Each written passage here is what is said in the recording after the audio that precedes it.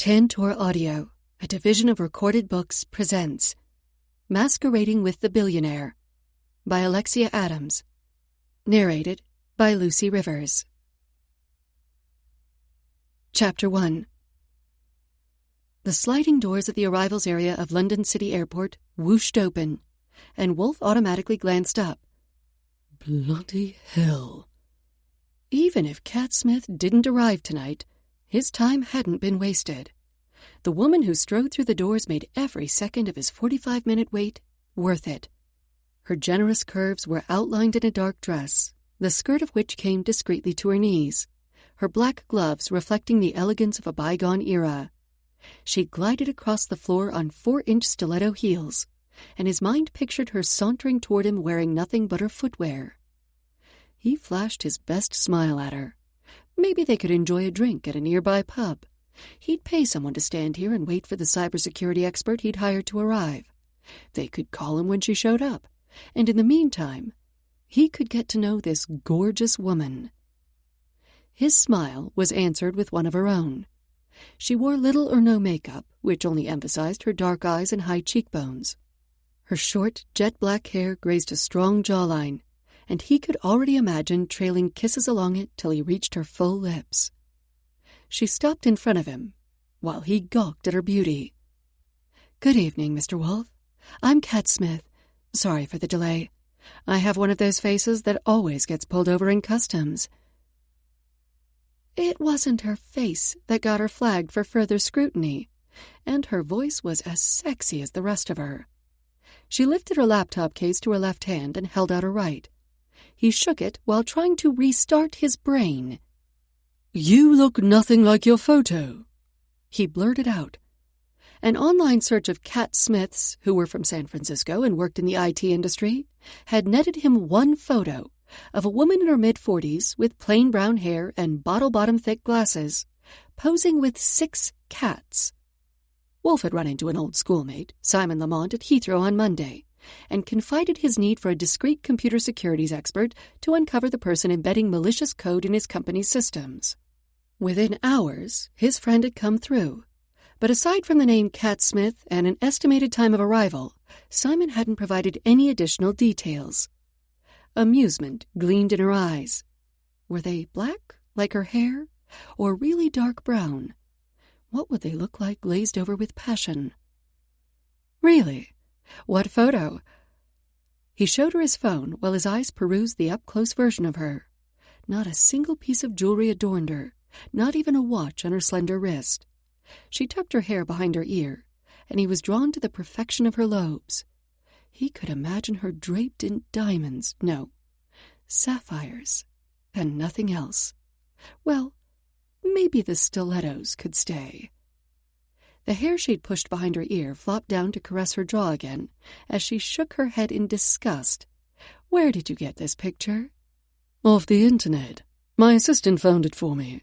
Sorry, obviously a mistake, but it was the only Cat Smith in San Francisco she could find." "I'm going to kill David next time I see him." "Who's David?" "David Wilson. His sister is married to your friend Simon. David is always playing jokes like this, putting up social media profiles of me using bad photos. I thought I caught them all in my last sweep." She handed back the phone and their hands touched. "Would you like some proof of my identity? I could show you my passport, or better yet, hack into something for you." Her eyes widened, daring him to accept her challenge. He slipped his mobile into his jacket pocket, glad he'd removed his tie earlier. He needed his airway unrestricted. "No need. I'll call Simon later and confirm your description." She leaned a little closer, and he caught a whiff of her perfume, subtle and exotic, with a hint of spice. "I'd love to hear how you describe me to him." "Not going to happen." "You haven't asked me for identification. How did you know I'm Remington Wolf?" "You do look exactly like your photos. There's very little I don't know about you, Mr. Wolf. It was a long flight." The hairs on the back of his neck stood on end. "You researched me for the whole 10 hours?" "Of course. It was a fascinating read. Do people really just call you Wolf?" "Yes. Kind of like some Brazilian football player. You only have one name? Although, if I were you, I'd use both your first and middle names together. Her laugh did wicked things to his blood pressure. Damn, she was good. He'd had his middle name stricken from every record except his birth certificate. Weren't those supposed to be confidential? She put a hand on his arm and heat shot into his brain, frying several neurons. Will you tell me the story behind it? I don't think so. His frosty tone did nothing to quell the smile in her eyes. We'll see. I'm sure I'll be able to get the information out of you somehow. Now, are we to stand here all night, or are you going to show me your equipment? Kat clutched her back tighter. Bоже mой! The man was seriously hot. She kept his photo up on the corner of her screen while she investigated his background, hoping that by the time she met him in person, she'd be immune, or at least able to pretend she was. If she didn't get into his code soon, she'd be in deep trouble. Pretending to be American was damn hard, especially when sleep-deprived. Throw a young George Clooney look-alike into the mix, and her 5 years in this disguise would evaporate quicker than a drop of water on Mercury. Wolf's gray eyes slid over her once more, setting off unnerving tingles all over. A lock of his dark brown hair fell over his forehead, and he pushed it back. The touch of silver at his temples and scattered through his end-of-day stubble made him look feral rather than mature. Wolf was an appropriate name for him. May I take your bag? His deep voice and sexy British accent slid over her like a caress. She moved her roller suitcase between them, but didn't release her laptop bag. No one touched her computer. I haven't booked into a hotel. Is there one near your office you can recommend? There's a Shangri-La hotel in my building. My flat is above, and my office is below. Convenient. It would make things quicker if she didn't need to commute.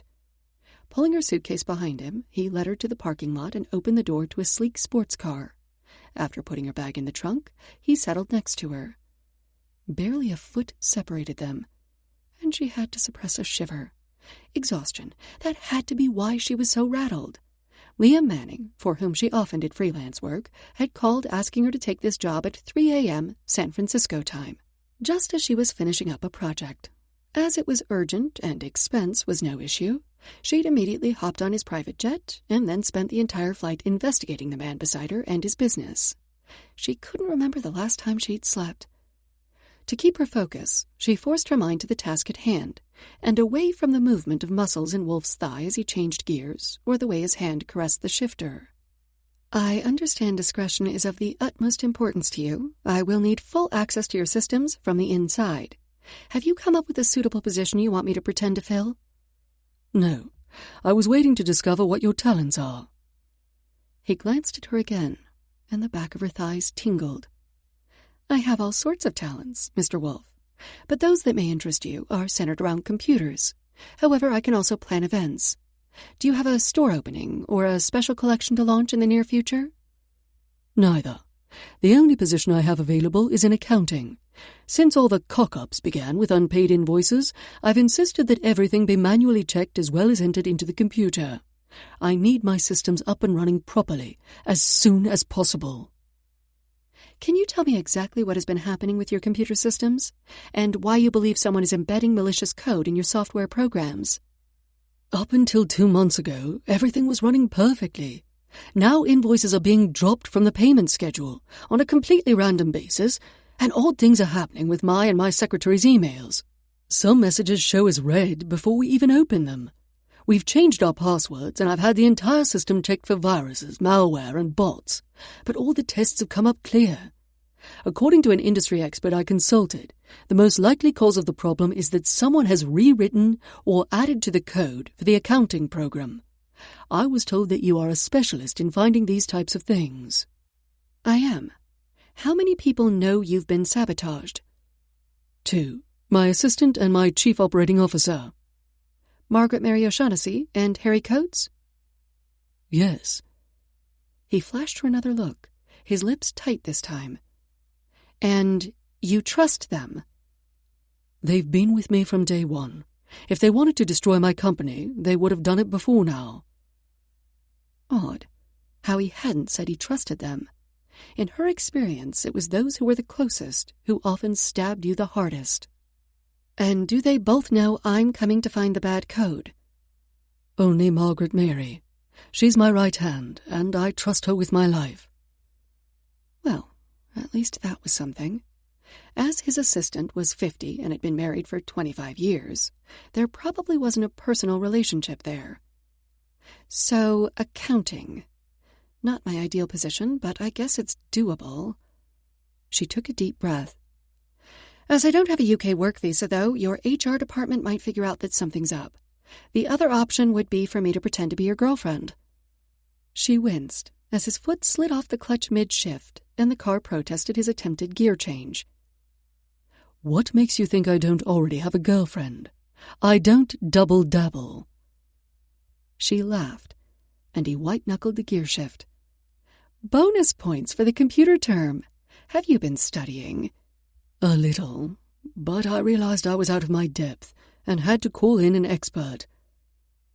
The look he sent her this time implied he still doubted her credentials. He'd soon see that she knew her stuff. It probably wasn't fair that she knew so much about him when, as shown by the fake cat lady photo, he knew nothing about her. I'm an expert.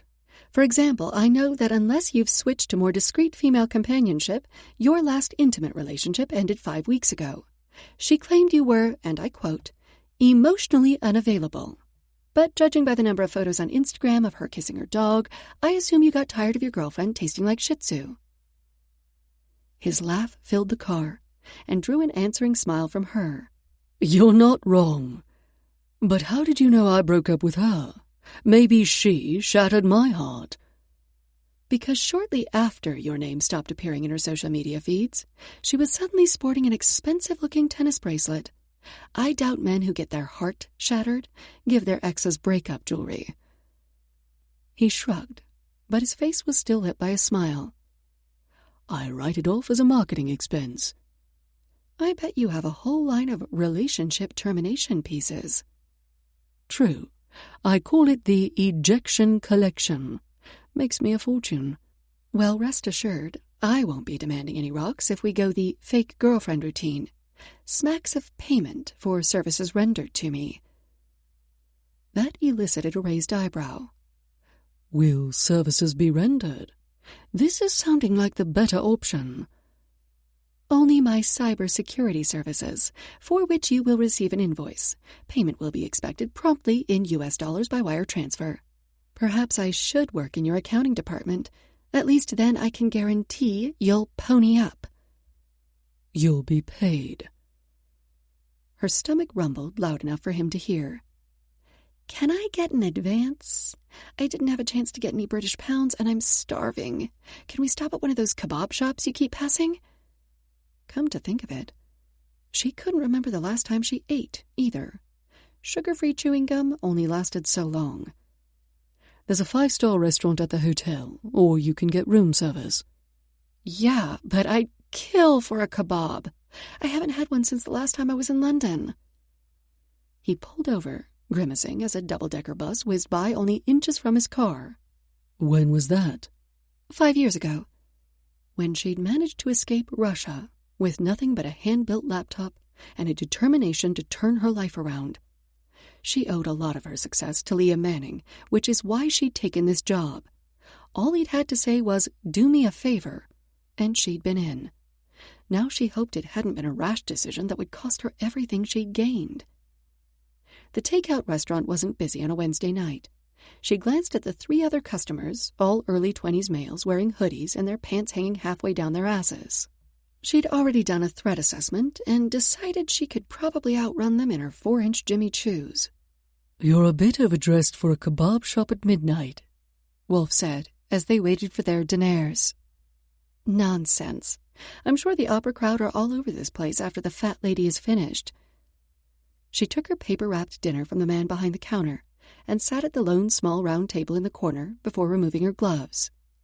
I hear you don't like people eating in your car, she said, noting Wolf's raised eyebrows. He sat across from her, his long legs extending past her chair. His body language broadcast loudly that she was with him. You shouldn't believe everything you read about me on the internet. Oh, don't worry. I completely dismissed the story about you, the Cirque du Soleil performer, and the vat of vanilla pudding. He laughed again, and a puzzling tingle invaded her chest. She pulled in a deep breath to relieve the sensation. Next time she'd skip the hot sauce on her kebab. It was clearly playing havoc with her digestive system. It was chocolate mousse. The media never gets the details right. She devoured her dinner, while Wolf ate his more sedately, his gaze rarely leaving her face, his expression unreadable. She wasn't sure where she stood with him.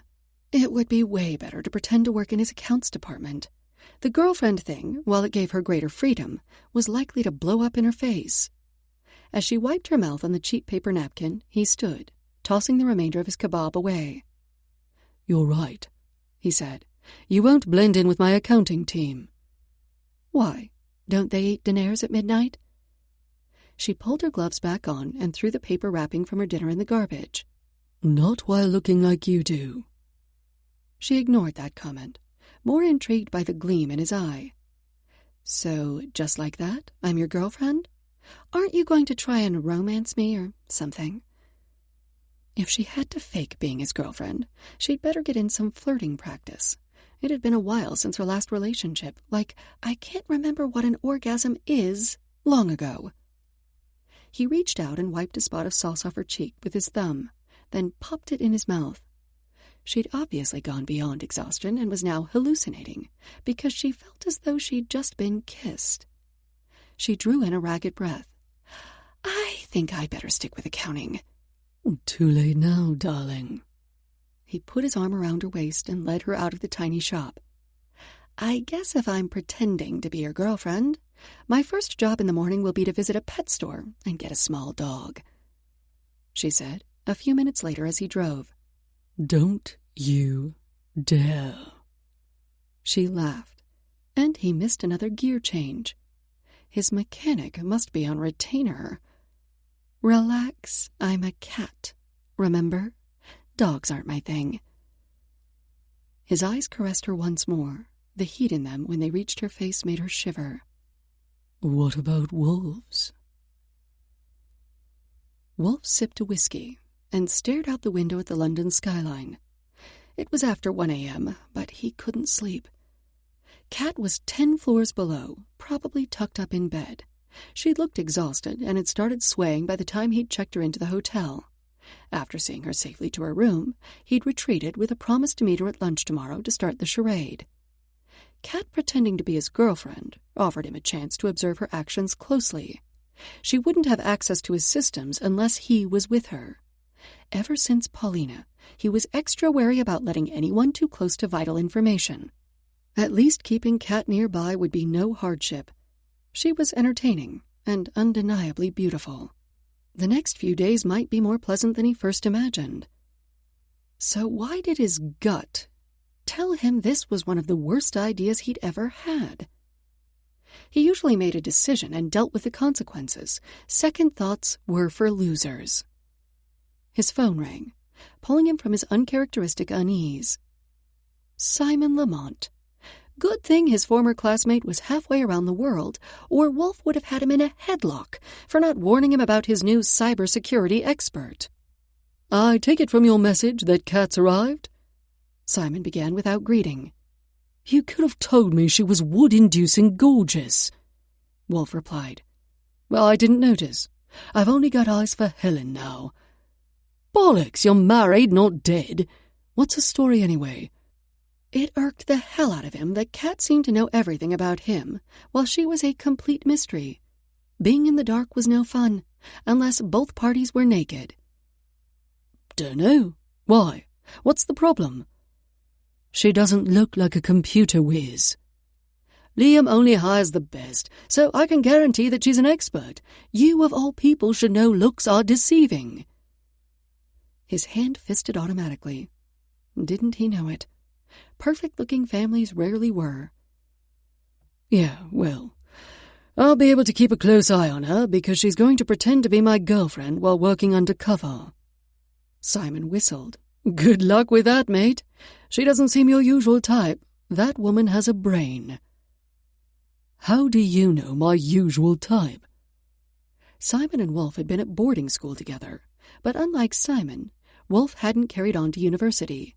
Instead, he'd traveled the world and learned his trade from the ground up. "Helen loves trashy celebrity mags, and you feature quite prominently in them, usually with a blonde on your arm." "Well, this is only temporary. Kat thinks she can have the bad code cleared and the source tracked within a week." Again, Simon laughed. "A week? Ha! Take it from me, a lot can happen in a short time. I went from a man intent on buying up a company to blissfully married for life. Speaking of which, it's 5 o'clock. Time to wrap up and get home to my wife." 5 o'clock? You part-time now? Ha ha. I'll call you next week and see how your work schedule is holding up," Simon said. "You do that." As Wolf ended the call, he glanced again at the skyline, but all he saw were Kat's eyes lit with laughter. Heat radiated throughout his body. He really should get to bed. He had several meetings tomorrow, and he still hadn't finalized a design for the competition to obtain the royal commission from Crown Prince Ajmani of the United Arab Emirates. He'd tried several prototypes, but none of them seemed special enough. The recently crowned prince wasn't interested in competing for the world's tallest building or most original architecture. He was moving the Arab royal rivalry to gemstones. One jewelry designer would have the opportunity to set his family's entire gem collection, which would then be put on display in a specially built center. The exhibition plans Wolf had seen would make the Tower of London's display of the UK crown jewels look like baubles in a high-street jewelry store. In addition, after a year, a rotating selection of pieces would go on a global tour lasting 5 years with the designer's name prominently featured. When Wolf got the job to set the gemstones, no one would forget him ever again. As he put his now empty glass on the side table, his eyes landed on his sketchbook, buried under several volumes on gem mining. He'd been using a computer to design for so long, he'd missed the feel of pencils as he drew and shaded. Grabbing the pad and colors, he flopped onto the sofa and closed his eyes for a minute, imagining the jewels he'd put on Kat. The next thing he knew, it was 3 a.m., and he had 4 collections of earrings, necklaces, bracelets, and even a tiara, although he was pretty sure Kat would turn her nose up at the thought of wearing a crown. He could barely wait to get to the office tomorrow and select gems for the potential settings. Worse was the anticipation of his lunch date with Kat. He was going to need more than just Simon's luck to get him through the week. Chapter 2. Kat juggled her laptop, lunch for 2 in a plastic bag, and a cardboard tray with 3 coffees as she tried to press the elevator button to take her to the 21st floor. "May I help you?" a suave man wearing an exquisitely cut suit asked. She glanced up to see the chief operating officer of Wolf's company next to her. His blonde hair was swept back off his forehead, a dimple in his right cheek as he smiled. His blue eyes hadn't seemed that beady in the photos she'd seen of him. Or maybe it was because he was looking at her like he hadn't eaten in days, and she was a filet mignon. "Can you press the button for the 21st floor, please?" She pretended not to know who he was. "What a coincidence. I'm headed there as well. Can I hope you're the new temp in our accounting department?" His leer dropped a notch, but was still evident. "I'm Harry Coates, the COO of Wolf plc. "Pleased to meet you. I'd shake your hand, but—" "Yeah, let me help you," he said, and tried to take her laptop bag. "Not in this lifetime. It's okay. I've got it all balanced. If you take something, I'm likely to drop the whole lot. I'm Kat, and I'm not a temp. I'm here to see my boyfriend." He took a step back. "Your boyfriend?" She could almost see his brain running through the HR roster, trying to figure out which unattached male she could be on her way to see. She faked a girly giggle. "Well, I'm not sure if I can call him that yet. We met a couple weeks back in Vancouver. I'm visiting London for a few days and thought I'd look him up. His name is Remington Wolfe." "Your Wolfe's girlfriend?" His eyes widened, and he retreated another foot. Thank God she and Wolfe had sorted out their backstory last night on their way from the kebab shop to the hotel. "Oh, you know him?" She upped the amps on her smile. "Yes, for a long time. I'm surprised he hasn't mentioned you." Damn, was this the longest elevator ride ever, or what? 2 more floors. As I said, we barely had 24 hours together in Vancouver. He'd probably forgotten all about me until I called him last night, asking if he'd like to meet for lunch. "I doubt he forgot you. You're not a woman who's easy to forget." The irony of his statement startled the laugh out of her. She'd spent 8 years ghosting in and out of people's lives, trying her best to be invisible. Finally, she could be herself, well, her reinvented self, and here she was playing a part again. "Thanks, I think." The elevator doors slid open, revealing plush navy blue carpet and a bright reception area. A few pieces of abstract art decorated the walls, and a display of white orchids graced the table between 2 robin's egg blue wingback chairs. Understated elegance, with a hint of old-world money. Nice. "Evelyn, this is Kat, a friend of Wolfe's," Harry said to the receptionist. "I'm taking her through to his office." The receptionist nodded, then went back to doing something on her phone. Harry used his keycard to go through 3 layers of secured doors. "Wow, this place is like Fort Knox," Kat said as he finally opened a 4th door onto another small reception area. "We like to be secure. Wolfe's office is this way. Are you sure I can't help you with anything?" The arm with the coffees was starting to lose feeling, but never admit a weakness had been drummed into her from infancy, so she forced a smile. "No, I'm good. Just a bit excited to see Wolfe." At the end of the corridor, they arrived at a large vestibule. The floor-to-ceiling windows had been tinted to let in the optimum amount of light. London's skyline was dramatic, with patches of angry black clouds beginning to obliterate the hazy blue sky. The woman sitting behind the large oak desk lifted her gaze and speared Kat through. Not much got by her, Kat presumed. Thankfully, Margaret Mary was in on the ruse, although from the downward curve of her lips, Kat should definitely have gone with her first instinct to bring the woman a bottle of whiskey and not a coffee. "And who are you bringing back here to the inner sanctum of His Most Holiness, Harry?" Her lilting Irish accent brought a smile to Kat's face. "Wolfe's new girlfriend," Harry announced, perhaps a little too loudly, as Kat then heard several chairs being flung back and a half-dozen doors creak open. "Hi, I'm Kat. I brought you a coffee." "Well, isn't that sweet of you? How do you know what I like?" Not the time to say she'd hacked into the woman's finances and discovered that every morning she made a purchase at the same cafe. All she'd had to do was ask the barista. "I met Wolfe at a coffee shop, and when he heard my order, he commented that his secretary has her coffee the same. I thought any man who remembers what his secretary likes to drink can't be all bad." Margaret Mary took the cup Kat offered with a smile. "Shame you'd not met him in a bar. He's been more bare than Wolfe today. I could use a drink." "I brought him a coffee as well, so maybe that'll brighten his mood." "Won't be the coffee that'll make him smile." The secretary's eyes raked Kat again. "Nice suit." "Thanks." Kat smoothed a gloved hand down her charcoal skirt. The jacket had a feminine ruffle on one lapel, with a discreet camisole underneath. It looked like she wasn't wearing a top.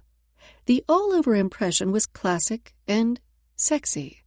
At least, that's what she'd been aiming for. All of Wolfe's previous girlfriends had been old-money heiress types. She'd tried to fit the mold. No one would believe he was interested in a street rat who'd never even finished high school. Harry had already knocked on Wolfe's door, so when she turned around, her fake boyfriend lounged in the doorway, his shoulder against the frame. How could he look even larger than last night?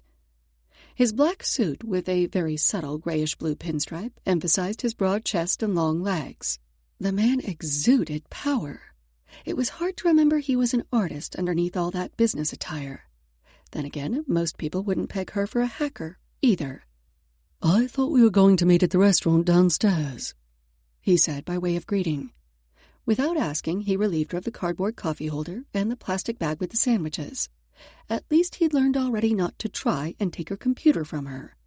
"Yes, but I kept you awake late last night, and I thought if I brought lunch, then you wouldn't lose so much time away from your desk, and I might be able to persuade you to take me for dinner."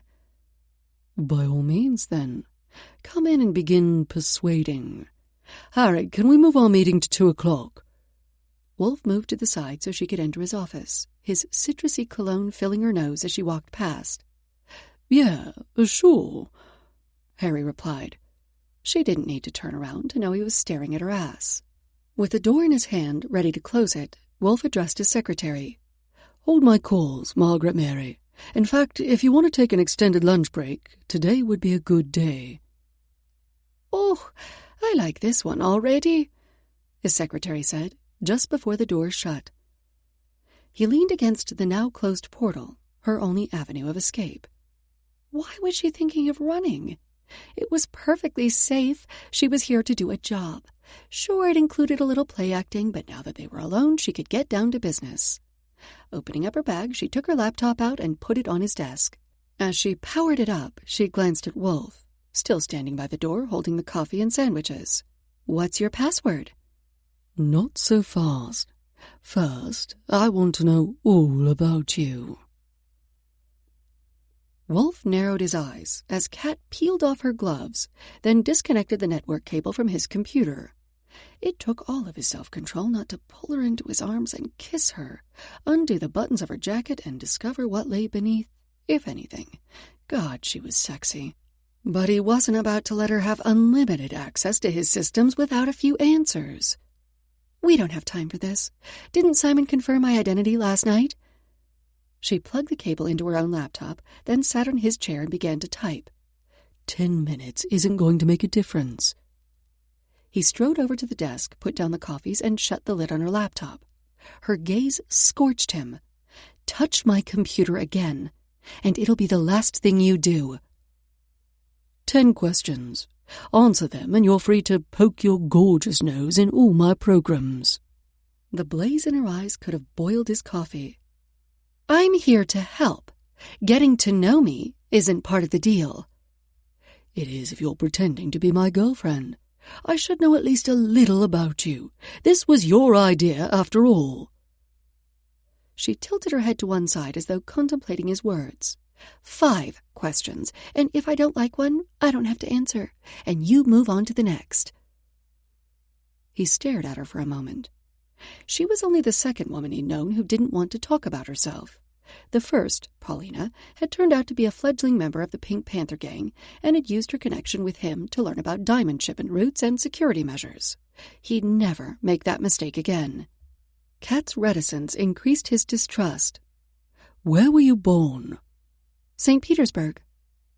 No hesitation. Either a practiced lie or the truth. "Florida?" "It's the only one I know in America." "Do you still have family there?" She stared over his shoulder. When her gaze met his again, her eyes were hard. "No. At least I don't think so. My father was an alcoholic, and I haven't seen him in years. I have no idea if he's still alive. My mother left us when I was 14. I haven't seen her or my little sister since then."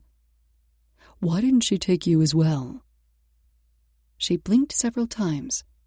Obviously, he'd hit a nerve. "Next question." Time to backtrack.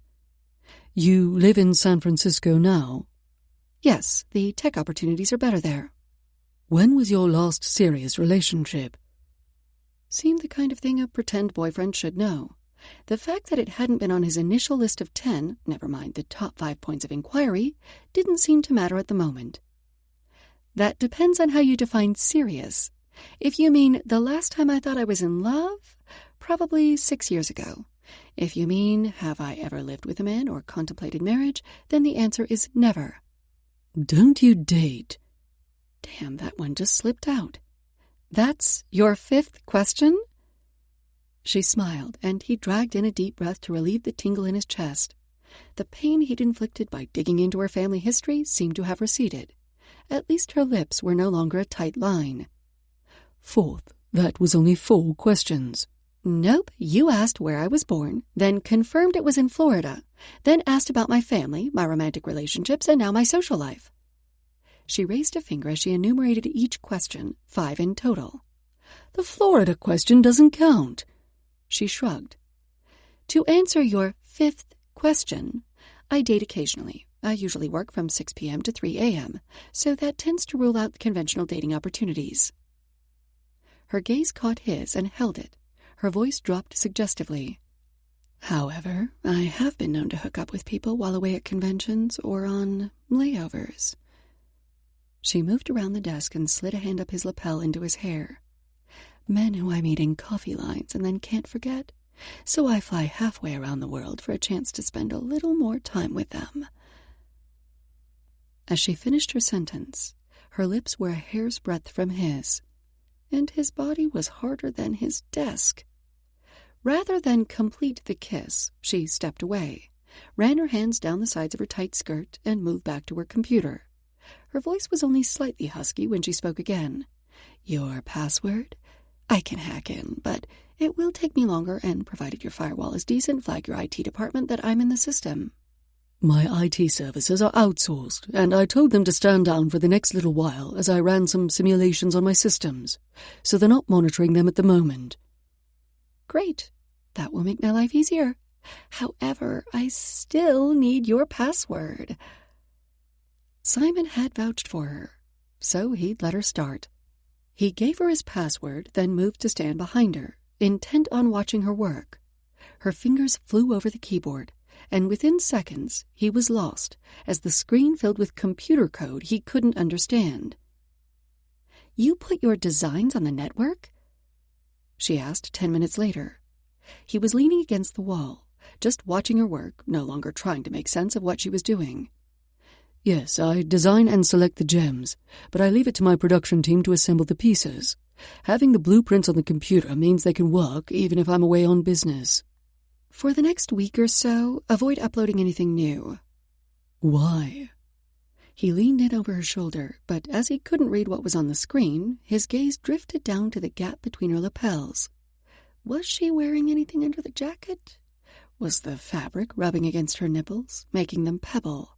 The design files have been accessed by more than the production department. I've only got terminal IDs, so I can't tell who, but they don't match with the computers that have accessed them prior to the last 4 weeks. A chill replaced the heat that had infused him. Have they been emailed outside of the company? No, but all someone would have to do is take a photo of their screen with a cell phone, and there'd be no way to trace that. Shit. She stopped typing and looked up at him. Her face softened, and she put a hand on his arm, braced on the desk next to her. Don't worry. We'll get this sorted. I'm going to tag the files, and that will ping me whenever someone accesses them. If you're really paranoid, you can upload some dummy designs, and I'll put a tracer in them, so we'll be able to tell if they show up elsewhere. I've also put a double firewall around your and Margaret Mary's email accounts. Now I'll hunt for the malicious code. It all started in the accounting department, right? Yes, random invoices have been getting dropped from the payment schedule. Now suppliers are holding vital materials, and the financing I want to go in on a mining operation in Canada is in question. He took a swig of the coffee Kat had brought to wash down the taste of bile in his mouth. So far he'd managed to smooth over all the issues raised by the technical glitches, but it didn't cover the fact he was being betrayed from the inside. She sent him a gentle smile, acknowledging his frustration. There are a couple of sandwiches in the plastic bag. I wasn't sure what you liked, so there's a tandoori chicken and a tuna melt. You mean there's something you don't know about me? He was pretty sure she'd lied about some of the answers she'd given him. After all, trotting out their fake story about meeting on a layover in answer to one of his questions was highly suspect, although the emotion she'd shown when discussing her family held a ring of truth. That her history resonated deep within him, causing some long-dormant feelings to flicker to life for a moment, was not something he cared to contemplate right now. She was a fascinating woman, One who, under different circumstances, he'd take pleasure in getting to know further. A great deal of pleasure.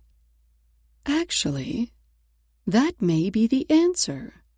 He'd discovered Paulina's treachery when she thought Wolf had fallen asleep after sex. His muscles tensed, remembering the whispered phone call he'd overheard her make, divulging the details about a diamond shipment he expected. Pillow talk had been his downfall once. It wouldn't be again. But he'd ferreted out more than one secret while between the sheets. Kat shrugged. Surprisingly enough, your sandwich preference wasn't listed in any of the documents I read. And there are millions of things I don't know. But if you take me to dinner tonight, perhaps we can narrow that down to a few 100,000. I thought that was just an act for our audience. Your previous romantic relationships have been all over the tabloids, so I thought we needed to be seen in public as well to cement the lie. But if you don't want to go, that's fine. She returned her attention to the screen, effectively dismissing him. He'd been told on more than one occasion that he shut people out when he was working, but this was the first time he'd been on the receiving end. As he couldn't figure out what she was doing, he pulled a sandwich from the bag and retreated to the sofa. Maybe it was a lucky guess that tuna melts were his favorite. Maybe she'd been lying again. Maybe it was time to get even in the information department. I'm going to step out for a minute. You okay here? She didn't even look up, her fingers flying so fast on the keyboard they were a blur. He slipped out and, after ensuring that no one was around, called a private investigator he'd used before. Betting Kat would be enjoyable, but he sensed she was a lot more practiced at deceiving than Paulina had been. Kat was unlikely to slip up in the night. Still, it wouldn't hurt to see if he could discover what she was hiding with a few passionate kisses. It was time he got some straight answers, one way or another. There you are. Oh, you are a beauty. Kat took a moment to analyze the malicious code embedded in the accounting system. Most hackers had a signature, a way of coding or a preferred language or style that identified them as clearly as a mugshot. Or they just straight out signed their work. Arrogant bastards. She was proficient at recognizing the top 20 corporate hackers and could usually at least figure out where the code originated geographically based on the language of choice. This she hadn't seen before. It was beautiful in a childlike way. Raw and unpretentious, it instructed the computer to eliminate any invoices containing the number 27 in any of the entered fields: date, amount, quantity, address, whatever. It would have taken weeks to figure out the pattern manually. It was also completely anonymous. She took a screenshot of the malicious code to save for further analysis, then killed it. It would take a few hours to read through the rest of the program to ensure it was clean, but she could do that tonight. She closed all the back doors she'd opened, then created a ghost user account for herself so she wouldn't need to use Wolf's login in the future. Speaking of the man, where'd he go? She had a vague recollection of him saying he was popping out for a minute. It was nearly 2:00, time for his meeting with Harry. She should get a move on, especially as she wanted to get to Covent Garden before the dancers arrived for tonight's performance. It had been a huge bonus to taking this assignment that the Bolshoi Ballet was in London. Would her sister be there? She wasn't listed as a ballerina anymore, but maybe she'd transitioned to another position. Kat shut down her laptop and returned it to her bag, then reconnected the network cable to Wolf's computer. She stretched her arms wide to ease the tense muscles in her back. Of course, that would be when his office door opened. Heat started in her lower belly, then moved upward as his gaze caressed her body. I found the bad code in your accounting software. The good news is that it doesn't appear to be a root hack kit, something that infects your servers. It was an embedded command that affected this one program, and I've deleted it. I'll check the software again more thoroughly this evening. I thought we were going for dinner. He moved toward her. His gray eyes held her captive. A deer caught in the headlights. Snap out of it, Kat. It's all part of the masquerade. If you like. But dinner's not going to take the whole evening, is it? All of it. And part of the night, too. She swallowed. That's a lot of eating. Oh, there'll be entertainment as well. He was next to her now. The scent of his cologne and the warmth of his body reached out and held her where she was. What kind of entertainment? Her gaze fastened on his mouth and wouldn't move. His hand slid from her shoulder to her elbow, then moved around her waist to her back, pulling her off balance and against his body. The kind that involves two people getting to know each other. His head descended, and he brushed his lips against hers. The almost kiss was like the first jolt of caffeine in the morning, awakening her senses. Automatically, her mouth opened, inviting his exploration. Instead, his lips skimmed over to her ear, the tip of his tongue tracing the outline of the lobe. Damn, had that moan come from her? You think I'm going to fall at your feet, don't you? The breathiness of her voice unnerved her. Her reaction to a man hadn't been this out of control in years, but it wasn't fear making her heart pound. I'd never let you fall, but by the end of the night, I'll know exactly what you have on underneath that jacket. Outside the office, she could hear Harry and Margaret Mary talking. If they really wanted to sell this fake relationship, they should be caught in the act. Why wait until tonight? This is for the job. That's why I'm doing this. Has nothing whatsoever to do with the fact that I've been wondering what his kisses are like since we first met. She slipped the concealed buttons from their holes and dropped the jacket on the floor. Her nipples hardened under Wolf's intent gaze. The silk of the camisole and the lace of her push-up bra felt as tight as the wrapping her mother used to make her wear around her breasts, and she longed to shed them as well. The heat that had infused her earlier now blazed like a glass furnace. Bloody hell, Cat. How am I going to work this afternoon? She pulled his head down to hers as she heard his office door click open. Very quickly. Oh, sorry. I thought you'd gone already. Harry's over-posh accent barely registered as Wolf kissed her. His tongue invaded her mouth, caressing the inside of her lips before plundering, searching for something.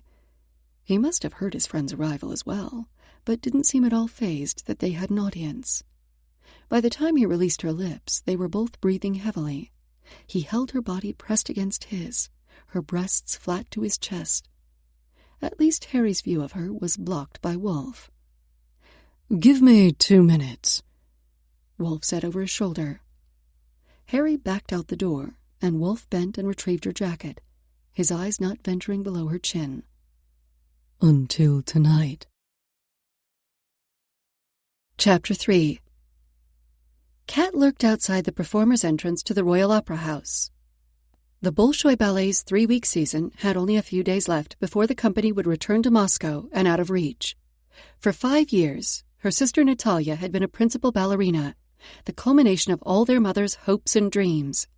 More like rabid ambition that had ripped the family apart, left Kat homeless and alone, and her beloved sister trapped in a career she hadn't really wanted. She'd seen that same ambition in Wolf's eyes. An obsession with fame had destroyed her life once. Never again. Until 2 years ago, Kat had been able to keep tabs on her sister through her ballet career. Natalia had been the darling of the Bolshoi, as talented as she was beautiful. Then suddenly, she'd been dropped from the performance billings and apparently disappeared off the face of the earth. Not even a cyber fingerprint remained of her sister. At first, Kat had assumed Natalia had taken a much-needed break, or perhaps a minor injury had dropped her from the roster. But as weeks had turned to months, she'd become more concerned. Her letters had been returned unopened. She'd even contemplated a visit to Moscow, as fraught with danger as that was, in the hope of finding her sister. This trip to London, coinciding with the Bolshoi's guest performances, had saved Kat the peril of returning to her homeland. The question now was how to discover what had happened to her sister without, A, revealing they were related, and B, still keeping her American identity intact. Kat had made some powerful enemies in Russia, and if they knew Natalia was her sister, they wouldn't hesitate to use her to try and get at Kat. They hadn't made the connection yet. Or had they? Was she being drawn into a trap? Natalia's disappearance relentlessly tormented Kat. Fangirling to meet the dancers seemed the only option to get answers, and the best targets would be the male performers. So here she was, dressed in a short skirt, thigh-high boots, a crop top, and leather jacket, loitering on the streets of Covent Garden. Any second now, she'd be picked up for solicitation. But it was a better disguise than the business attire she'd worn to Wolf's office. Her body reheated as she recalled his embrace. Bože moi. He was tempting, and she'd been so good for so long. Wolf was the first man to give her goosebumps with just a look. Didn't she owe it to herself to fully explore this new development? Why not enjoy life for a few nights? It could never be more than that. A permanent relationship was out of the question for her. Any moment, her American identity could be blown, and she'd have to reinvent herself again. Wolf already made her long for all the things she couldn't have. A physical relationship with him would only intensify that. For her sanity's sake, she should keep him at arm's length. But her body didn't give a shit about mental health. It wanted Wolf. She was saved from frying her brain cells with further consideration about the evening's activities by the arrival of a half-dozen dancers. She singled out one of the men and leveled her most sensuous smile his way. On cue, he detached himself from the group and approached her. "I just love ballet dancers," she gushed, using her best British accent. "Can I get your autograph?" She handed a piece of paper and pen to him. Are you sure you don't want me to sign somewhere more personal? His thick Russian accent grated against her nerves. She bit her tongue to stop from shutting him down in Russian. Instead, she giggled. "Maybe tomorrow, when I come for the performance. Last time Natalia Smirnova autographed my book. Is she not dancing this year?" He signed her book, looked over his shoulder, then passed it back to her. "No, she no longer dances."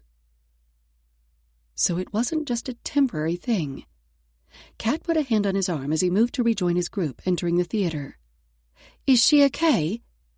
He cleared his throat and said louder than necessary, "I know nothing of this person." Then he lowered it again and whispered, "It is better for you not to ask." With a fake smile, he returned to the group.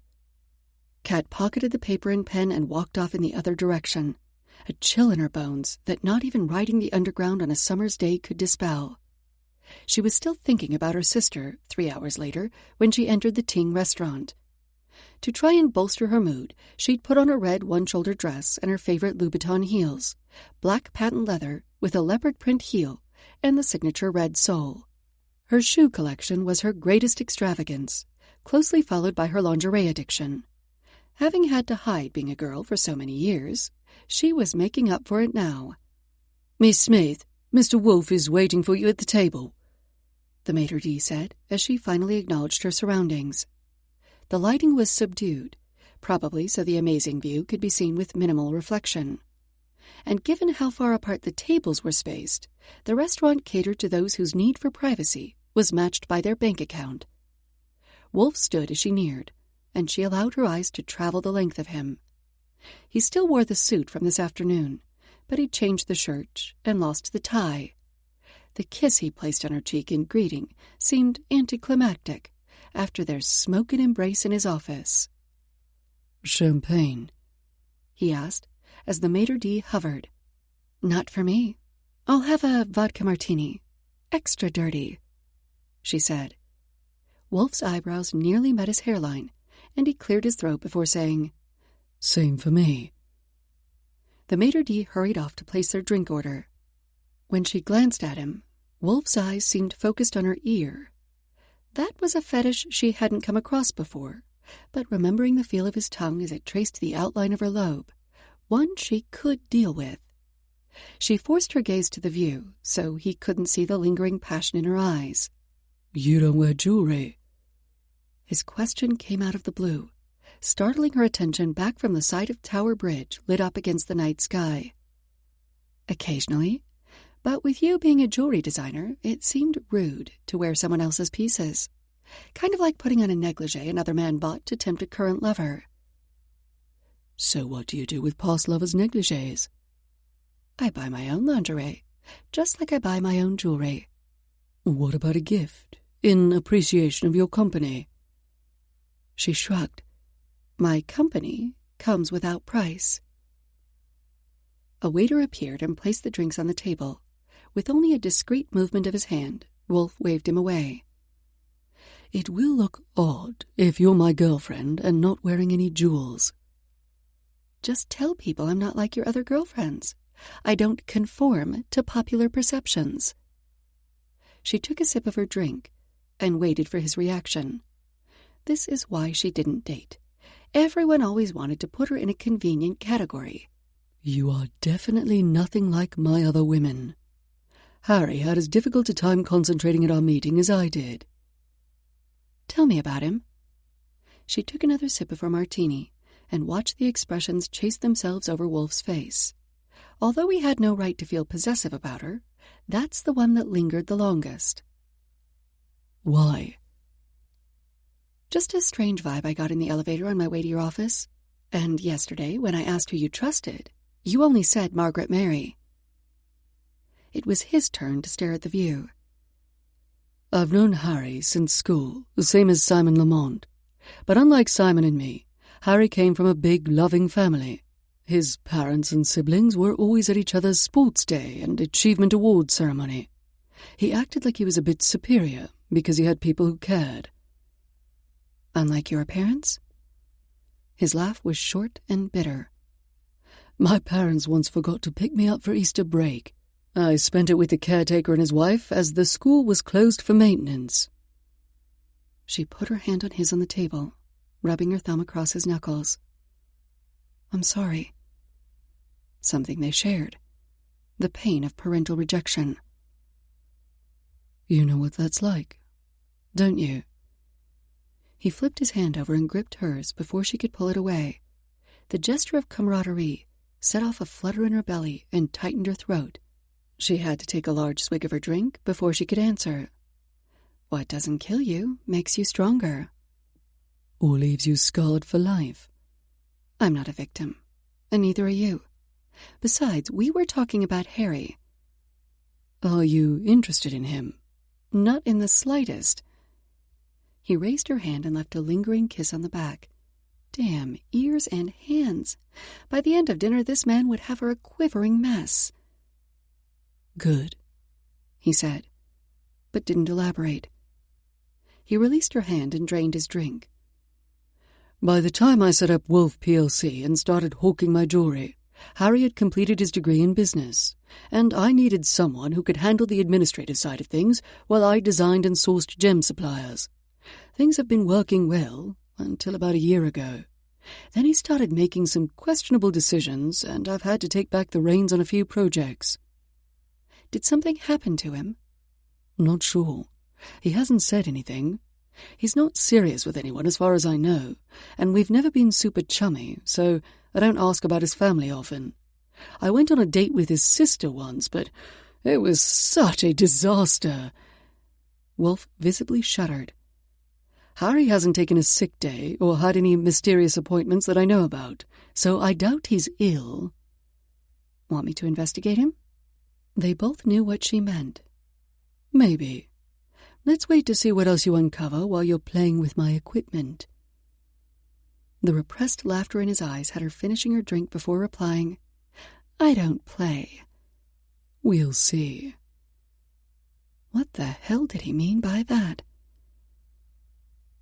Wolf leaned back in his chair as the waiter removed his empty plate. When was the last time he'd enjoyed himself this much? For once, he hadn't had to pretend interest in a woman or her pets. Kat was entertaining, reciting stories of former clients, always anonymous, and the things she'd found in their systems, although any attempt to talk about her past or her personal life was quickly shut down. She was well-traveled, well-read, and had a brilliant sense of humor. But somehow he got the feeling that it was all an act. Who was the real Kat Smith? Although he was uneasy with the subterfuge of having her investigated, he needed answers to know if he could fully trust her. With the Royal Commission on the line, he couldn't afford any unknowns. The prince was ultra-conservative about who he worked with. Any association with the wrong people could destroy Wolf's chance of getting the job. No woman, no matter how interesting, was going to get in the way of his career. "I should probably get back to work," Kat said, placing her napkin on the table. He glanced at his watch. "It's 10:30, and you have bags under your eyes. You can take a night off." "Excuse me? Aren't you the guy who flew me out here on a private jet because you needed this job done urgently?" He put a hand on hers where it rested on the table. "Not at the expense of your health. You've fixed the issue with the invoices, and I've got manual systems in place to double-check everything. I'm not going to upload any crucial designs until you tell me that's safe as well. For the moment, we're in a holding pattern, so there's no need to rush." Her eyes searched his face. "That seems to go against your mandate. I was told get this sorted pronto." "Yes, but now I believe this will be more of a long-term project.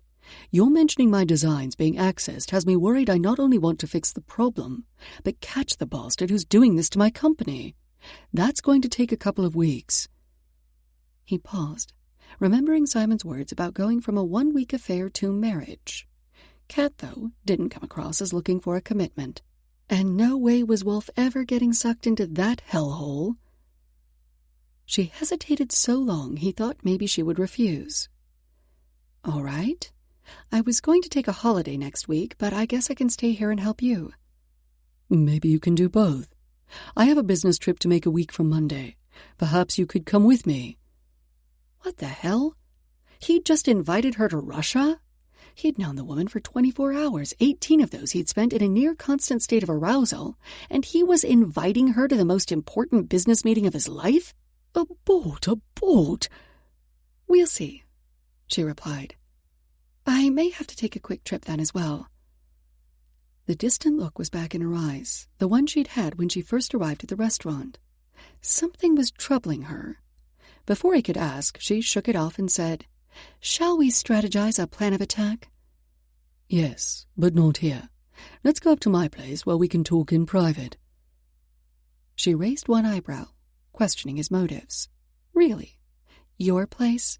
Is this where the entertainment part of the evening begins?" He laughed and stood. "You'll just have to wait to find out." "Patience is not one of my virtues." "Then we can explore your vices." It took only minutes to get to his flat.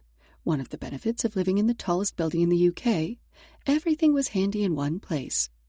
He left the lights low so she could enjoy the view. But instead of moving over to the floor-to-ceiling windows or commenting on the decor, she pulled a device out of her handbag and began scanning the room.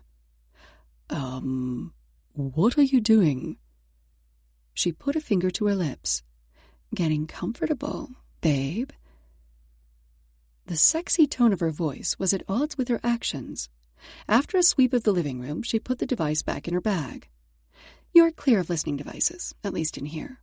If we keep the lights low, we probably don't need to worry about cameras, unless they're infrared, and even then, they'll only know we're here together." Who was this woman? "Is this standard operating procedure for you, to sweep a place for bugs?" "Pretty much. You're being targeted. I'm surprised you haven't done this before."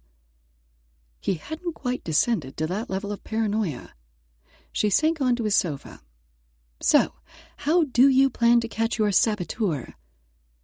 He poured them both a whiskey and handed her a glass. "To be honest, I have no idea.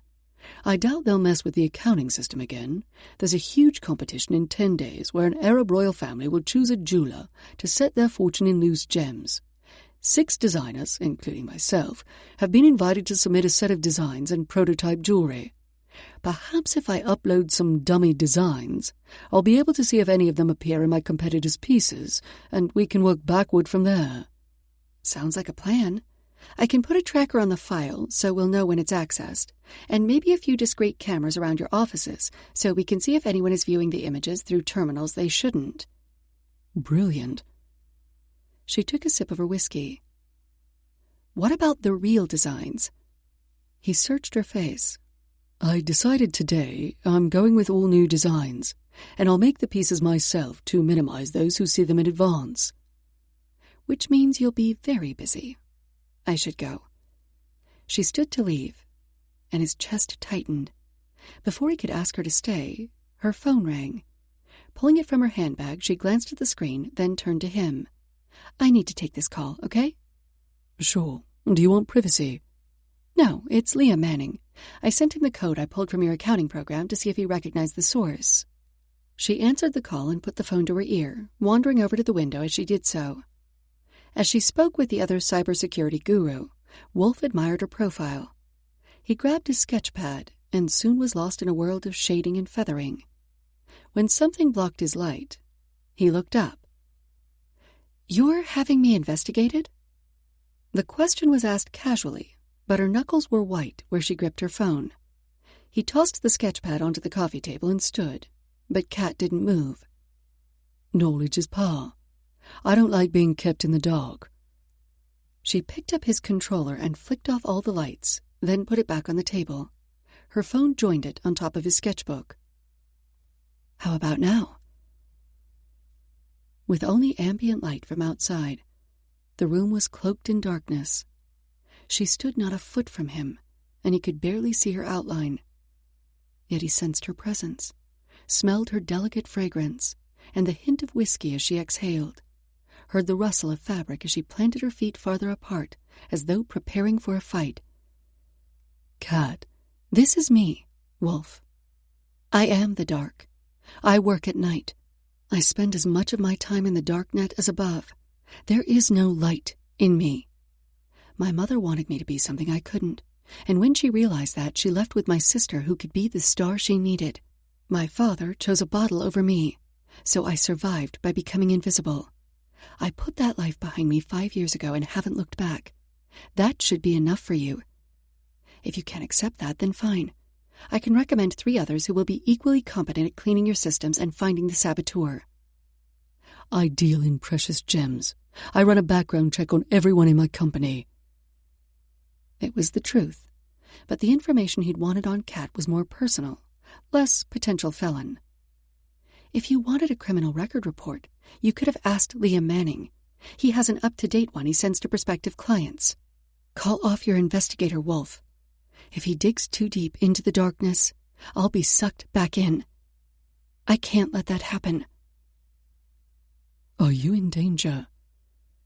He reached out a hand and connected with her bare shoulder. Her skin cooled to his touch, as though she really was out in the cold night air. She hesitated, and he was torn between pulling her into his arms and taking a step back.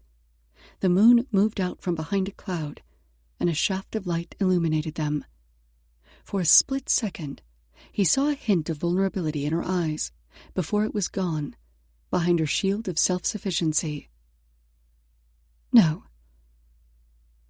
He was tempted to turn the lights back on, so he could see her clearly, but was afraid of what his own face would reveal. He'd never felt such an attraction to a woman before, more than physical. It was almost magnetic. She pulled him to her. I want you. His voice was just above a whisper. Whether due to the darkness or the emotion she was drawing from him, he didn't care to analyze.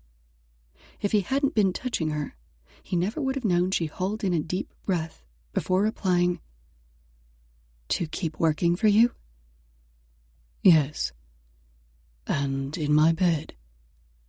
She lifted his hand from her shoulder, and after a brief hesitation, released it. I need to be able to walk away from you at the end of next week without looking back. I'm not sure I'll be able to do that if we become lovers. Bloody hell. Chapter 4. Kat opened one bleary eye and repressed the urge to punch the bedside clock. It had to be messing with her. It couldn't be 10:30 already. She'd overslept because she'd left her phone with its alarm at Wolf's last night when she'd fled his apartment before she could give in to her own desire to jump his bones.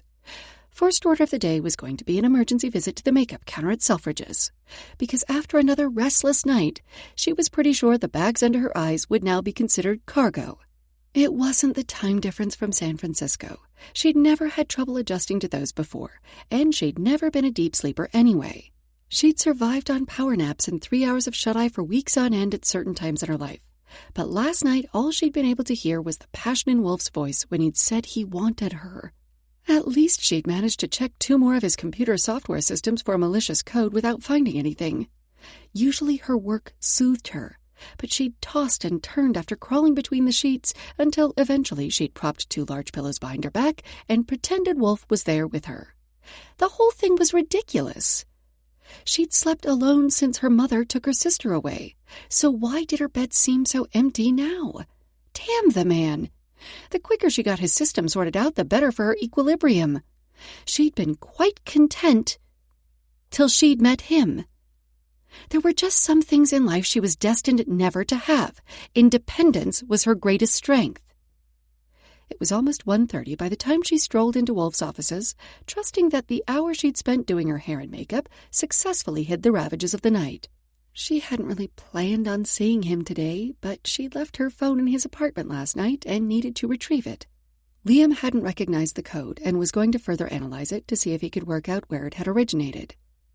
The receptionist remembered her from yesterday and buzzed through to Margaret Mary that she'd arrived before Kat had even approached the desk. "There you are, love," Margaret Mary said as she came through the door.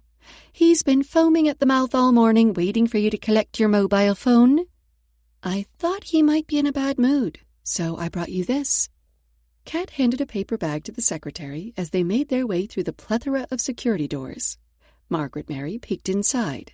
"Thanks, but it will save my liver and my sanity if you just strip him naked, throw him on his back and ride him like a bucking bronco. I'll guard his office door if you want to make sure you're not interrupted." Kat nearly tripped. "Great advice, but I haven't had lunch yet," she replied, trying to hold back her laughter. Riding Wolf like a bronco would definitely be a game-changer. And if she thought of it only as a stress reliever, maybe she still would be able to walk away at the end of their time together. They rounded the final corner to where Wolf's office was located. A young woman sat on one of the chairs across from Margaret Mary's desk, cuddling a tiny baby. Kat's heart began to pound, and her palms tingled. "Kat, this is Rebecca from our purchasing department. She's popped in today to show us her beautiful baby boy. Rebecca, this is Wolf's girlfriend, Kat." "Pleased to meet you." Both Kat and Rebecca said at once. Kat moved toward the new mom as though drawn by a gravitational force. Babies were her Achilles' heel. She couldn't resist them, even screaming ones. And it wasn't as if she'd ever imagined having a child of her own. Maybe it was their innocence, the potential they had to do anything, be anything, unshaped by the events that had forced her down a dark path. The baby smiled up at his mother, a rapturous look of love on his face. "He's beautiful," Kat whispered. "He just nursed, so he's milk drunk. Typical male. He loves the boob." "Don't they all?" Margaret Mary said with a deep laugh. "Would you like to hold him?" Rebecca asked. Then she glanced at Kat's black Donna Karan dress. "Oh, maybe you'd better not. He may spit up, and I'd hate to ruin your outfit." "It'll clean. I'd love to have a cuddle." Kat stripped off her gloves and dropped them with her handbag on the empty chair next to the new mom. Kat had spent so many years careful not to leave her fingerprints anywhere that she felt naked without her gloves. Rebecca carefully handed the child to Kat, who snuggled him under her chin so she could smell his hair and just breathe in the whole babiness of him. "What's his name?" "William." The phone rang, and Margaret Mary went to answer it. "If you're okay for a sec, do you mind if I run to the loo?" Rebecca asked. "No problem." As the mother hurried away, Kat cuddled the baby close. "Well, William, you certainly are gorgeous." She shifted him so she could stare into his face. His bright blue eyes scanned her features as well. "You are so precious. Your parents are very lucky." She raised her eyes to find Wolf, staring at her from the doorway to his office. His gray eyes were fixated on her, holding the baby. Was he confused at the appearance of an infant in his office, or that she would be holding one? Before she could ask, Rebecca returned and took William from Kat's arms. "I'd better be going. I promised the girls in purchasing that I'd bring him back for one last cuddle before I leave." "Congratulations, Rebecca. It's nice to see you again," Wolf said as the new mother gathered her diaper bag and sling. "Thank you, Mr. Wolf." Rebecca smiled at Kat before turning back to her boss. "And thank you for the generous donation to his education fund. My husband and I were blown away." "You're welcome. I look forward to having you back at work when you're ready, but enjoy the time with your new son. As my girlfriend said, he's gorgeous." Was the way he said girlfriend some kind of reminder that his women would rather have their shoe collection stolen than be caught holding a baby? Well, she'd already told him she wouldn't be stereotyped. To prove her point, she placed an extra kiss on William's head. Rebecca's gaze bounced between the two fake lovers. Margaret Mary looked amused, and Wolf looked like he was about to devour Kat for lunch. "Have you eaten, darling?" he asked, still standing in the doorway to his office. Kat glanced around to make sure he was talking to her. "No, but I only came to collect my phone. I'm sure you have work to do." Wolf nodded at Margaret Mary, who immediately picked up her phone once more. "Please, come in. I'd like to show you something." He stood to the side and waited while Kat collected her bag and gloves. As she passed him, he turned back to Margaret Mary. "Let me know when lunch arrives, and then, please, make sure we are not disturbed." "Yes, sir. I won't let anyone through, even if I hear everything atop your desk crash to the floor," she replied with another of her exuberant laughs. Wolf closed the door on Margaret Mary's mirth. "Your secretary has a vivid imagination. Or is this a common occurrence in your office?" "Surprisingly, you are the first of my girlfriends to visit my office, which probably accounts for all the curiosity about you. But before you distract me further, I have to ask. Babies? I'd never pegged you for a maternal person." Kat shrugged and moved to admire the view. He really did have a nice office. Old-world decor with a modern vista of the towers of Docklands and the city beyond. Past and future. And piles of money. When a woman thrusts her newborn in your arms, it's bad manners to run away screaming. "Do you want a family? Children?" "Hell yeah," was her initial reaction to his question. What I want and what I'm going to get are two wildly different things in my world. "They don't have to be." He was standing right behind her now. She could feel the warmth of his body, smell the hints of lemon and sage in his cologne. The hairs on her nape stood on end, waiting for the caress of his lips on her neck, his arms to circle her waist and draw her against him. "Is that why you asked me in here? To discuss my baby-making plans?" "Actually, I wanted to show you my new designs. I was up most of last night working on them. But if you want to talk about the mechanics of making babies, maybe even have a practice session, I'm game." From the way her body reacted, so was she. Wolf forced himself to move away from Kat. She intoxicated him, and he didn't have time for that. He had masses of work to do, and for once in his life, he lacked the drive to get it done. Now was not the moment for his ambition to slip. He had to be the best in his business, never forgotten. Remington Wolf would be a name spoken for generations as a preeminent jewelry designer. This competition was the way to launch his company into the stratosphere. For decades, jewelers had wanted to get their hands on the Ajmani loose gemstones. To be the one to set them, show their beauty to the masses, would be a dream come true. Then he'd opened his office door and found the current object of his lust-filled fantasy holding a tiny baby and looking on it with such love that for the first time in his life he'd questioned his priorities. Only for a second, but long enough to leave him winded. He picked up his sketchbook and flipped the pages past the drawing he made of Kat last night and stopped on the page for the signature piece in the Ajmani collection, a 15-carat natural bicolor sapphire. "What do you think?" It had been years since he'd sought an opinion on a design, but he wanted to know what Kat thought, without telling her she'd been the inspiration. He could imagine her wearing the gem, encased in delicate filigrees of silver, nestled between her breasts. Even better if that was all she wore. Once he had the prototype finished, he'd convince her to model it for him. It's amazing. It makes me think of a man's arms holding the woman he loves, protecting her, but still allowing her to stand on her own. Her voice had softened, and a warm blush suffused her skin as she handed the sketchpad back to him. His gaze bounced between the woman and the design, intrigued by the image she presented. His goal had been to show the beauty of the stone without actually mounting it. Kat's analogy was startlingly accurate, though. Had that been in his subconscious when he designed it, she was definitely a woman who could stand on her own. That she'd want a man to give her support now and again filled his chest with warmth. Too bad he couldn't be that man. Jules would always be his first love, and a woman like Kat was unlikely to settle for second place. The warmth turned to a burn. I'm glad you like it. She stared longingly at the design for another moment, the same way she'd looked at baby William, then took a deep breath and straightened her shoulders. The wistfulness was gone from her voice when she said, "It's perfect. Now, if you'll give me my phone, I'll get out of your hair and you can get back to work." She picked up her handbag and began to pull on her gloves. If she looked this sexy with all those clothes on, how would she look with them off?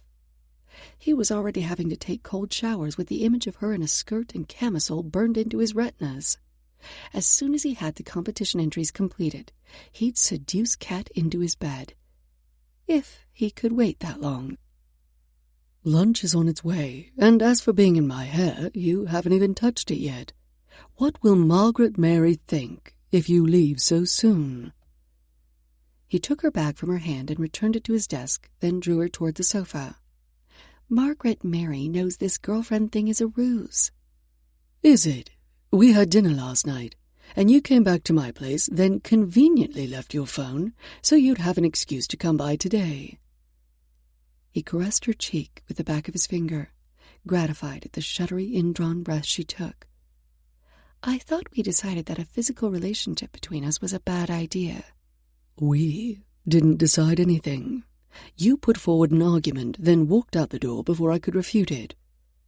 Well, it is a bad idea. A very, very bad idea. His lips were on hers by the time she finished the sentence, but she didn't protest as his hand slid into her hair, the other around her waist. He sipped at her mouth, sampled and nibbled until she moaned and molded her body closer to his. Very bad ideas are usually the best ones, he said, as he kissed his way along her jaw and then down her throat. God, she tasted fantastic, and from the rapid rise and fall of her chest, she was as affected as he was. He ran a hand under the hem of her dress, up her leg until he encountered the top of a stocking and suspenders. Bloody hell. The sharp rap on his door was so ill-timed he cursed. "Come up for air. Lunch is here," Margaret Mary called out. Without waiting for his invitation, she opened the door, then pushed a wheeled table into the room, not seeming at all fazed by the sight of her boss in a semi-reclined position on the sofa, with his cybersecurity expert underneath him. "Saved by the spaghetti," Kat said. She removed her bare hand from his hair and the gloved hand from his back and used both to push against his chest. Reluctantly, he helped her sit up. "Glad to see you're hard at work," Margaret Mary said, door in hand. "You'll be remembering this during my next performance review." Not even the closed panel could mute her laughter. "One day I'm going to fire that woman," Wolf grumbled, as he went to retrieve their lunches from the cart, now parked in the middle of the room. "And rehire her 10 minutes later because you can't find anything." "Probably. I hope you like seafood pasta. I noticed you ordered fish last night." "I love seafood pasta. Thank you." She took the plate from him and then set it on the coffee table while she removed her one remaining glove. Margaret Mary's not wrong, though. We are meant to be working. I made a thorough sweep of the accounting and HR programs last night and didn't find anything amiss. I'll do the purchasing and document databases next. Did you have those fake designs sorted yet? I can put trackers on them as well. I can show you which ones this evening. Oh, actually I can't tonight. I have a ticket to the ballet. There was an odd hesitation in her voice as she told him of her plans, but she was so intent on twirling the pasta on her fork, he couldn't see her face fully. I'll join you. She kept her head down. I think the performance is sold out. Tomorrow is the last night the Bolshoi is in town. I had to buy my ticket off a scalper, and it's not even a very good seat. They're performing at the Royal Opera House in Covent Garden, aren't they? I have a box. Of course you do. Her ruby-stained lips closed around a forkful of pasta. The opera and ballet set are my bread and butter. Lots of purchases from the ejection collection? He laughed at her reminder of the jewelry line for terminating relationships. No, they're more the multi-decade anniversary purchases, although some probably get a few pieces for their mistresses as well. You don't miss a trick, do you? I can't vet the relationship credentials of everyone who buys my jewelry. I guess not. She put another forkful of food in her mouth. He hadn't even taken a bite of his yet. Before her arrival, he'd been starving. I have one request for tonight. She cocked her head to the side. I don't remember saying you could come with me. By having a box, I also have an automatic invitation to meet the dancers backstage after the performance. Maybe that would tilt the table in his favor. She didn't even hesitate. Sold. What's your request? You wear a set of my jewels. Her right eyebrow quirked upward. You want me to be your walking mannequin? He wanted to spend his evening imagining her wearing nothing but his creations. Something like that. Besides, as I said, people will expect my girlfriend to wear my jewelry. All right, then. God, he'd never had to cajole a woman to wear his gems before.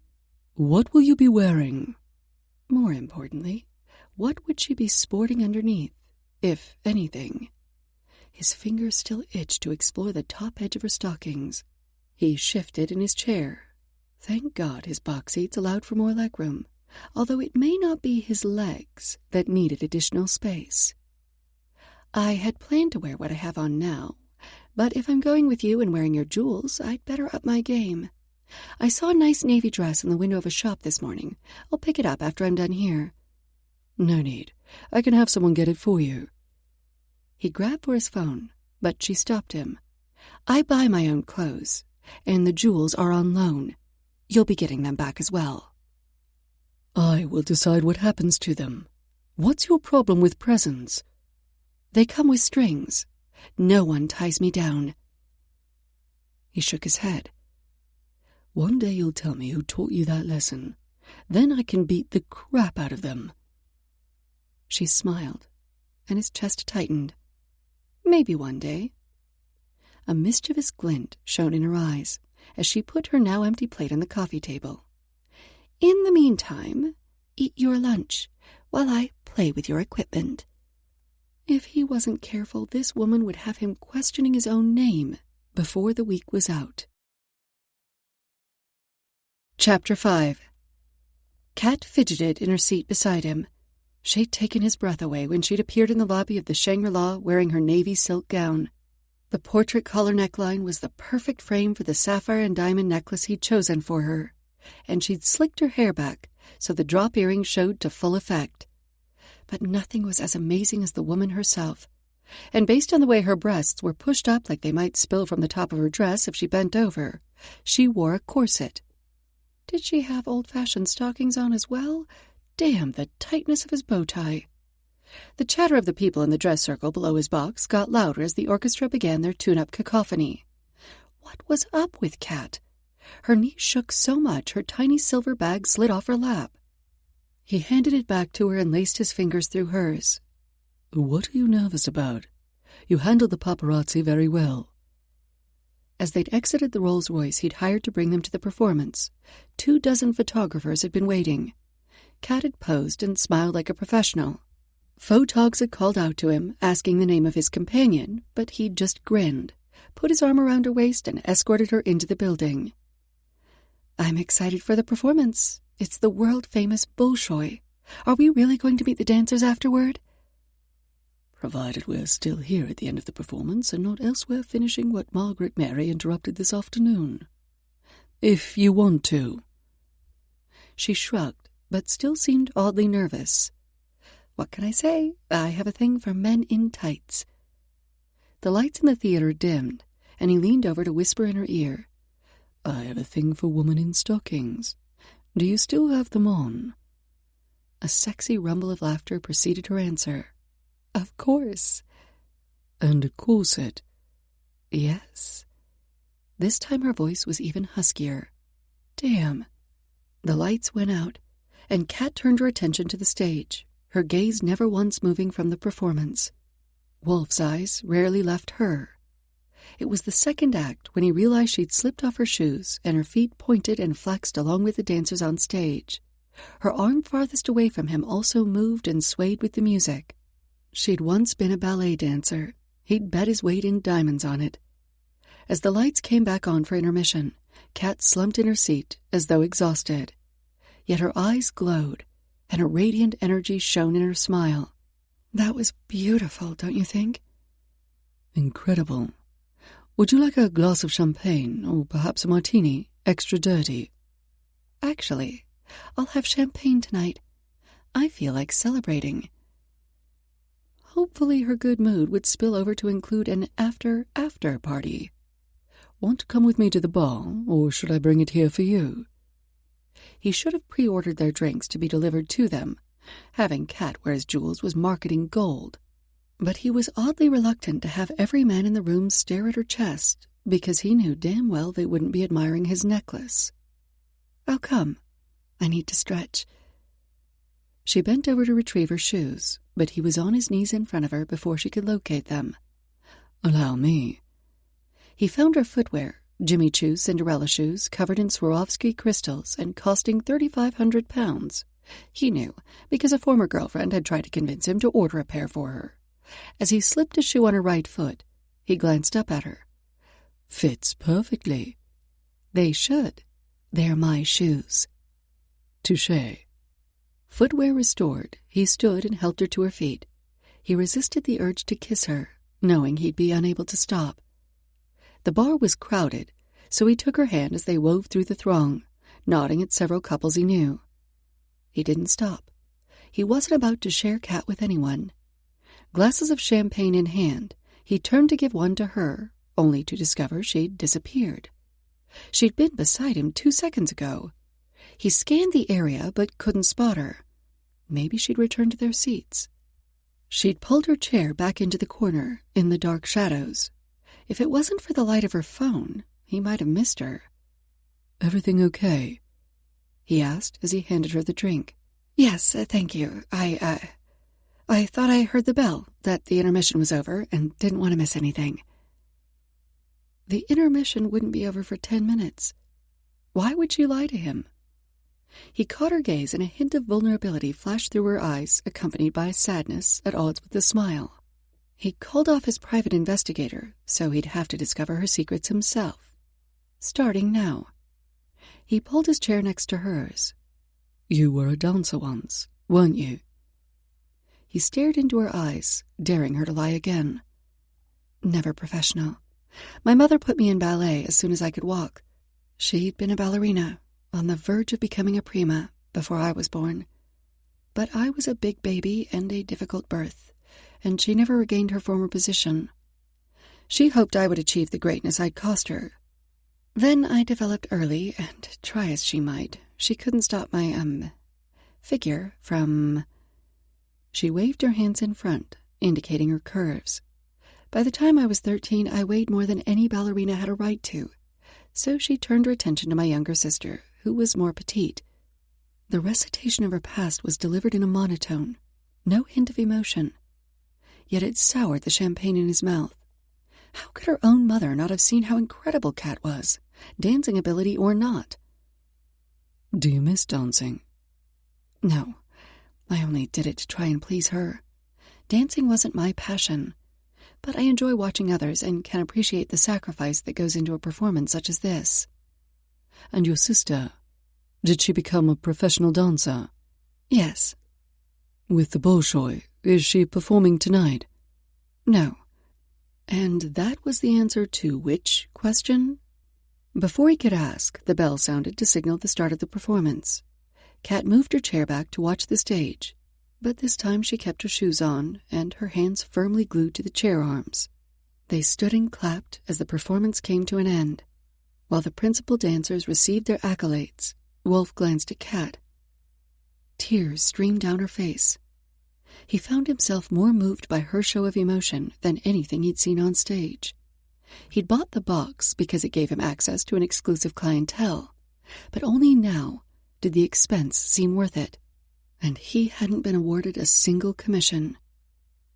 Do you still want to meet the dancers? He asked as the curtain came down for a final time. Yes. If you don't want to come, I can meet you back at the hotel. She dabbed the moisture from her eyes and once more seemed in complete control. I'll stay. No way was he letting her out of his sight. Kat forced her muscles to stop quivering and her smile to remain fixed. Wolf stood next to her, trying not to look bored, but as his eyes strayed more and more off into her chest, she was sure he'd much rather be somewhere a hell of a lot more private. That he'd do this for her meant a lot. She pushed down the need to confide in him. She hadn't told anyone about her sister's disappearance, not even Liam, who had helped her escape from Russia. So why did she want to spill her soul to Wolf? She'd already told him more about her past life than anyone. With all the Russian being spoken in the room, she had to keep her brain focused on English. It would be all too easy to slip into her native tongue and blow 5 years of very hard work. Faking an American accent was not easy, but she also hoped to find some clue as to her sister's whereabouts, and she may not be able to do that in English. Maybe she could ask in very bad Russian. Speaking of Russians, she searched the room for the security goon she'd seen earlier in the bar area. She doubted he'd recognize her, but even a glimpse at the face of the man who had the power to make her disappear sent a chill through her. He'd hunted her crew for years, capturing a few, but as they only knew each other by code names, his department had never been able to round up the rest of them. Maybe this was a bad idea, but if she didn't find where her sister had moved soon, Natalia would be gone too long for anyone to remember her. Short memories were a necessity in Russia. Kat glanced again at Wolf. He was so sexy in his tuxedo. It was hard not to accept the invitation in his eyes and return to the Shard, to either her hotel room or his flat. She knew eventually she'd give in to the incredible chemistry between them, and as Margaret Mary suggested, strip him naked, fling him on his back, and ride him like a bucking bronco. In the meantime, she had to reinforce the firewall around her heart, so if, or more likely when, they did get physical, her emotions stayed well clear of the action. "Here come your men in tights, although it looks like they've changed," Wolf said. She wasn't interested in the male dancers, or the women for that matter. She figured she'd get more info from the backstage staff, as their position didn't require that they spout the company line so much. Besides, her sister had been a real sweetheart. She'd have endeared herself to the people behind the performance. "Actually, can you excuse me for a minute? I need to use the restroom." His smile was tight, but he released her. She skirted around the back of the room, avoiding the recently arrived dancers who were acknowledging another round of applause. Kat knew from the few letters she'd received from her sister that after a 3-week tour and 21 performances, they'd be exhausted and only stay a few minutes. She had to be quick. "Izvana tu, pajalusta," she said in mispronounced Russian as she approached one of the set designers who packed up some scenery. The man in his late 50s smiled and directed her to the ladies' room with gestures. "No, I want to talk to you," Kat continued, careful to keep her Russian simple. This would go a hell of a lot quicker if she just blurted out what she wanted to know. She asked the man how long he'd been with the Bolshoi. He leaned against one of the fake Corinthian columns. 5 years, he answered, And pleased be to God, I'll have a job for another 5. Did you know Natalia Smirnova? Kat held her breath as the man straightened and glanced around. Duh. A wave of relief swept through her. At last, someone who acknowledged her sister's existence. Is she okay? Is she still alive? The words rushed out, and she forgot to disguise her proficiency with the language. The man's eyes narrowed, and he turned back to his packing. Kat put her hand on his arm. Please, we were once very close, she whispered through a huge lump in her throat. She lives, as far as I know. She left many people angry. It is better for me not to speak of her. Kat kissed the man on the cheek and quickly returned to the party room. Wolf was talking with 2 of the female dancers. One even had her hand on his arm as she hung on his every word. He was strikingly handsome, the best-looking man in the room. She wanted to claim him as hers, but had no right. Instead, she snagged a glass of champagne and stood across from him. Within seconds, his eyes connected with hers, and he excused himself from his companions. As he approached, she once again was mesmerized. How could a simple walk across the room hypnotize her? I was about to come look for you, he said. Using the restroom in this dress is nearly impossible. I'm ready to go now if you are. She hadn't even finished the sentence before he took the champagne flute out of her hand and placed it on a passing waiter's tray. Thank God. For a minute I thought I was going to have to throw you over my shoulder and carry you out. That would have raised a few eyebrows. His arm had once more anchored her to his side as they made their way through the crowd to the exit. Sometimes expediency is more important than propriety. If one more man leered at you, I was going to hit them. She expected his possessiveness to irritate her. It didn't. Really, the only man I've noticed checking me out has been you. He followed her into the back of the luxury car and pulled her onto his lap as soon as the vehicle pulled away from the curb. I was making sure none of the jewels came loose and got lost in your cleavage. I'd hate for anything to discomfort all that soft flesh. His finger traced the line of the necklace, then the top of her dress, lingering on the swell of her breasts. His caress sent shivers over her skin, and liquid heat pooled between her thighs. Nope, they're all present and accounted for. Although there were a couple of hard nipples about an inch south of where his finger rested. And you'll get them back safe and sound as soon as we reach my hotel room. I look forward to that. He retraced the neckline of her dress, but this time his finger dipped just below the fabric. How long is this car ride? She asked as his lips began exploring her collarbone. Not long enough. He released her, and she moved to the opposite seat. When he was near, all she could do was feel and imagine how good it would be. But as she said last night, she still had to be able to walk away when this job was done. She'd made too many mistakes, too many sacrifices, to put it all on the line now. Too bad she couldn't download some sort of anti-lust software. Once they reached the Shard, they were joined in the elevator by 2 other couples. Wolf had a possessive hand at her waist and glowered at one of the other men when he dared to look at Kat. He was taking this boyfriend thing way too seriously. Finally, they arrived at her room. Her hand shook as she tried to slip the keycard into the slot, so Wolf opened the door, then waited for her to enter the room first. When the door closed behind him, he leaned against it, rather than follow her. You left the boxes for your jewelry at the front desk, she said. I have plenty more. She pulled off her gloves to remove the necklace when he stopped her. Wait. Allow me. Turning her back to him, she steeled herself against the brush of his fingers on her neck as he undid the delicate clasp. But it never came. Instead, his lips touched her shoulder, and his hands grasped her waist before pulling her against him. Is this a talent of yours? Undoing necklaces with your teeth? She had a hard time catching her breath, but that could be because her corset restricted her breathing. You tell me. His hands slid back up her torso and lingered for a long moment on her breasts. Unfortunately, not long enough. She stifled a groan of disappointment as he released her and moved to undo the necklace. Rather than the heavy gemstone slipping free, the zipper on her dress slid south. His lips returned to her shoulder, and she shivered, but not from cold. The man had serious skills.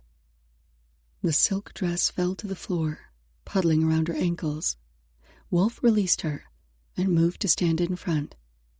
He stared at her so long she had to fight the urge to cover herself. Had he really never seen a woman in a corset and stockings before? "Are you okay?" He closed his eyes for a second, and when he opened them again, they blazed with passion. "I've never seen anything more beautiful. You have to keep the jewels. No other woman will ever do them justice." Her heart squeezed tight. "And what will you get in return?" "Nothing, except seeing you like this." "I don't believe you. Men always want something." "Then you've known the wrong men. I don't pay women to sleep with me, and I'm sure as hell not trying to tie you down." He stepped around her and moved to the door. With his hand on the doorknob, he turned. "When you stop hiding behind your past, Kat, and are ready to embrace the moment, let me know."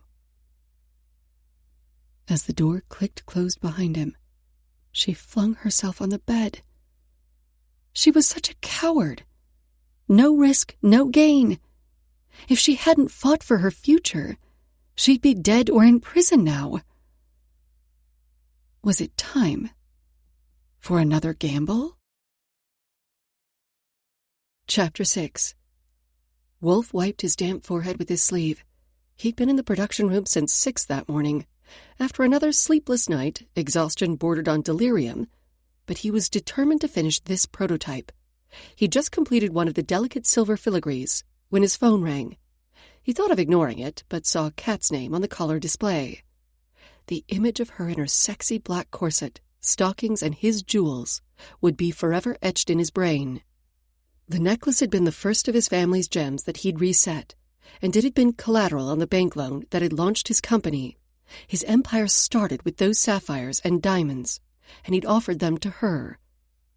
As soon as the words had left his mouth, he'd known it was too much, too fast. What kind of spell had she put on him? He'd left before he did or said anything else stupid. "Yes." He answered on the 5th ring, tone harsh. Silence greeted him. The pause on the other end was long. "I need to see you," Kat finally said. He closed his eyes and wiped his brow again. "I'm working." "I found something." The elation he expected never even flicked to life. If she solved the puzzle of who sabotaged his company, she'd leave, and he'd never know what could have been. It would be better to get this over with and get back to what was really important, the Royal Commission. "Where are you?" "Reception." He didn't ask how she'd gained access to his floor during non-office hours, another security issue he needed to address. "I'll come and get you." She waited in the front office, wearing a black dress with a gold zipper that ran from between her breasts to the hem. How easy it would be to slide the fastener down and reveal her body. And they'd be right back to where they parted last night. "Hi," she said. For the first time since he'd met her, her gaze skittered from his. Her dress was a little fancy for a Saturday. "Are you going someplace?" "Just here." He led her through the series of locked doors to the production room. The silver he'd been working with earlier should be hard enough now to attempt the second strand. "You didn't need to dress up. You could have worn jeans and a t-shirt." "I'm not a jeans and t-shirt kind of girl." Understatement of the year. "Why?" She stopped walking. "Are you complaining about what I'm wearing?" "No. I only want to know why. Is it another piece of your past invading your present?" Her eyes narrowed and her chin lifted. She resumed walking, and he gave up, expecting an answer. They entered the production room, and she looked around before perching on an empty workbench. All the precious stones and metals were locked away in clearly marked drawers, not that she made any attempt to open them. I was 14 when my mother left and my father got lost at the bottom of a bottle. She paused and cleared her throat before continuing. After Dad stopped paying the rent, I ended up on the street. I pretended to be a boy, which wasn't easy with a body like mine. I promised myself that as soon as I was safe, I would embrace my womanhood and never hide again in boys' clothes. She smoothed a hand down her thigh, and when her eyes met his, they were clouded, her usual cocky smile absent. His chest tightened, and the coffee he'd had earlier roiled in his stomach. He may not have had parental love, but at least he'd always had a roof over his head. Kat once again amazed him. The flicker of emotion he'd experienced when she'd spoken of her family before became a steady flame. He moved in front of her and put a hand on her cheek. She didn't soften or slide her arms around him. Her defensive walls were solidly built.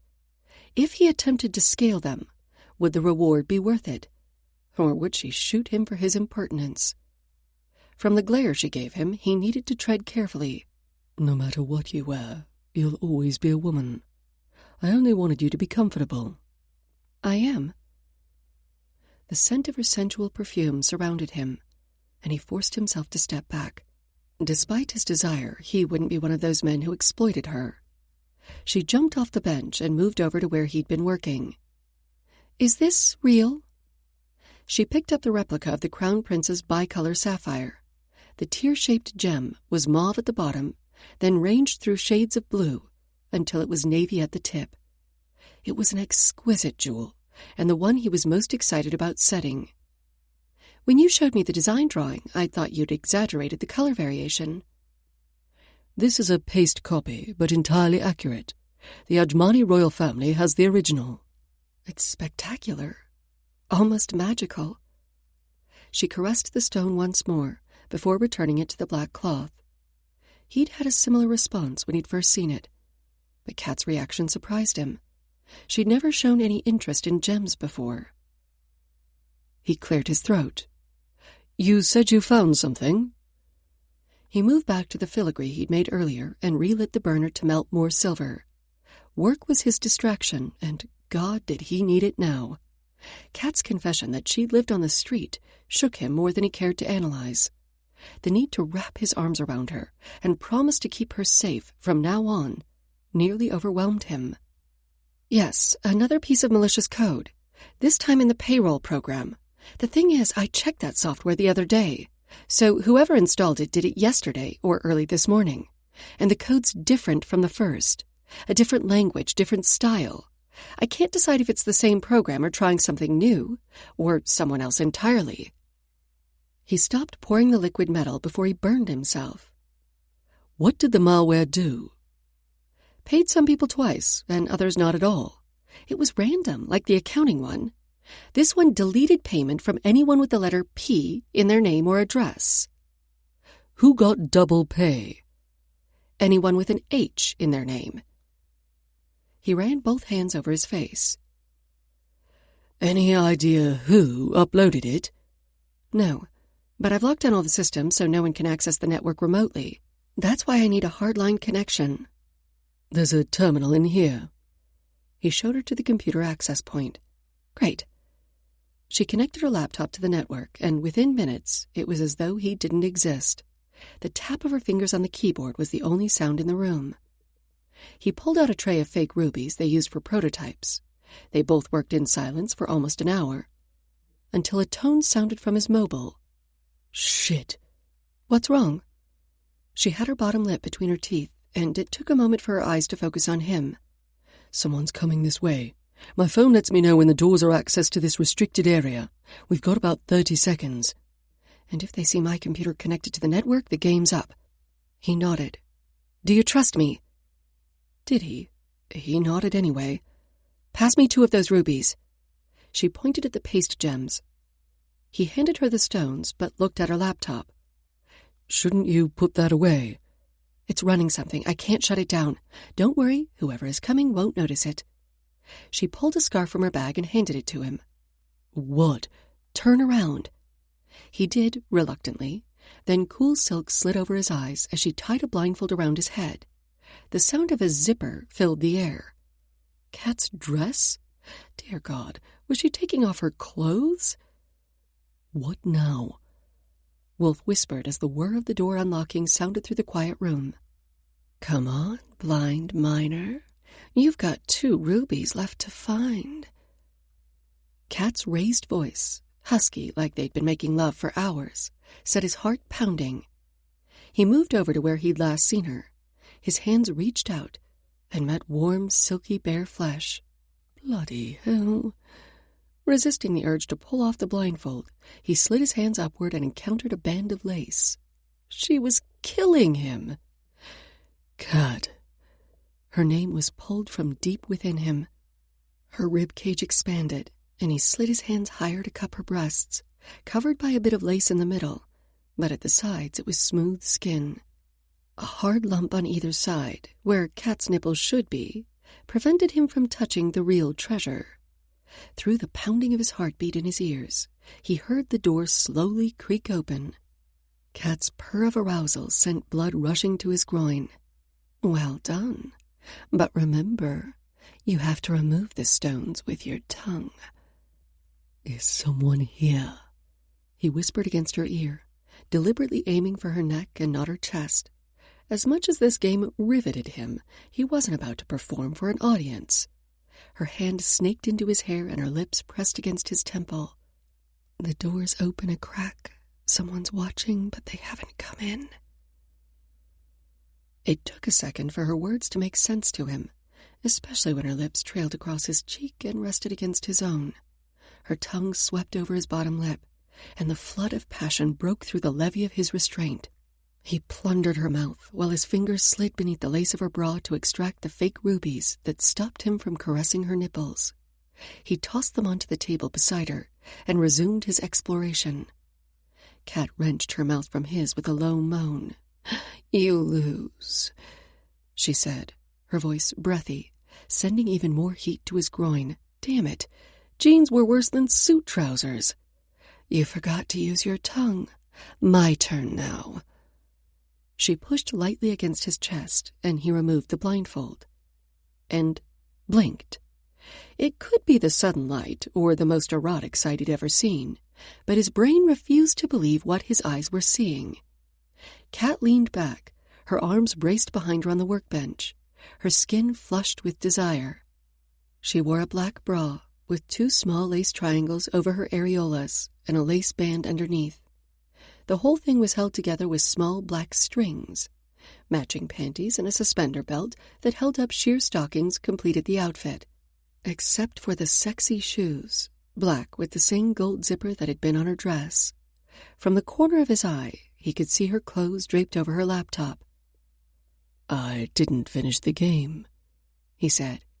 Too bad. You knew the rules. You can locate with your hands, but you have to remove the gems with your tongue. What kind of miner are you anyway? My turn. You hide 3 stones, and I'll wear the blindfold.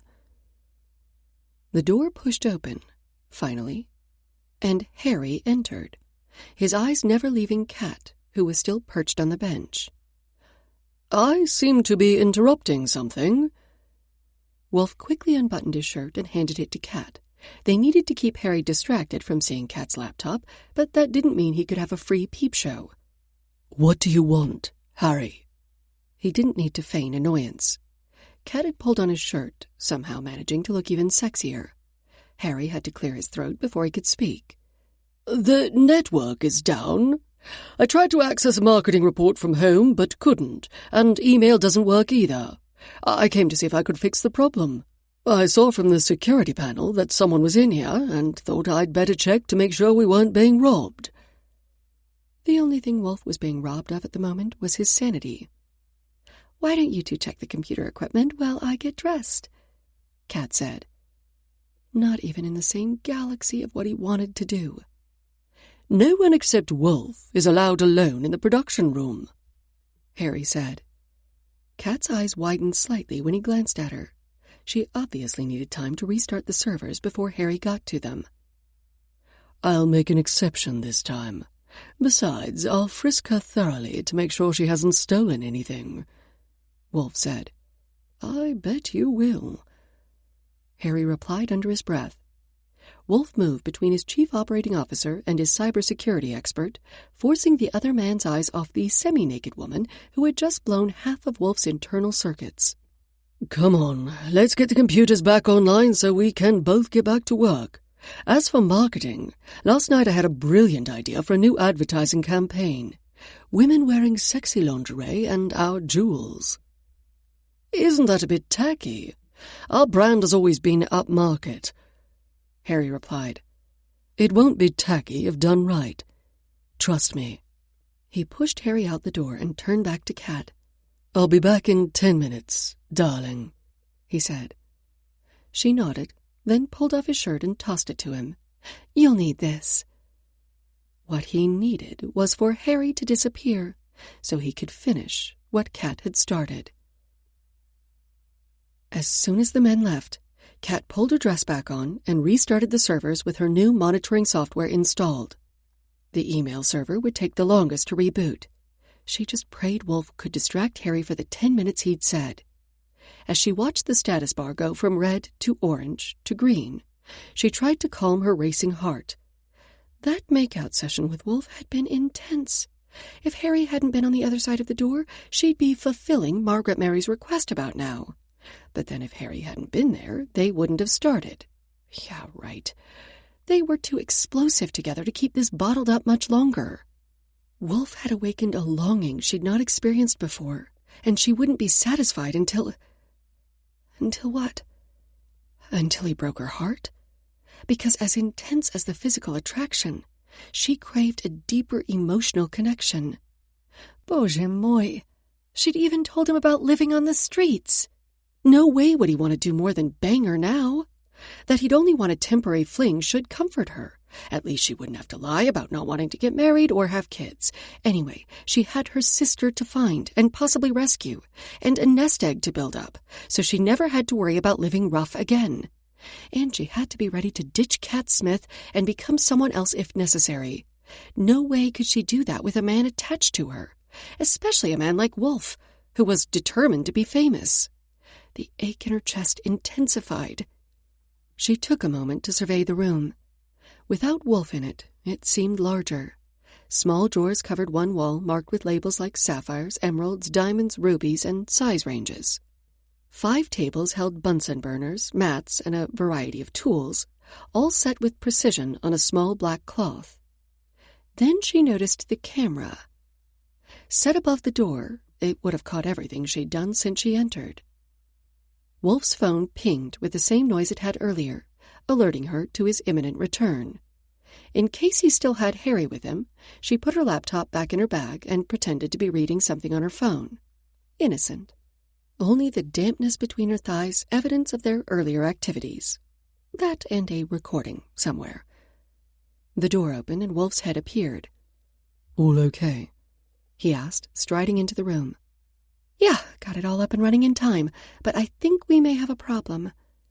She pointed to the camera. "Shit, I forgot about that. Although it would finally make for some interesting viewing. I have it only in the event that gems go missing. There's a couple $1 million in inventory in there." He nodded toward the wall of many drawers. Really? She'd been so close to a fortune in precious stones. Not that she'd help herself. The toes of his shoes butted against hers. His gaze caressed her face, and the heat of his body heightened the smell of his cologne. He'd done up a few of the buttons on his white shirt, but hadn't tucked it in, probably because something else had been taking up all the room earlier. A smattering of dark hair poked out from his open collar. "You've been alone for 10 minutes with all these jewels. You could have secreted a fortune away since I've been gone." "Well, maybe you'd better check your video then." She picked up her gloves from beside her on the desk, but Wolf's strong hand circled her wrist before she could pull them on. "You started something." "It was to distract Harry, just like the kiss in your office that first day." He took the gloves from her limp fingers, then threaded both his hands into her hair. She licked her lips, and his gaze fixated on the movement. You keep telling yourself that, darling. This may have started as a game, but it's become much more, and neither of us are going to sleep until we get this sorted. His lips caressed hers, but even though she opened her mouth, he didn't sweep inside. Instead, he kissed his way over to her ear, tugging gently on her lobe. His tongue traced the outside, and she couldn't hold back her moan. One of her hands buried in his hair, fingering the silky strands and holding him to her. The other had sneaked under his shirt to trace the contours of his back muscles. "We're still on camera," she said, as he nipped down her neck and across her collarbone. The zipper on her dress slid down to her navel. He nuzzled under her jaw, and the sigh he released sent hot air straight down her cleavage. "And I have work to do. Meet me in my flat for dinner at 7. Is that an invite or a command? She zipped her dress up as Wolf stepped back. Whatever it takes to get you there. Tilting her head to one side, she pulled on her gloves. Maybe if you got down on your knees. The only way she could describe his smile was wolfish. I guarantee you that at some point in the night, I'll be on my knees, but I won't be the one begging. A bead of sweat slid down her spine, and a series of Russian expletives percolated through her brain. Wanting him was one thing. Falling in love with him, out of the question. She may just have coded a program that could destroy her. Chapter 7. Kat swirled the red wine in her glass as she admired the view from Wolf's apartment. The sun was setting, lending a golden hue to the glass buildings of Docklands. The scene of seduction was well set. Candles fluttered as she walked by, the haunting lyrics of the Phantom of the Opera the perfect backdrop to the sound of sizzling steaks being grilled by Wolf. The meat-laden meal was just what she wanted. Being refined was tiring, requiring constant thought about what to say and do. With little left to hide from Wolf, she could just be herself. Well, as herself as she could possibly be and still maintain her disguise. After leaving his offices that afternoon, she'd searched the Russian land registry database again for any property owned or rented by her sister, and come up blank. Where would her sister go? The St. Petersburg apartment had been depressing, so it was unlikely she'd return there. The only place that held any happy memories was the dacha they'd visited as a family. It had belonged to a neighbor who had let them use it one summer when she'd been too ill to travel. The break from the city, the noise and pollution, had been like a trip to heaven for 13-year-old Kat, and her last fond memory of family life. Mother had decided by then that Kat would never be a dancer, so she'd stopped insisting that Kat wear the wrapping to try and stunt the growth of her breasts. Her father had stayed sober for the whole 2 weeks, and Natalia had been released from 10-hours-a-day practices to join Kat in a little fishing, berry picking, and mushroom hunting. They'd been happy. That's where Kat would have gone. Did her sister remember? Nothing else could be done remotely. She had to travel to Russia next week. If she could piggyback on Wolf's trip, she could go as his companion. If she went alone, she was much more likely to be scrutinized, questioned about the purpose of her visit. If they discovered she was the infamous hacker Pantera, they'd never let her leave. Her skill set was something the Russian government, or even organized crime, loved to exploit. However, as the bimbo girlfriend of a notorious playboy billionaire, they probably wouldn't pay any attention to her. She prayed that her identity would withstand scrutiny when she applied for a visa, and she could maintain her American accent. She'd already flubbed when talking to the set dresser at the theater. Kat ran a damp palm down her dress. She thought of changing into something more casual to match the jeans and shirt Wolf wore, although on him it was as sexy as his suit. She'd always admired a man in great tailoring, but denim defined his assets better, especially when he bent over to get something out of the bottom drawer. Her plan to dress casual had changed, however, when she'd received a text from him this afternoon that he had unfinished business with what she'd had on earlier. She wandered back into the kitchen. "Are you sure I can't help?" "No, I've got it." He plated 2 large steaks, a selection of mushrooms, and the biggest baked potatoes she'd ever seen. Wolf didn't rush the meal, They ate at his dining table, with London laid out before them.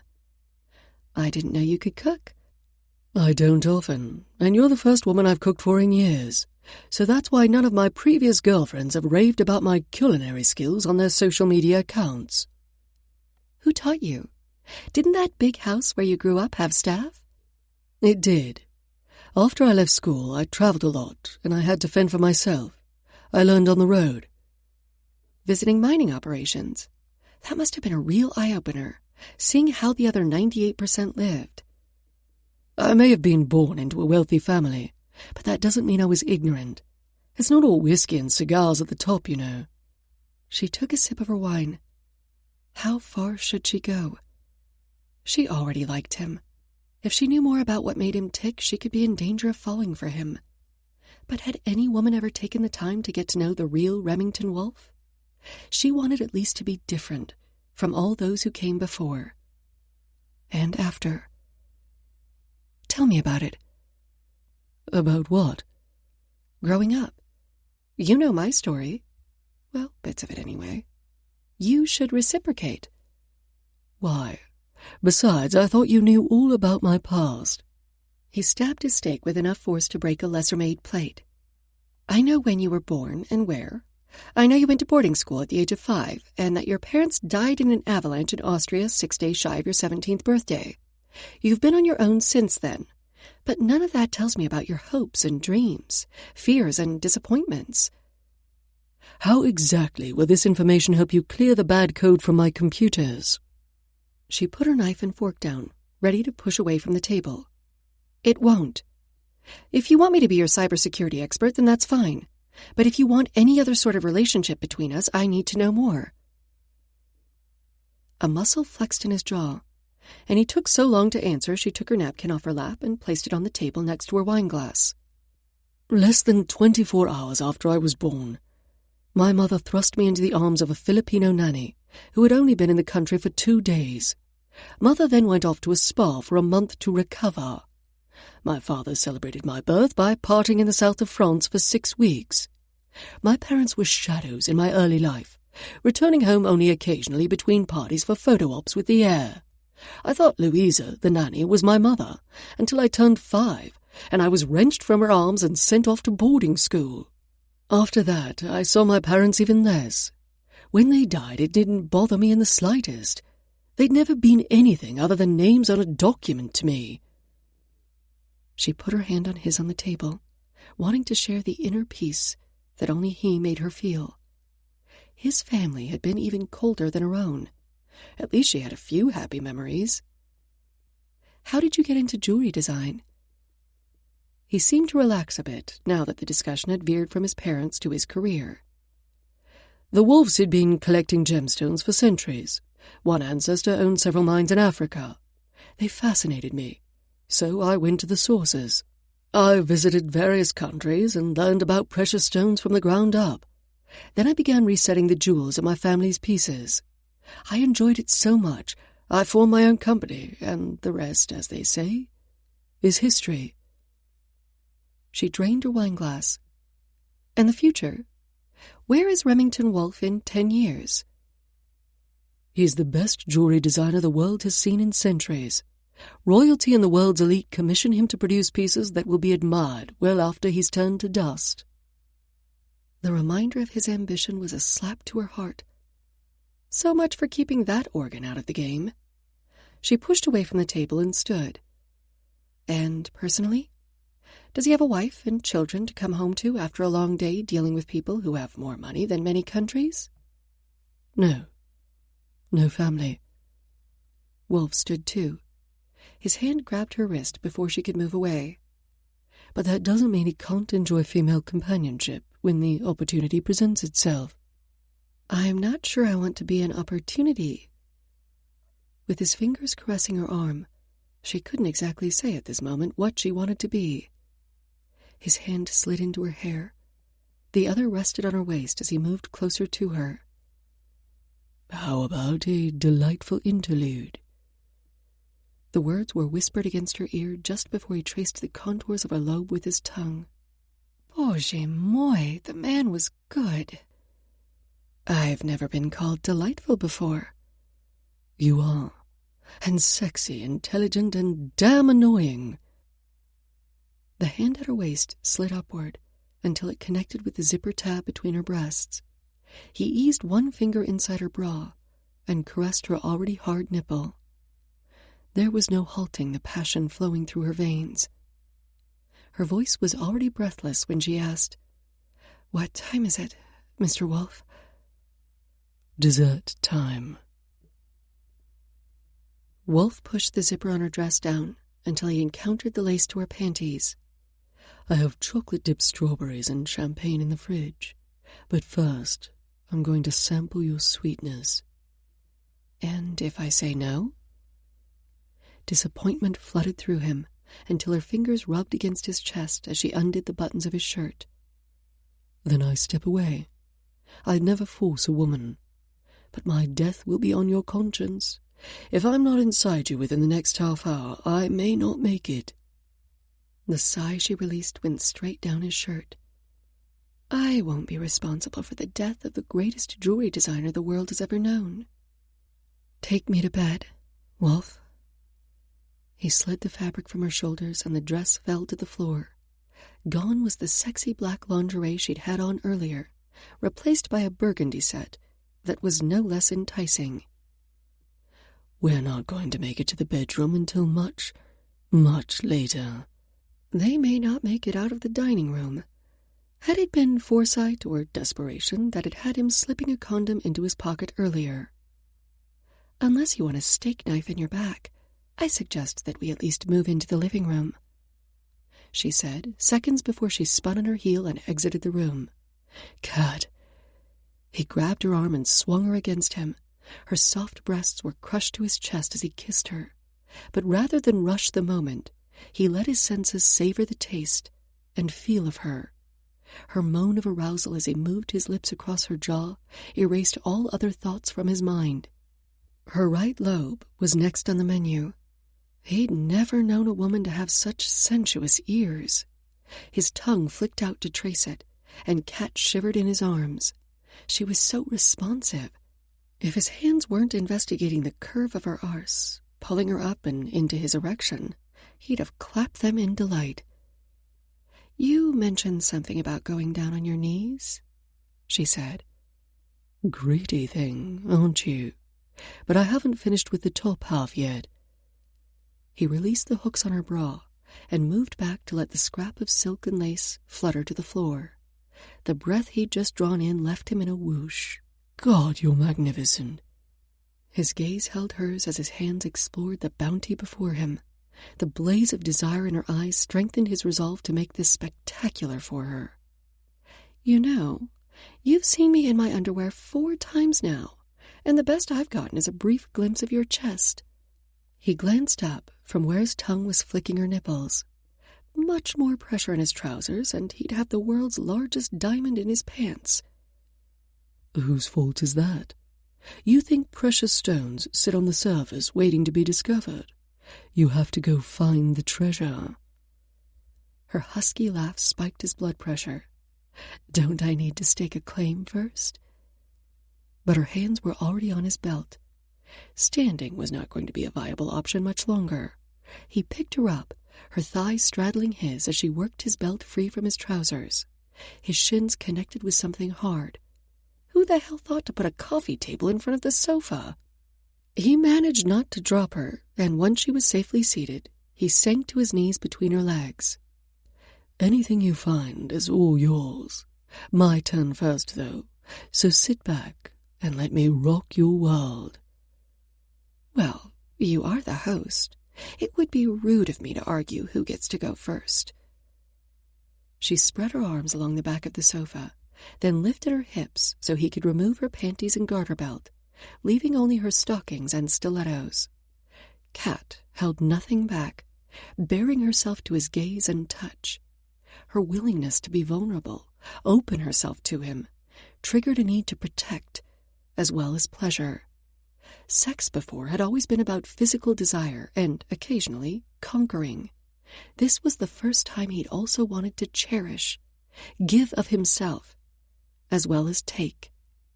He started at the sensitive skin under her ear and made his way down her body, nipping and licking until she writhed beneath him. "Having fun?" he asked as he arrived at her core. "Please." She ended on a moan as his tongue flicked her bud. Forget chocolate-covered strawberries. This was the real dessert. "I did say they'd be begging. Want me to stop?" "Don't you dare." Seconds later, she screamed his name as she climaxed. Remington, not Wolf. The intimacy of using his first name gouged a channel into the armor protecting his heart.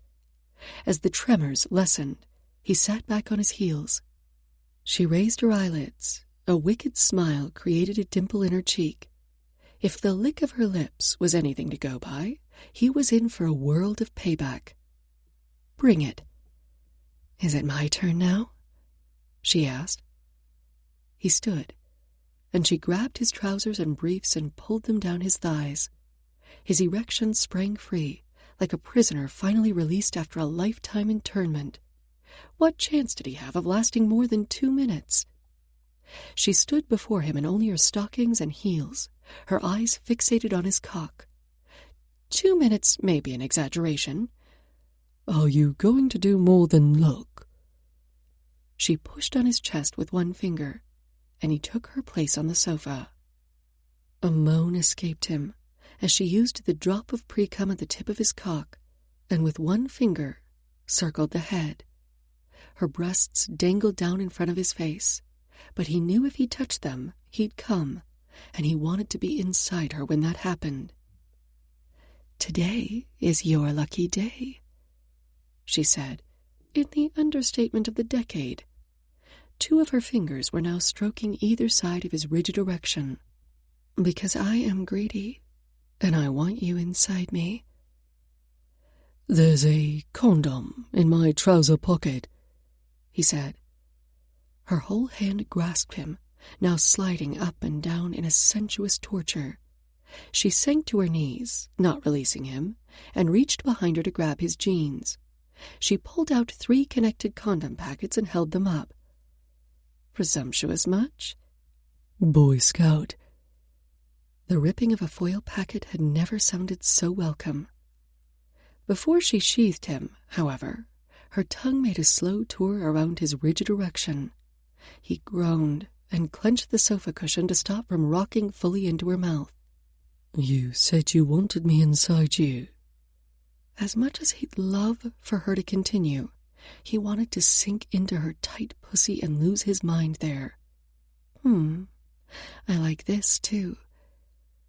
But she took pity on him and rolled the condom on before straddling him. Rather than take him inside her, she circled his cock around her opening, pressing, then moving away. His sanity left, taking his restraint with it. "I thought patience wasn't one of your virtues." Kat's smile only got bigger. "It's been a while for me. I'm savoring." "How long?" He focused on her eyes, glazed with passion. 2 years, at least. She circled him again at her entrance, rubbing him against her clit. They both moaned. "I promise you, we will do this a 6 more times tonight. You can savor later." He grabbed her breasts and sucked hard on one nipple, while his finger and thumb rolled the other. She sank down on him at last. Encased in her tight, hot core, he gave himself over to the sensation. Kat lifted herself up on her knees and plunged back down. Her hands were on his shoulders, her head thrown back, her breasts bouncing in front of his face as she lowered and raised herself on him. He attempted to control the tempo with his hands on her hips, but that too was a lost cause. He came with a snap of tension that winded him. Still she rode him, adjusting the angle of her hips, so he rubbed against different parts of her. With a long shudder, she orgasmed again, tightening around him in waves. Astonishment and euphoria consumed him as he climaxed for a second time. "Bloody hell." She collapsed against him, her sweat-slicked skin sliding against his, her breasts crushed to his chest. He buried his face in her neck, breathing in her scent, heightened now by sex. His tongue sneaked out and licked some of the salt from her skin. Apocalyptic. That was the only word he could think of to describe what had happened between them. It was almost too good. When their heart rates had finally returned to semi-normal, Kat raised her flushed face, a huge smile crinkling her eyes. My God, I've just made love with Remington Steele. He closed his eyes. Her laughter caused her body to contract around him. Well, if a woman was going to laugh at you, this was the position to be in. I thought you'd forgotten about that. The armor around his heart took another hit. She kissed him, her teeth nibbling his lower lip, until he opened his eyes again. Flushed from their lovemaking, her face alight with laughter. She was so beautiful. Nope, that's an epic name. Now will you tell me the story? If you promise never to use my middle name in public or when you have clothes on, he added, as her breasts rubbed down his chest, rekindling the fire that had barely died down. Are you really in a position to negotiate? She lifted herself slightly, and he grabbed her hips to reseat her. He wasn't ready to leave the heaven of her body yet. Do you want to hear the story or not? Okay. I promise. Maybe he could distract her while he talked so she didn't remember. Moving his hands from her waist to her breasts, he rubbed his thumbs over her nipples. I told you that right after I was born, my mother dropped me off with the nanny and then left. She nodded and took a deep breath in, pushing her breasts more firmly into his hands. The nanny named you? Sort of. It was approaching the deadline to register me, and so my parents sent her a document authorizing her to do it on their behalf. They'd already chosen Remington, as it's an old family name. She added the Steele to match her favorite TV show, and thus it became my name. He flicked her nipple with his tongue, hoping that would end the conversation. I love that show, too. He raised an eyebrow. She was way too young to remember it. It's on one of those golden oldie channels when I'm working through the night. Are you calling me old? Never. And for the record, you are way hotter than Pierce Brosnan, even in his prime. You have just redeemed yourself. He buried his face in her breasts again. Odds were he'd never get enough of them, at least not in the short time they had together. Does that mean I can have the strawberries and champagne now? She shifted on him again, and once more his cock flicked to life. Ever had a champagne shower? No. Sounds messy. Which is why we have to do it in the bathtub. You grab the wine and berries, and I'll meet you in the ensuite to my bedroom. She lifted off him, and he closed his eyes at the sensation of sliding out of her body. Thank God he'd finished the prototype necklace for the bicolor sapphire this afternoon. For the next 36 hours, he had nothing to do except Kat. Time to get busy. Chapter 8. Kat pushed her hair out of her face and tried to see over Wolf's shoulder to catch the time on the bedside clock. The champagne shower with a Hunt the Strawberry mini-game had been followed by regular shower sex, then drying off sex, before they finally made it to the bedroom where Wolf spent an entire hour discovering every pleasure point she had. Despite her daily workouts, she ached in places she didn't know she had muscles, not to mention the stubble burn on her inner thighs. Next time she'd insist he shave before sex. Then his body shifted against hers, and she didn't care if his cheeks were smooth or not. She just wanted him. But as addictive as he was, she had to keep in mind that this was only temporary. Even if she didn't have her past and identity issues, Wolf was ambitious, and she'd always come in second place to his career. No way in hell she would settle for that. Easing away from his heat, she'd almost reached the edge of the bed when his hand grabbed her arm. Where are you going? At least that's what she thought he said. His face was buried in a pillow. Back to my hotel room. Or she would if her body listened to her brain. He raised his head. His eyes were barely open, but they blazed as his gaze caressed her naked chest. Why? I don't do sleepovers. Or awkward mornings where she had to pretend indifference when her heart wanted commitment. Make an exception. I... Stay. Please, Kat. I want to hold you through the night and wake next to you in the morning. Damn. Why did he have to sound so sincere? I think it's already morning. It was a token protest. She snuggled back beside him, her head on his chest. Both his arms came around her, anchoring her body to his. A huge yawn contorted her face. A few more hours wouldn't hurt. Wind whipped rain against the windows. The storm that had been brewing last night had finally hit. She waited for the tension that normally seized her muscles to come. It didn't. Bad weather always reminded her of the first few weeks she'd lived on the streets, sheltering in doorways and under bridges, trying to find some protection from the elements. The sting of sleet as it pelted her skin, and the cruel bite of cold, so deep it burned right to her bones. For the first time in over a decade, held against Wolf's broad chest, she felt safe, protected, cherished. The next time she woke, she was alone. Rain still pelted the glass, and not even the triple glazing could muffle the sound of the wind whistling past the building. She pulled the blanket higher on her shoulders and looked around the room. Wolf sat on a chair at the foot of the bed, his lips a tight line, his eyes narrowed. If he hadn't wanted her to stay, he should have let her go when she'd woken at 5. Her eyes darted to the clock. 11 a.m. You're Russian, not American. His tone was flat, unemotional. Her stomach roiled. Could she bluff her way out? Why do you say that? She pushed her hair off her face and sat up, the blankets clutched to her chest. You talk in your sleep.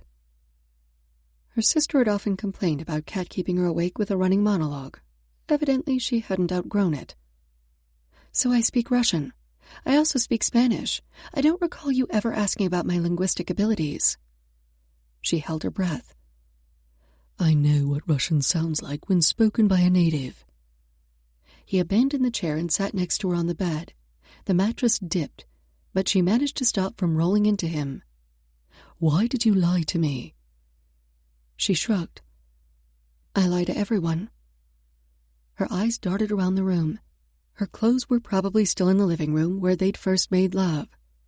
I want a straight answer, Kat. Why did you lie about your nationality? She hugged the blankets closer to her. It's safer. Are you in danger? Not as long as everyone believes I'm an American named Kat Smith. Are you wanted in Russia? He ran a hand through his hair, and from the state of it, it wasn't the first time he'd done that this morning. Technically, but there's no warrant for my arrest or anything, so you don't have to worry about Interpol knocking on your door. So why pretend to be American? She pulled in a deep breath, trying to calm her racing heart. Was it pounding because she'd been discovered, or Wolf's nearness? Kat Smith is American. She has an American birth certificate, went to school in Florida, has a U.S. passport. Did you assume some other woman's identity? No, she's entirely fictional. Well, the Kat Smith that I created is. I'm sure there are some legitimate ones around. For Christ's sake, Kat, just tell me your story. I won't divulge anything you say to anyone, ever. I've already told you more than I should. His hand slid into her hair, and his thumb ran over her cheek. I need to know. Why? We're temporary colleagues who are playing at a relationship. What difference does it make? We stopped playing the moment you kissed me in my office. That was part of the game. It may have started as a game, but our mutual response wiped all the cards off the table. All these mixed metaphors were too much to handle on a few hours' sleep, while she was naked in his bed. Even if we stopped playing, it's a temporary thing. A delightful interlude, remember? 10 days from now, I'll be on a plane back to San Francisco. And you'll be heading to the UAE to collect all those amazing jewels the Crown Prince has been hoarding. Maybe reminding him of his ambition would divert his attention from her past. He was too smart for that. I was misled once before by a woman, and it almost destroyed my company. Either you come clean about your past, or this ends now. My past does not jeopardize your company. I'll be the judge of that. And if I choose to end this now? Except she couldn't, because she had to get to Russia to find her sister. Could she tell him just enough to appease him, and still keep some of her secrets? Then send me your invoice, and I'll find someone else to finish the job. He called her bluff. Okay, I'll tell you, but not here. Give me 10 minutes to dress, and I'll meet you in the kitchen. Any chance you'll have coffee ready? He pulled a pink dress shirt out of his closet and tossed it on the bed. You can wear that.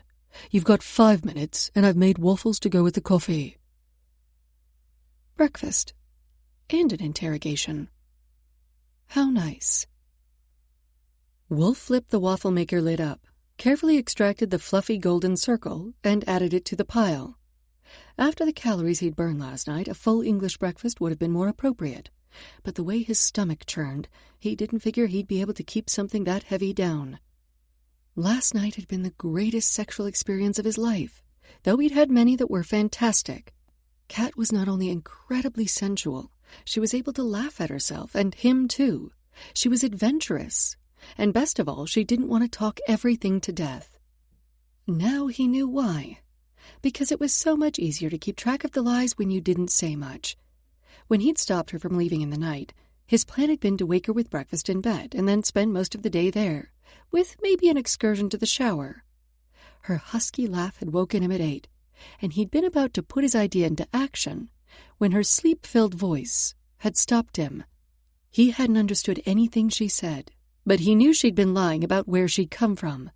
It had niggled him from the start, and although he'd called off his private investigator once Kat discovered he'd had her checked out, the initial report had come through. Yes, she had a Florida birth certificate and electronic school records, but when his PI had spoken to people she'd allegedly gone to school with or lived next to in her early teens, no one remembered her. It wasn't unheard of for someone to be forgotten, but he couldn't believe that no one remembered her. Now he knew why. It was all a sham. What else had she lied about? Was it going to impact his bid to win the Ajmani contract? The tightness in his chest was from the potential loss of the competition. Wasn't it? Or was the cause the anguish in Kat's eyes when he threatened to end their association? It was an empty threat. His heart rejected the idea entirely, and that had nothing on the argument his body put forward. He was pouring more batter into the waffle iron when the sound of Kat's bare feet on the wood floor alerted him to her arrival. Closing the lid, he glanced up. He'd made a colossal mistake. Wearing his shirt, and only his shirt, she was as sexy as he'd ever seen her, except when she'd worn the corset and jewels after the ballet. But she also looked tiny, vulnerable, lost. Perfect. She perched on a bar stool on the other side of the counter. Her hair was disheveled, her face free of makeup, and she bit her bottom lip provocatively. Stay on target, Wolf. What do you have in your coffee? Just black. He poured her a cup and then pointed at the stack of waffles.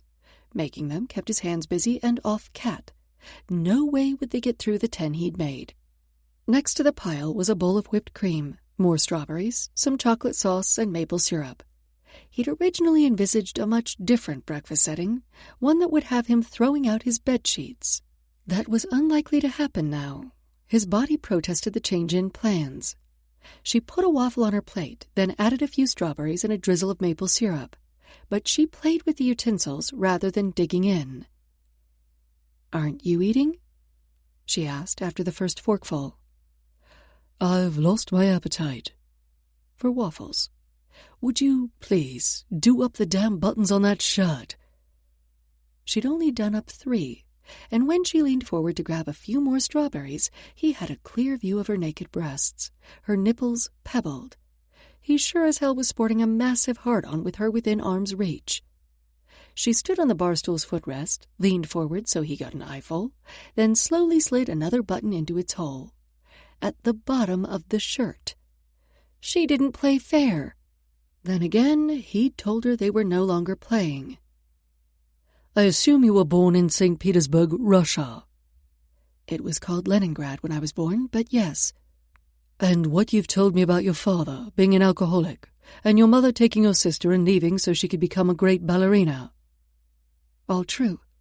My sister used to dance with the Bolshoi. That's why I was so excited to see them. I'd hoped she'd still be part of the company, even if she wasn't a principal dancer any longer. When was the last time you saw your sister? 6 years ago. She stared at her coffee, then finally took a sip. A tear escaped her right eye, but she brushed it away. He ached to comfort her, wrap her in his arms and promise her forever. But he couldn't. If he was to get any more information from her, he'd better steer clear of her family. For now. When did you move to America? 5 years ago.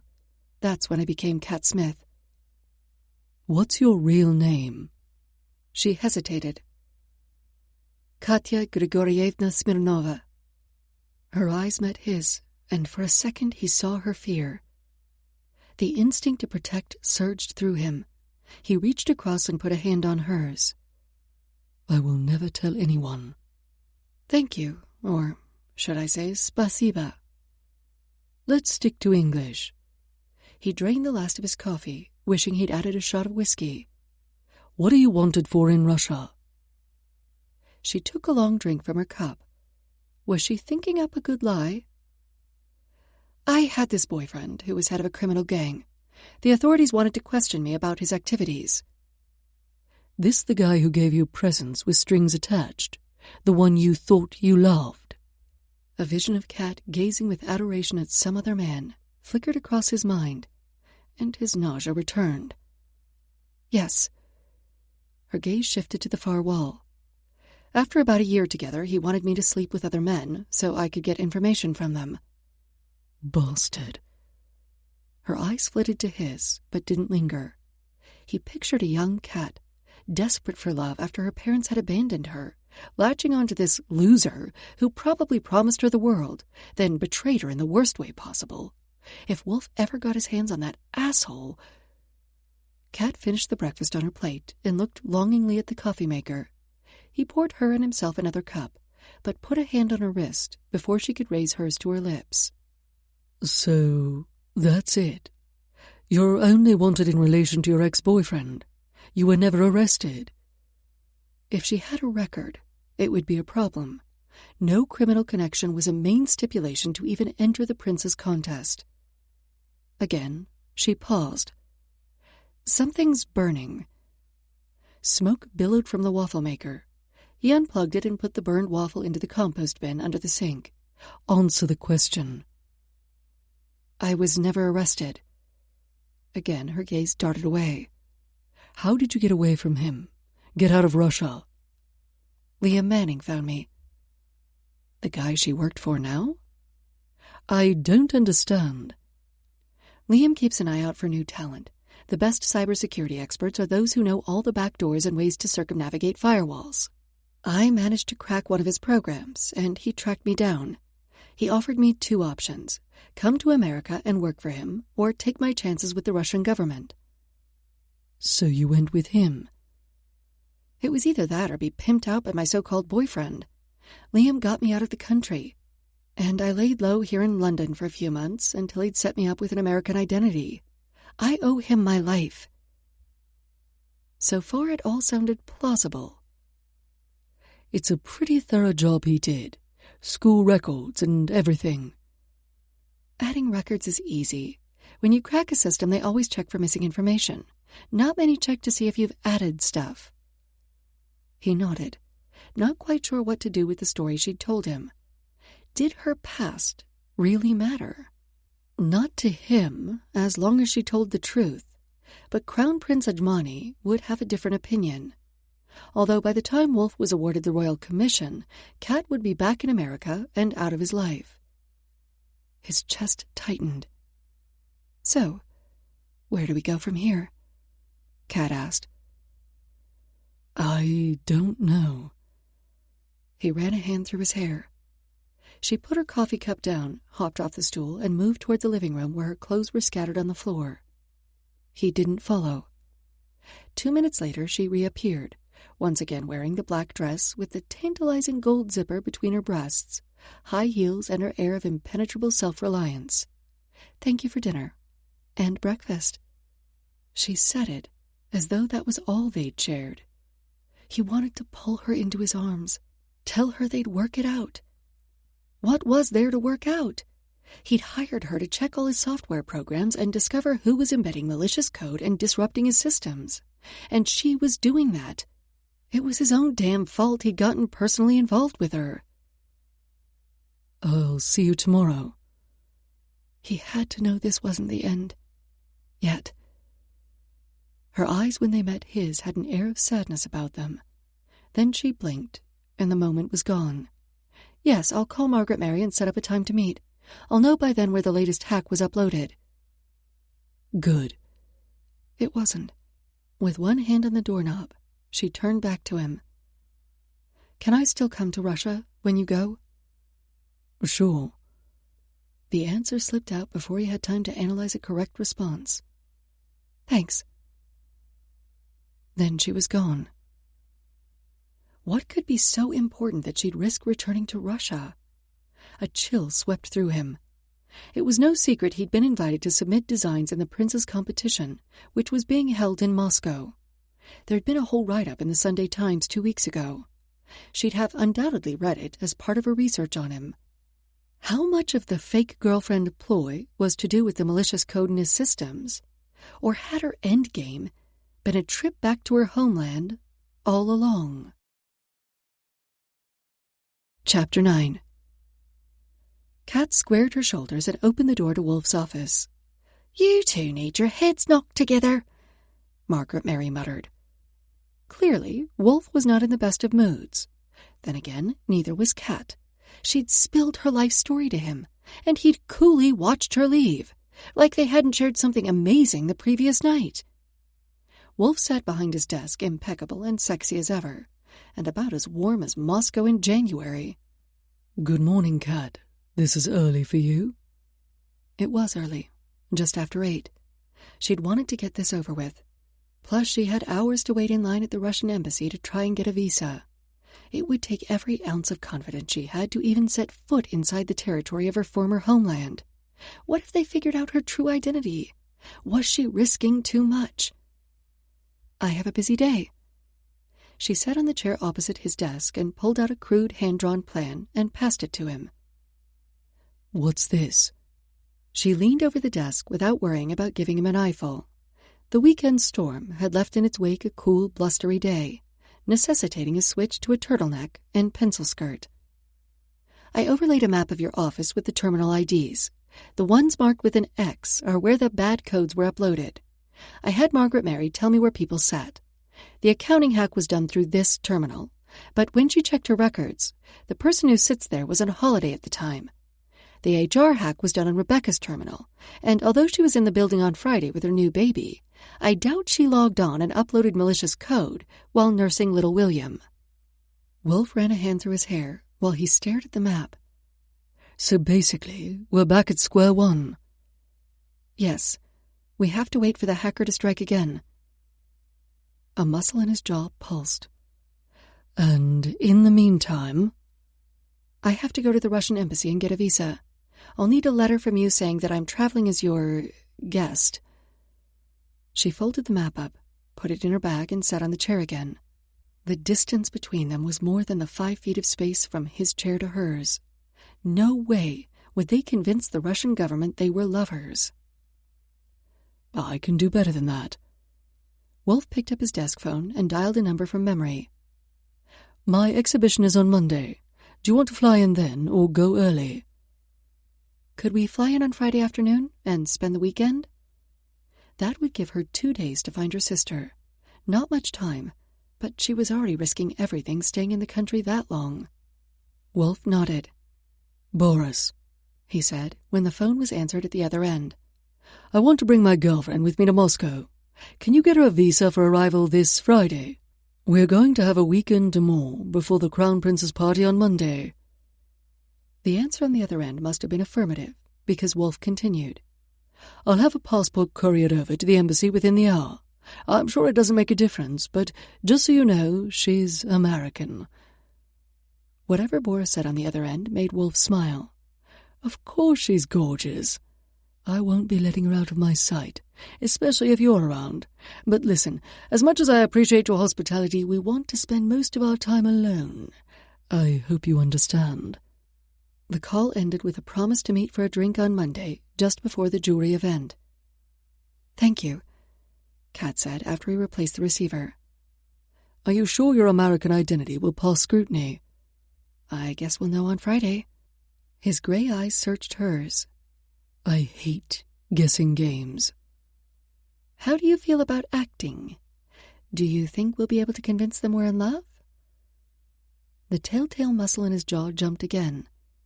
"Or at least, lust." "That won't be a problem for me. My desire for you is as strong as before." She nodded and headed to the door, but halted before she reached it.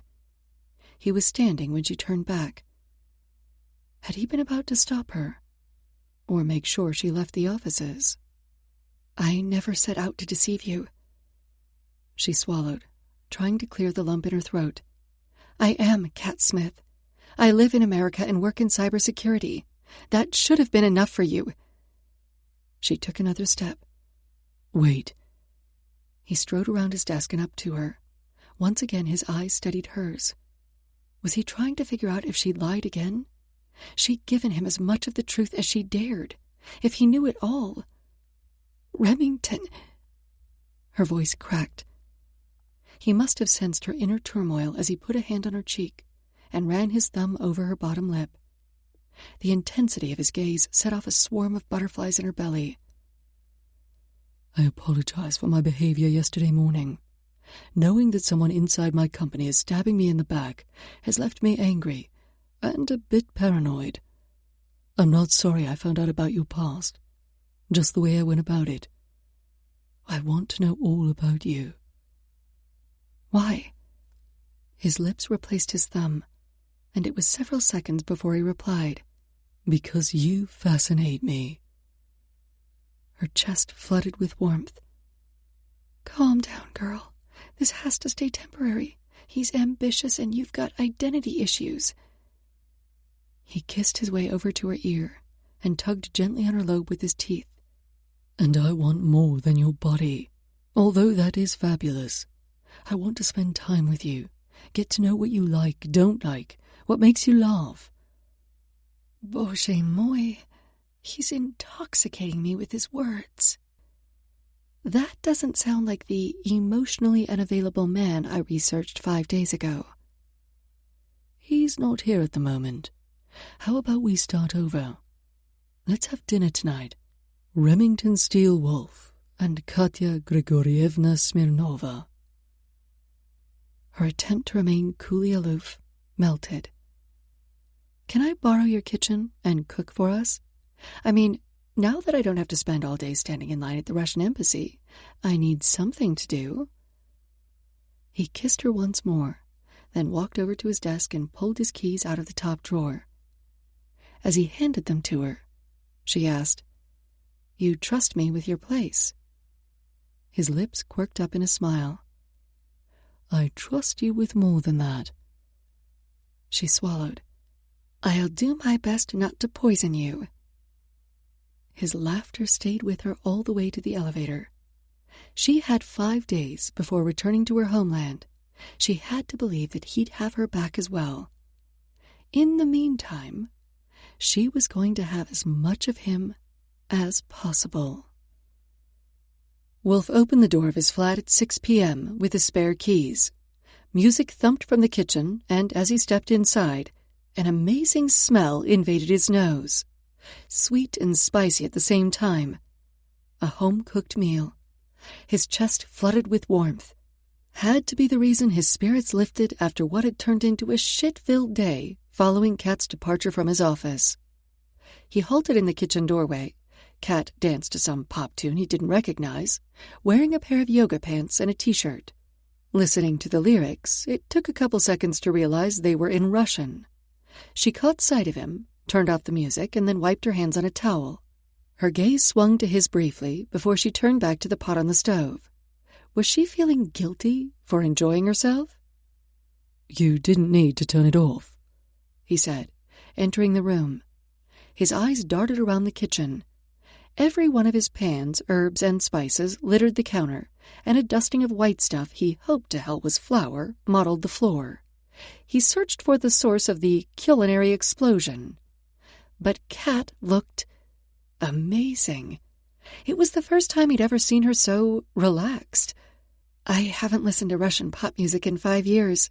It's easier to stay in my new identity if I stick with American things." The admission floored him.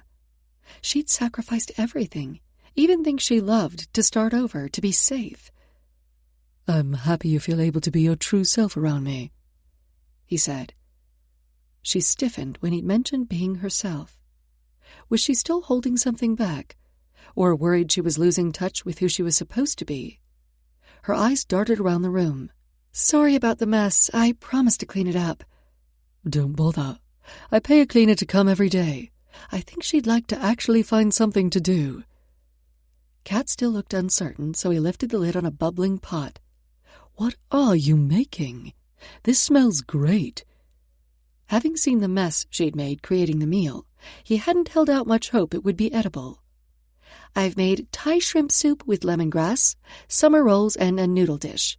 I tried to make cookies, but I kind of burned the bottoms. I've got a plan for them, though." His stomach rumbled loudly in response. She'd gone to a lot of effort to cook this meal, and he was hungry, but at the moment all he could think about was devouring her. "I'll change, then come back to help." Before he could move, she stood on tiptoe and kissed him lightly on the cheek. "Welcome home," she said. 2 words. They hit him like a wrecking ball. He couldn't recall ever hearing them said to him before. To stop himself blurting out something stupid like, "Live with me forever," he went to change out of his suit. As he passed through his bedroom, he noted a head-shaped indent in his pillow, and the bedspread was mussed up. Goldilocks had availed herself of his bed. That fairy tale had bears. Which was the one with the wolf? When he returned to the kitchen, Justin Timberlake sang about bringing sexy back. The kitchen had almost been returned to normal. 2 place settings had been laid at the small table in the nook, and a bottle of white wine sat in a chiller next to a couple of glasses. "Anything I can do to help?" he asked, after feasting his eyes on Kat's curves displayed in the tight pants and plain white t-shirt. Was there anything this woman couldn't wear the hell out of? She glanced at him and then bit her bottom lip. "I thought we could eat family style. Can you get the noodles out of the oven and put them on the table? I'll grab the soup, and the rolls are in the fridge." After the delicious meal, they both put the leftovers away, but before Kat could do the dishes, Wolf took her hand and pulled her into his arms. "Leave them. Let's go into the sitting room and relax. Maybe take some clothes off. See where that leads." "Can we watch Remington Steele?" Her eyes were full of laughter, and the warmth in his chest increased. The Thai soup had been spicy. "I don't think so." That would bring back too many old memories when he wanted to be making new ones. He'd been watching the show, sitting on the lap of his nanny when his mother had swept in, announced he was now going to boarding school, and the nanny could go back to the Philippines or find a new job. In one fell swoop, he'd been wrenched out of the arms of the only person who had loved him, the only other person who'd ever made a house feel like a home to him. To dispel the chill that invaded his body, he ran his hands up and down his arms. "How about a compromise? Have you seen the Thomas Crown affair? Pierce Brosnan's in it. We could watch that." "I've never even heard of it. Can we snuggle under a blanket on your sofa?" Kat in his arms, watching a sexy movie. There was only one way this night was going to get better. He let out an exaggerated sigh, but couldn't stop a grin from forming. "If you want." She kissed him lightly on the lips. "I want." She kissed him again, but before he could deepen the embrace, she pulled back. "If we are going to watch a movie, I want to change into something more comfortable. I'll meet you in the living room in 5 minutes." More comfortable than yoga pants and a t-shirt? It was the longest 5 minutes of his life. If she came out of the bathroom wearing something sexy or nothing at all, his jeans were going to get very tight very fast. Should he change too? Bloody hell. When was the last time he'd worried about his wardrobe? He had a TV in his bedroom. They could start the movie in there and then make their own entertainment. But they were restarting their relationship after his botched job of an inquisition yesterday. He didn't want to push her too fast. He found the film, poured 2 liberal glasses of whiskey, and pulled a soft, fluffy blanket out of the linen cupboard. He'd just sat on the sofa when Kat padded in barefoot. She wore a pair of floral flannel pajama bottoms and an oversized pink shirt, which slid off one naked shoulder. His first mission would be to discover if she wore anything underneath. She perched herself in the corner of the sofa and spread out the blanket, holding one side up, inviting him in. Any remaining tension from his day evaporated as her body snuggled against his. He definitely should have put on different trousers. "How was your day? You seemed a bit stressed when you came home." There it was again. That word. Home. His new kryptonite. It weakened him and made him not care that he was letting this woman into his life piece by piece. "Harry and I had a rather intense meeting. I want to launch a new marketing campaign, but he doesn't think it's a good idea. He's also badgering me to show him the designs for the Royal Collection, and generally being a pain in the arse. He even said I'd lost focus since you'd been in town, and asked when you were leaving. When he found out you're coming to Russia with me, he went ballistic. I've never seen him this way." "My offer still stands to check him out. I know he's your closest friend, and you've known him a long time. People change." He'd only known Kat for a week, and he'd checked his watch every 15 minutes at work to see if it was time to leave yet. Simon's prophecy about adjusting his work schedule was already coming true. Out of sheer stubbornness, he'd stayed an extra half-hour in the office. If he had left earlier, would he have caught Kat napping in his bed? He could have joined her. "Let's leave it a few more days. If the hacker strikes again, we'll know who the culprit is. If there's still nothing by the time we get back from Moscow, maybe you could do some general searches." God, if Harry were behind the malicious code, it would be the worst of betrayals. Kat opened her mouth as if to argue, then closed it again. He wrapped his arm around her and pulled her farther onto his chest so he could rub her back. No bra. Why the hell had he chosen a movie again? A TV show would have been done in half the time. Except this was one of his favorites, and he wanted to share it with her. Soon they were both caught up in the film. He paused it at the midpoint, right after the Caribbean scene, hoping Kat might suggest they relocate to the bedroom.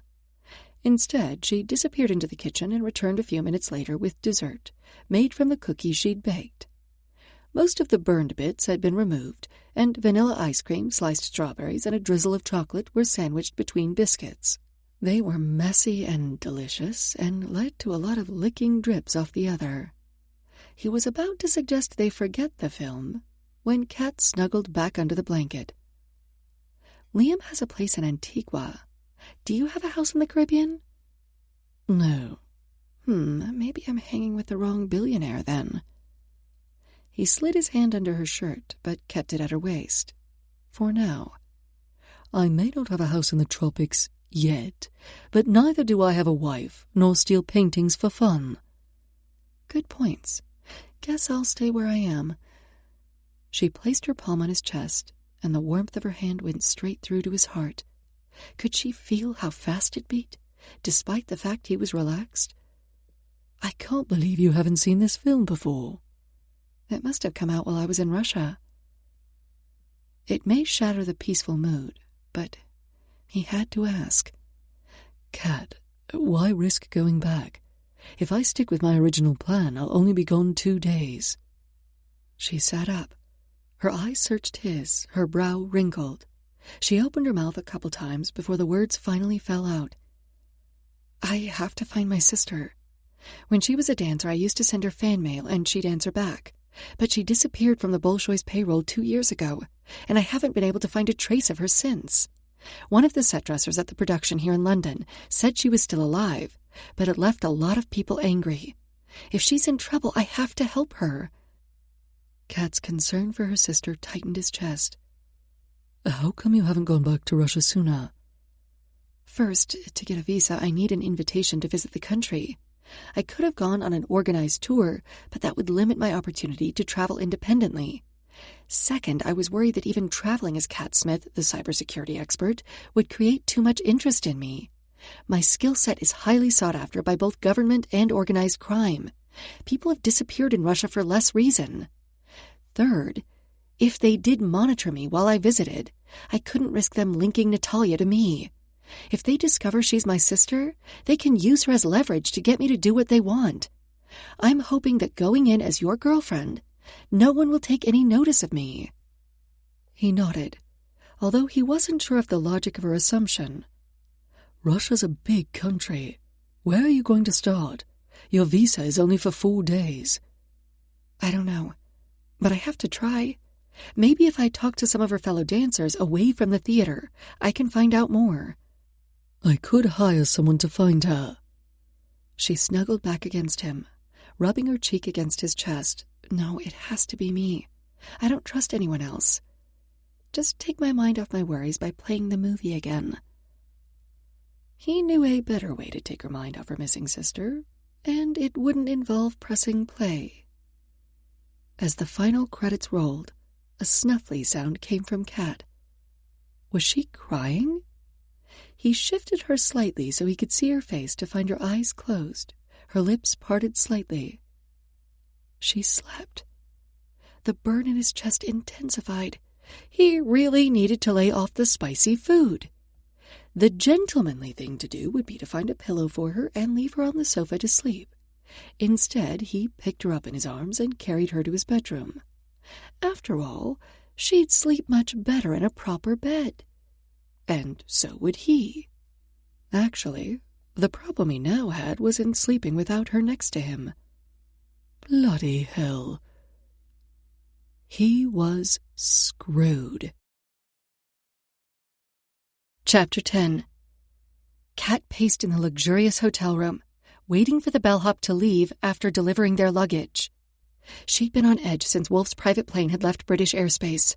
But as she'd hoped, the Russian immigration officer had barely looked at Kat accompanying Wolf. And for the first time in years, she hadn't been pulled over in customs for a luggage search. Traveling with a billionaire had its perks. The bellhop left with a generous tip from Wolf. The door wasn't even fully closed before he wrapped his arms around her, his tongue tracing the line of her lips. She tilted her head back and let the passion take her, at least for a few minutes. Since she'd fallen asleep on Wolf's chest at the end of the film on Monday, she'd spent every night with him. She'd even given up her hotel room and essentially moved into his apartment. Only the continual reminder that this was temporary kept the panic at bay. He was becoming too important too fast for her to be comfortable with all the changes. What are you wearing under this dress? His hot breath slid down her cleavage. If her nipples hadn't already been hard, they would be now. She pulled out of his arms before they got carried away. Their mutual lust seemed insatiable, no matter how many times they made love, including twice on the plane in the 3.5-hour flight from London. She'd changed after the last round into the skin-tight white dress with the thigh-high slit, which showed off the top of her stockings when she took a step. It fit with the billionaire's bimbo disguise she'd now assumed. Plus, she liked the way Wolf's eyes had barely left her body in 20 minutes. She shrugged, as though she wasn't still lost in the throes of passion, but her voice was husky when she answered. Some things in life are meant to remain a mystery. The existence of the Loch Ness Monster, the popularity of Kanye West, what really happened to Lord Lucan and Sugar. These are life's mysteries. Lingerie should not be one of them." He tried to pull her back into his arms, but she dodged his hold and put the sofa between them. "They say curiosity killed the cat, but I'm pretty sure it isn't all that safe for wolves, either." His wolfish smile returned. "I'll take my chances." She tapped the watch he'd insisted she wear. It was from his Eternity collection, and so beautiful it should be worn somewhere more prominent than the wrist. He nodded, understanding her sign that she was on the clock and had limited time to find her sister. There'd be time for lovemaking later. "This is my first trip to Moscow, babe." She cringed at the harshness of her American accent. It was even harder to maintain her fake identity surrounded by everything that reminded her she was Russian. Add in Wolf's plummy British speech, and her brain had turned to linguistic soup. "I want to see some of the city before you tie me to the bed." She'd also warned him that it was likely the hotel suite was bugged. The Russian government liked to keep tabs on what rich foreign nationals were doing in the country. And not wanting to appear anything other than a billionaire's accessory, she'd left her listening device detector in London. So she'd have to stay in character all the time. "All right. We can have a quick sightseeing tour on our way to dinner." As it was already 9 p.m., it would be a late dinner indeed. But Kat had discovered where her mother was living, and although she was loath to see her, Irina was the person most likely to know where Natalia was now. They were back in the limo within minutes. This transport mode wouldn't work for more discreet investigations, but as her mother lived in a swanky apartment complex with a famous restaurant on the ground floor, it fit with where they were going. As the door pulled up to the building, Wolf took her hand and gave it a squeeze. She tried to force a smile, but he leaned in and whispered in her ear, "Don't pretend with me, Katya." Her hands shook so much she was glad at least one was clamped in his larger one. The driver opened the door, and within seconds they stood in the lobby of her mother's building. Wolf had discreetly handed the doorman something, and he hadn't even questioned why they wanted in. What if her sister was dead? A shudder rippled through Kat. What if she were truly alone in the world now? What if her mother didn't even recognize her? Wolf's arms came around her shoulders, and she leaned into him. Smart, independent people knew when they needed help. Kat smiled at a middle-aged couple as they too waited for the elevator. The man's eyes swept appreciatively up her body, and the woman, wearing a mink stole despite the fact it was late August and more humid than a sauna, jabbed him in the waist. The other couple got off first, and before the elevator doors had even closed, the woman was ripping into her husband for admiring the prostitute. Kat winced, but as long as the word hacker wasn't used about her, she wouldn't complain. Alone, Wolf wrapped both arms around her. "You sure you want to do this?" "No," she admitted. "But I have to know." The elevator doors slid open, and Kat followed the corridor to the apartment where her mother lived. Maybe she wasn't home. Before she lost her courage, Kat rang the bell. Her knees shook, and she wobbled on her heels. Wolf's arm wrapped her in a comforting embrace again. Time was a bitch. Had to be. Because her mother looked no different than when she'd left Kat staring out the filthy window of their St. Petersburg apartment, tears streaming down her face, 12 years ago. Her blonde hair was swept up in a loose bun, her blue eyes sparkled, and her skin was a flawless mask of porcelain. Karma had clearly not caught up with her yet, and based on the designer outfit she wore, her financial status had also not taken a hit with her sister leaving the Bolshoi. "I believe you have the wrong—" Irina Smirnova began, in Russian. Then her eyes narrowed and she raked Kat head to toe with her icy gaze. Wolf pulled Kat closer to him. Her mother's eyes rested for a long moment on the 10-carat diamond nestled in Kat's cleavage, another of Wolf's jewels he'd insisted she wear. "Katya?" "Mother." Even saying the word made her throat ache. "Who's this?" Irina said, her eyes giving Wolf the same treatment, although with a bit more warmth in them this time. Kat ignored the question. She wasn't here for a mother-daughter catch-up. "Where's Natalia?" If her mother's face got any frostier, they could use it to air-condition the building. She's dead." Kat's knees gave way, and she would have fallen to the floor if Wolf hadn't held her up, both his arms wrapped around her. His concerned eyes swept over her face. As her mother had spoken in Russian, he hadn't understood. "She said my sister is dead," Kat repeated in English. "Ah, your pimp is a foreigner. That is the word, isn't it? For a man who rents out women," Irina said in English. Tension filled Wolf's body, although his hold remained gentle. "I am Remington Wolf, and Katya is my girlfriend. Another man will touch her over my dead body. Come, Kat. There's nothing to be gained by talking further with this woman." If her mother were smart, she wouldn't rile Wolf again. His eyes were hard, his lips set in a tight line, and a muscle in his jaw pulsed. "Wait." Kat stopped Wolf before he could move. She turned back to her mother. "How did Natalia die? Is she buried in Moscow?" The searing pain in her chest was almost more than she could bear. If she visited the grave, at least she'd have some closure and be able to say her goodbyes to the tombstone. "She is dead to me. I suppose she still lives somewhere for other people. When she threw away everything I'd worked so hard to achieve for some stupid baby, I disowned her.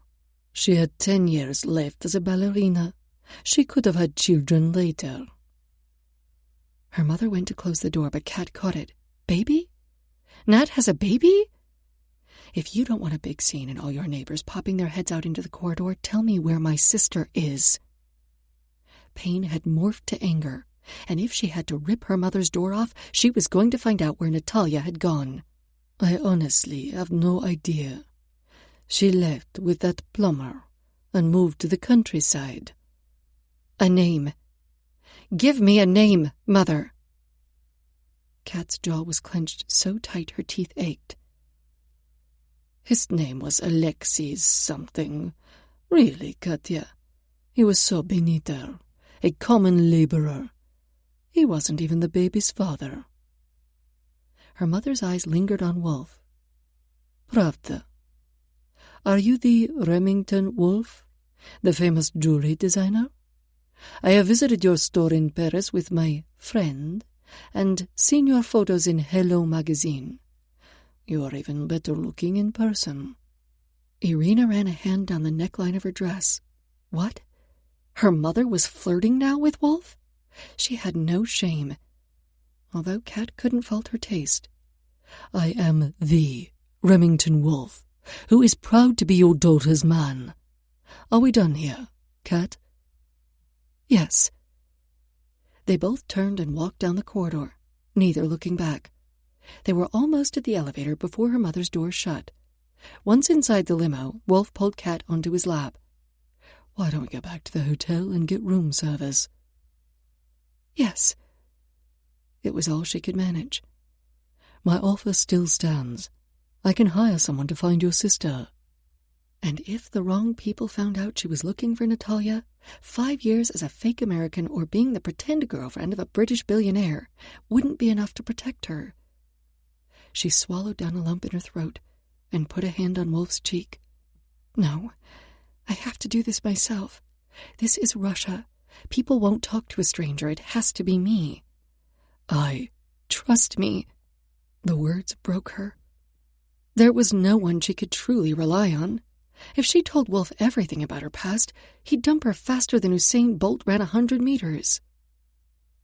He held her, all the way back to the hotel, and practically carried her up to their suite. She'd thought she'd put out all the anger and sadness behind her, but seeing her mother again had brought it all back. The pain of abandonment, the sense of failure, the gnawing emptiness. Once in the room, Wolf handed her a glass of whiskey and sat beside her, his hand caressing her back. "If you need to cry, I'll hold you." She slung back the whiskey and gazed into his gray eyes. Anyone who thought this man emotionless was a blind fool. "No, I won't shed any tears for her. I'm saving them all for when we part." Wolf undid his seatbelt and glanced over at Kat. His jet had just landed in St. Petersburg. Kat was determined to find her sister, despite the dead end her jackal of a mother had proved to be. Bloody hell. He'd never been so tempted to harm a woman before. Irina Smirnova was a piece of work. She made his own mother look like a candidate for Parent of the Year. Kat may pretend it hadn't hurt for her mother to be so cruel, but he could see through the cracks in her facade. Her eyes were sad. The smile she gave him had only half the wattage, and she'd barely eaten. He'd held her through the night as bad dreams disturbed her rest, and the tears she'd refused to shed when awake had wet his chest. Each salty drop of Kat's inner agony eroded his ability to keep his own feelings in control. If he could take her pain away, if he could find her sister... His emotions were all over the place. So that's why they continued this wild goose chase. They'd flown to St. Petersburg to visit her old neighbor, one who had been a surrogate grandmother when the Smirnova family lived there. Kat was sure her sister would have left some forwarding address with the woman. It took almost an hour to get to the northern suburb of St. Petersburg, where Kat had grown up. The area was depressing. The roads had more potholes than asphalt, and the general air of neglect was reflected on the faces of the people who walked the crumbling sidewalks. Men and women, each clutching plastic shopping bags, were queued up next to kiosks. If it weren't for the death grip Kat had on his arm, he'd have been tempted to turn their rental car around and return to their luxury suite in Moscow.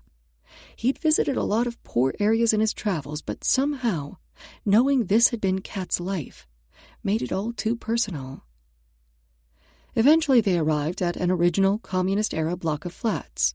So as not to stand out, they'd both dressed down in jeans and T-shirts with knockoff sunglasses and fake leather jackets. Wolf didn't even live here, and he was already depressed. He was also having serious doubts as to the success of their mission. If the woman had been old when Kat was a girl, what were the chances she was even still alive? Was Kat only setting herself up for more heartache? "Are you sure you want to do this?" That pulled a smile from her. "You said the same thing last night. I don't think it can get any worse. At least I'm not likely to be called a prostitute here." They stood in the entranceway, although rather than take the lift, which he doubted would be able to hold his weight, Kat began to climb the stairs. "Don't make eye contact," she'd told him earlier, "and if anyone speaks to you, just grunt." She needn't have bothered with the warning, as it was risky to take his eyes off the crumbling cement steps. The UK's Health and Safety Commission would have a heart attack if they saw this place. At the 4th floor, Kat stopped. "This was our apartment," she said, pointing at a faded blue door, the paint completely chipped at the bottom. "I wonder if my father ever paid the rent and returned." But rather than tempt a reunion with another parent, she moved along 2 more doors. This one was still faded, but clean. A worn but presentable mat sat in front, and a vase of fresh flowers adorned one side, a little spot of joy in an otherwise dreary corridor. "And this is where Valentina lives." With an indrawn breath, Kat rapped on the door. They waited, and she raised her hand to knock again, when a shuffle and plop sound came from within. Kat's hand tightened on his. "Kto eta?" A frail voice called from within. "Baba, eta Katya," Kat replied. "Katya? Maya Katya?" "Da." Several locks unbolted. "She remembers me. Asked if it was her, Katya." The door swung open to reveal an elderly woman, hunched over a walker. She couldn't be more than 5 feet tall, even upright. But the walker was pushed aside and Katya was enveloped in a fierce embrace. The normal 3 kisses of a Russian greeting turned into 5. By the time the women separated, they both had tears running down their cheeks. Kat introduced him, at least that's what he figured she said, as the woman latched onto him next. Her gnarled hand shot up and pulled his head down for her kisses. For a small thing, she sure was strong. The smell of garlic rocked him back on his heels as they were ushered into the flat. Kat didn't seem to notice. Instead, she prattled on, pointing at photos on the wall. "Nothing's changed," she said to him. They were shown into a small sitting room, furnished with one couch and what looked like the first television set ever made. The elderly lady pointed at him and said something. He turned to Kat for a translation. The laughter in her eyes should have warned him. "She wants you to turn around slowly so she can see all of you." This woman meant a lot to Kat, so he'd comply. "Once more," Kat translated when Valentina spoke again. Before he was halfway around, the old lady grabbed his arse and gave it a pinch. When he glanced at Kat again, she was doubled over in laughter. "Valentina says you'll do." Kat patted the sofa next to her, and gratefully he sat. Maybe Kat's pseudo-grandmother wanted to check his teeth next. He thought he was safe until Valentina sat next to him, put a hand on his thigh, and squeezed. This was even worse than Kat's mother flirting with him last night. What was it with Russian women? There was only one Ruskaya he wanted to be catnip to. The two women talked fast, and within seconds he was lost. So much for the Learn Russian in 30 Minutes a Day book he downloaded after he learned Kat's true nationality. As they chatted, his gaze shifted around the room. Was there anything he could do for this elderly lady? Everything was neat and clean, but seemed original to the building. The carpet had worn through in several places, and anything heavier than a mouse would cause the chair in the corner to collapse. Kat's sudden indrawn breath brought his eyes back to her. She had a hand on her mouth, and a tear coursed down her cheek. Oh, God. Not bad news about her sister. Valentina got up and left the room. He put his arms around Kat and kissed the tear away. "What is it?" His own throat ached as he asked the question. "She has a letter for me from Natalia, and knows where she is. I knew Nat would come here. This was always our escape when things were bad at home." "Is your sister nearby?" The pressure on his chest eased. "About a 2-hour drive, back toward Moscow. She's living in Valentina's dacha, a cottage by the lake." He glanced at his watch. "We can be there by mid-afternoon, if we leave now." "We have to stay for lunch," Kat said as Valentina returned and handed her an envelope. He couldn't eat the poor woman's food, but he didn't want to be rude either. Maybe he should suggest they go to a nearby restaurant and he'd pay the bill and leave some cash discreetly before they left. "Trust me, it will be okay," Kat said. Then she tore into the envelope. As Kat read the letter, Valentina's sharp eyes ran up and down him. "Horosho," she said. "Oshan horosho." Very good. At least he'd learned that much. His chest swelled. An old lady, whom he'd met only 10 minutes ago, thought he was all right, and her assessment of him touched him, more than he thought possible. Emotionally unavailable, my arse. Much longer with Kat, and he'd be a basket case. Chapter 11. "Can't this car go any faster?" Kat asked as Wolf barreled down the highway in their rental. She'd forgotten how bad Russian roads were. "You said be discreet." His eyes left the road briefly to glance over at her, and he hit a massive pothole. "I know. I'm just anxious to see my sister." Her reunion with Valentina had been bittersweet. It was probably the last time she'd see the woman. Her adopted Baba's heart was failing, and the doctor said she wouldn't last much longer. Kat had pleaded with her to get a second opinion, or at least try different therapies. Valentina refused, saying she was too tired. It was time to let go. Let go. Kat had let go of so much she had little left to hold on to. Then Wolf reached over and squeezed her hand clenched on the seat cushion. Rather than lament what she no longer had, she'd do better to enjoy what she did have while she had it. Any hope she had of getting out of this relationship, heart intact, had ended this afternoon. How could she not fall for a man who ate 2 bowls of watery mushroom soup with a smile, and then discreetly left enough money to pay for all of next year's groceries? "Valentina likes you," she said, swallowing down the lump in her throat. A mischievous smile played about his lips. I know. She pinched my arse again as we left, and I'm pretty sure when you were in the bathroom she said that if things didn't work out with you, she was available. You Russian women aren't backward about being forward, are you? We know what we want, and we go after it. She ran a hand up his thigh. So I see. But if you want to get to your sisters safely and not have me crash this car, you'd better move your hand. Reluctantly, she returned to gripping the edge of the seat. Thanks for leaving the cash, but you didn't have to. I have money delivered to her every quarter. Then why does it look like she's living in poverty?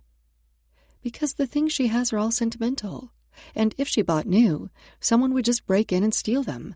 It's safer for her not to have too much. But she never goes hungry and has money for medicine, and she shares it with some of the other widows in the building. She didn't have children of her own? She had a nephew whose parents died when he was a teen, and she took him in, but he was... Kat made a disgusted face. That's why I couldn't live with her after my family fell apart. Victor liked young girls too much. He was killed in a car accident a few years ago. I'm sorry for Valentina. She shrugged. Victor had been a disgusting pig, and the world was better off without him. Even his aunt had felt the same.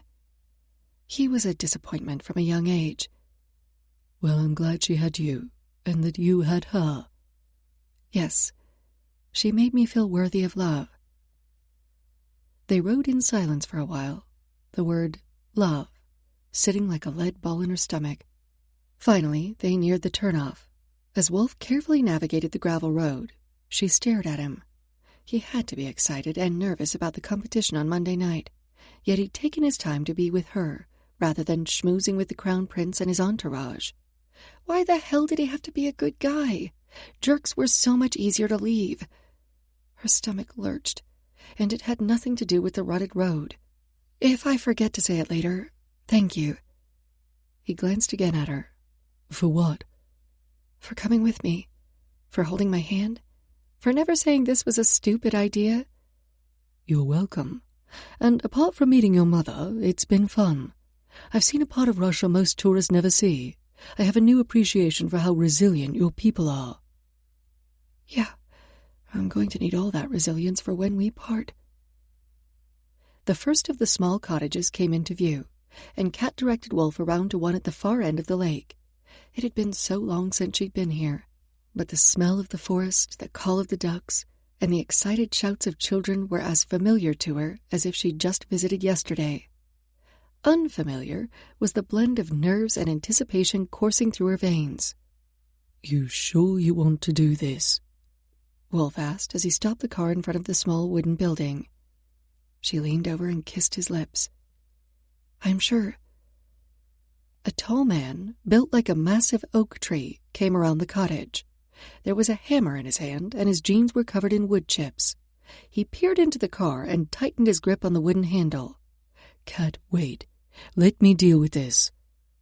Wolf put his hand on her arm as she went to open the door. Trust me. It'll be okay, she said, echoing her words from earlier. Is it just me, or are our conversations on a loop? Seemed to be. She pushed her car door open, but stood behind it just in case this wasn't her new brother-in-law. What if this was a dead end? What if Natalia had moved on? It took 2 tries to get her voice to carry as far as the big man. Alexei?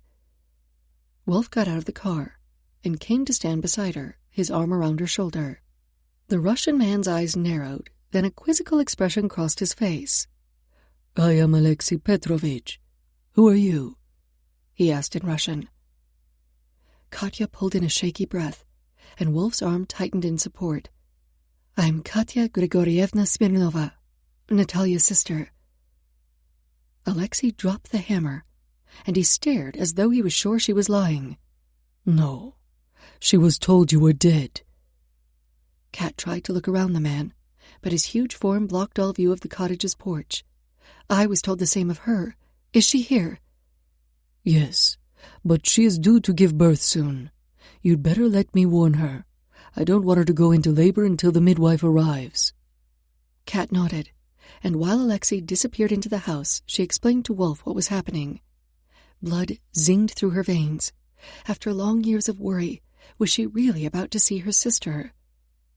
Alexei appeared on the porch and gestured them in. He had a toddler on his hip, her long blonde hair pulled back into 2 pigtails on either side of her head. Kat had a niece, a gorgeous girl who looked so much like Natalia as a child, Kat's eyes flooded with moisture. How often had big sister Kat brushed little Natalia's hair and told her stories of fairy princesses? It was like yesterday, and forever ago. Nothing could keep her tears from falling. Wolf wrapped his arm around her shoulder, and with an indulgent smile for her sappiness, they entered the tiny cottage. The dacha had seemed so much bigger when she was a child. With Alexei and Wolf inside, it had shrunk in size, but it was neat and clean and had obvious recent repairs. Her sister, with a huge belly, stood in a bedroom doorway, wearing a flower-print dress and bare feet. Her blue eyes were damp, and her blonde hair framed her angelic face. Kat raced across the room and enveloped Natalia in a hug so tight the unborn baby kicked in protest, which led to another burst of tears. When at last they parted, Alexei moved to stand next to Natalia and put a supportive arm around his wife. Wolf, who surprisingly hadn't backed away slowly from the emotional mess she'd become, offered her a tissue and a warm smile. With a wobbly voice, Kat performed the introductions, and her sister and husband greeted Wolf in English. Then Natalia unleashed a flurry of questions in Russian so fast that even Kat had trouble keeping up. Wolf just smiled and nodded. When eventually her sister took a breath, Alexei spoke before Kat could answer the first queries about how they got there and where they'd come from. Alexei is asking if you fish. Kat translated her brother-in-law's question, as it seemed the easiest to answer. Not in a long time. As in Valentina's poor apartment, Wolf seemed just as at home in the cottage. He was relaxed and as happy as she'd seen him in London, a man who could adapt to whatever circumstances he found himself in, and probably turn them to his advantage. "Do you want to help him catch some supper?" Kat next asked. "Sure, unless you'd prefer me to stay," Wolf replied. "I'm okay now, but there's bound to be a few more tears which I'm sure you'd rather avoid." "If they're happy tears, I don't mind so much. But I'll leave you two to catch up, and I'll go with Alexei and lure some fish to an early demise." He saw Kat's little niece, Ekaterina, staring at him, probably confused by the different language they spoke. Wolf made a funny fish face, and the little girl giggled. After the floods of tears from the sisters, the child's laugh was like the first beams of sunshine following a storm.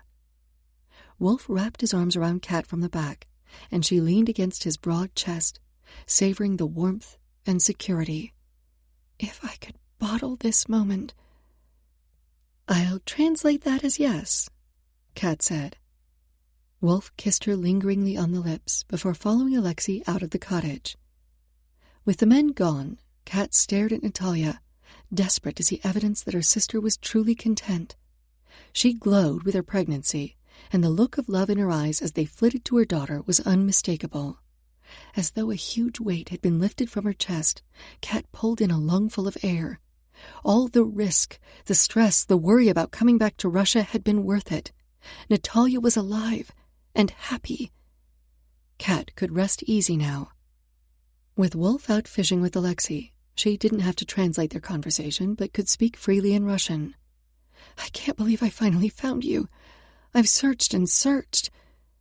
Natalia shook her head, as though making certain this was real as well. "I can't believe it either.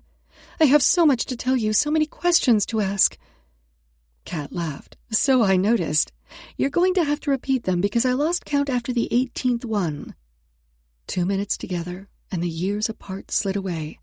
They were back to sisters, teasing each other. "I'm still the same," Natalia replied, her smile contagious. "I always want to know everything. I'll put Ekaterina down for her nap first, so she doesn't disturb us. Can you make some tea?" "Of course." Kat filled the kettle and put it on the old propane stove.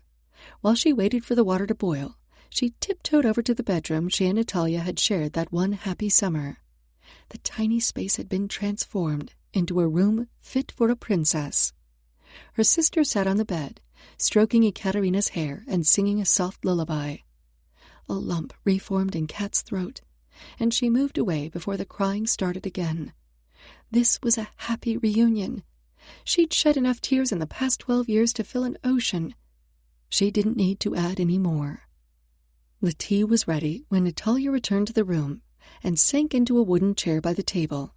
She rubbed her swollen belly, a look of pure bliss on her face. "I'm so happy, Katya. I have everything I've ever wanted in life, and now to know you're alive and with a good man. At least, I assume he's good. He certainly looks like he's in love with you." "He's good," was all Kat managed to say. No point shattering her sister's illusions about Wolf's emotional connection to her. She poured the tea, then took Natalia's hand across the table. "How did you go from being a principal dancer in one of the world's greatest ballet companies to living in a dacha with a man who looks like he fells trees simply by leaning on them?" Natalia heaved a sigh and took a sip of her tea. The Bolshoi wanted to bring a different dynamic to the performances, so they hired an edgy new choreographer. We worked long hours together, often alone, and after a few months, we ended up in bed. Then I discovered I was pregnant. I told him, and he got furious and insisted I get rid of the baby. The new performance had already been put on the playbill and booked on a 20-city, 10-month international tour. There was no way I would be able to perform while pregnant, and I'd been the only one able to master the steps of the principal female dancer. If I pulled out, the Bolshoi would lose hundreds of thousands, if not millions, in sales. But I didn't want to abort my baby. I talked to Mother, and she slapped me across the face for even thinking about going through with the pregnancy. "Natalia, I'm so sorry. You must have been devastated." Kat clenched her hand in her lap, anger at her mother coursing through her veins once more. Irina had been willing to sacrifice her grandchild to her ambition. I felt so alone. I didn't know what to do. Mother had control of my money until I turned 25. It had been a while since I'd had a letter from you, and she told me you died of a drug overdose. Papa, too, had passed since our last correspondence, and I had no other family to take me in. Kat took a sip of her tea before she could speak. Even after the warm liquid, her voice was raw. How could she do that? Lie to you about me? Because she only thinks of herself. I was her ticket to a luxury lifestyle. If I gave up ballet, she'd have to get a job. Turns out she just got a rich, married lover instead. Kat shook her head. I wondered how she afforded that luxury apartment. She's some oligarch's mistress. And Irina had the nerve to call Kat a prostitute. So with no money and nowhere to go, how did you leave Moscow? I met Alexei, and he turned my world around. I pretended to have the abortion to buy us some time to make plans, but it didn't take long before I couldn't hide my pregnancy. In the meantime, I helped one of the other dancers learn my steps. Then one day I sent a letter of resignation to the Bolshoi and another one to Mother, and Alexei and I left the city. We went first to St. Petersburg, just in case Mother had lied about your death. Your letters always came from different parts of Russia, and the return addresses were never the same, so I couldn't write to you. I had to leave the country, so I had the letters to you smuggled in by various contacts, and then they'd forward your reply on to me. I couldn't risk the government connecting who I am now with the woman I left behind. Natalia nodded. I thought it was something like that, but I hoped you also kept in touch with Valentina, so I left a letter for you with her, in case she heard from you. I knew anything you wrote to me at the Bolshoi would just be destroyed. When I told her about the baby, Valentina lent the dacha to Alexei and me. And you're really happy? Kat asked, as her sister finished both her recital and her tea. Completely. I love it here. The air is clean, and Ekaterina can play outside and eat good food and be anything she wants. Alexei is going to expand the cottage, so there'll be enough room for all our babies. She rubbed her belly once more, and a stab of jealousy pierced Kat's heart. The first time she'd ever been envious of her sister. I'm glad it's worked out for you. But if there ever comes a time when you want more or need to leave, then I can help. I have a great job and make more money than I can spend. I can send you some. Her sister was already shaking her head. We won't need it. Alexei, he's amazing. He looks after me so good, Katya. I couldn't ask for a better man. You deserve him. Natalia's smile dimmed. I don't. I ruined your life. I don't know how you can even sit across from me and wish me well. Don't you hate me? Never. How could you think that? We're sisters. I'll always love you. But because of me, Mother ripped apart our family and you ended up on the street. It was Mother and her ambition, not you. I was sad to lose my sister, but I never blamed your talent. Kat reached across and stilled Natalia's hand where it plucked at the tablecloth. Do you know what happened to Papa? As much as Kat hated that he'd lost himself in drink, he'd been as much a victim of their mother's aspirations as anyone. He passed out drunk in a snowstorm and died of hypothermia. I made sure he had a proper burial, but Mother refused to allow any mention of him in the press. She didn't want our names sullied by what she considered his failure. Kat wiped a tear away before it could fall. At least he's at peace. Natalia's smile was watery, but she squeezed Kat's hand. Let's talk about happier things. Tell me about your life, your man. I feel like I've seen his face before. Where did you meet? She was saved from answering by the return of the men with 2 large fish, still wriggling in the net. Without missing a beat, Natalia took the fish from her husband and then turned to Kat. Why don't you show your husband around while Alexei and I get supper ready? Natalia spoke in English, so Wolf could understand. Husband? Had Wolf's face just paled?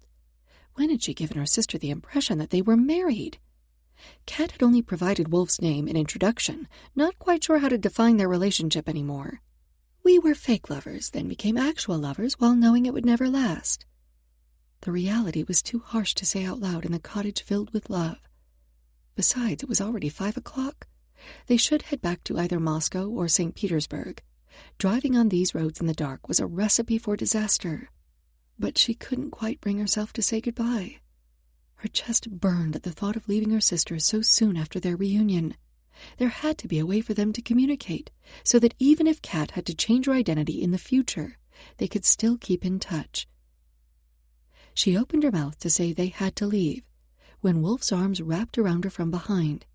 His lips were against her neck when he said, I've accepted Alexei's invitation to stay the night. Seems we're going to have part of our honeymoon under the stars. Honeymoon? Valentina must have put hallucinogenic mushrooms in the soup. That was the only explanation for the look on Wolf's face. A fluttery sensation invaded her chest, and she couldn't hold back her own smile. Despite knowing this was madness, she was falling for a man whose ambition rivaled that of her mother's. Stay with him much longer, and she might as well hand him the power to destroy her. But her sister had been found. Now she had to discover who was sabotaging Wolf's company and get the hell out of his life before she lost herself completely. Bože moi! Was it already too late?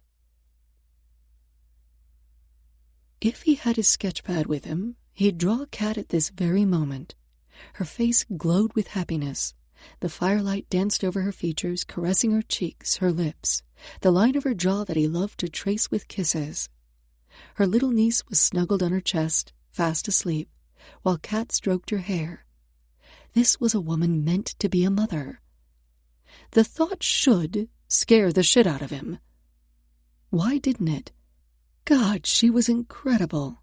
1 minute a fierce cybersecurity expert, then an intense lover, next a devoted aunt. It would take a lifetime to discover all her facets. Are you sure you'll be okay sleeping outside? Natalia asked for the 10th time. Her English was much better than her husband's. Wolf had enjoyed fishing with Alexei, and with their mix of English and Russian, they'd managed to communicate fine. Besides, what needed to be said? They were both fascinated by the Smirnova sisters. That gave them a common bond no words needed to express. We'll be fine, Wolf assured his hostess. The cottage only had 2 bedrooms, and there was no way he was going to turf a heavily pregnant woman or a small child out of their beds. So a hammock had been strung up between 2 trees, covered in blankets and a mosquito net. It was to be their love nest. He also hadn't felt the need to correct the assumption that he and Kat were married. If it made her sister happy to think Kat was settled in a relationship as well, he was all for it, especially when it meant he got to sleep with her under the stars. "I hope you have a good night," Alexei said, as he took the sleeping Ekaterina from Kat's arms. After another round of hugs and kisses, the small family went into the cottage. Kat moved from her chair to sit on Wolf's lap. They shared the last of the vodka Alexei had found in the back of the cupboard and stared into the firelight. While they'd walked around the lake, Kat had told him Natalia's story. The Smirnova sisters were strong, but even diamonds had their breaking point. He'd already seen cracks in Kat's self-sufficiency. "Let's try out this hammock," he said. "How much do you want to wager that one or both of us ends up on the ground before morning?" Kat's soft laugh warmed him. "I'm not taking that bet." She stopped when she got to their bed. "I'm pretty sure when you hired me to sort out your computers, you never imagined you'd be sleeping on some nylon netting in a bug-infested Russian forest." "It's a dream come true," he replied. Truth was, this adventure with Kat was just what he needed. He'd become so cynical about love and relationships that it had begun to show in his work. Proof that love really did exist and could conquer mountains would help him design more romantic jewelry. More than that, though, was the glow on Kat's face. The restlessness he'd come to sense in her had disappeared, replaced with a quiet contentment. He would have slept on the ground rather than dragged her away from her sister. Kat pushed him onto the hammock, and he had to hang on or be flipped out the other side. When it swung back toward her, he grabbed her waist and pulled her on with him. Her laughter rang out over the still lake, and he kissed her so she didn't wake Ekaterina.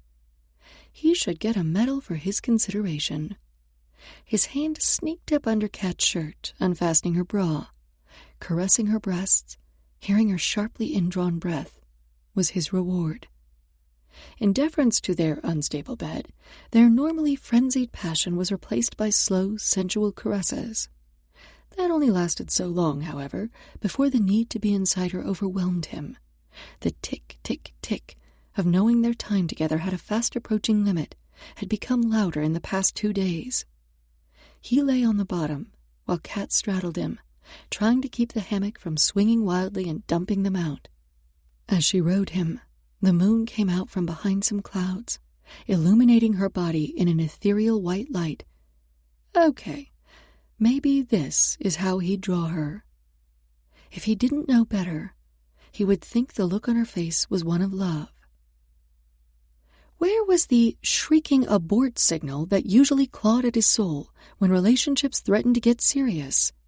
Instead, a stupid smile contorted his face into what he could only imagine was a picture worthy of a mushy greeting card. They climaxed within seconds of each other, and after their heart rates had returned to normal, he shifted Kat, so she lay next to him, staring up at the night sky.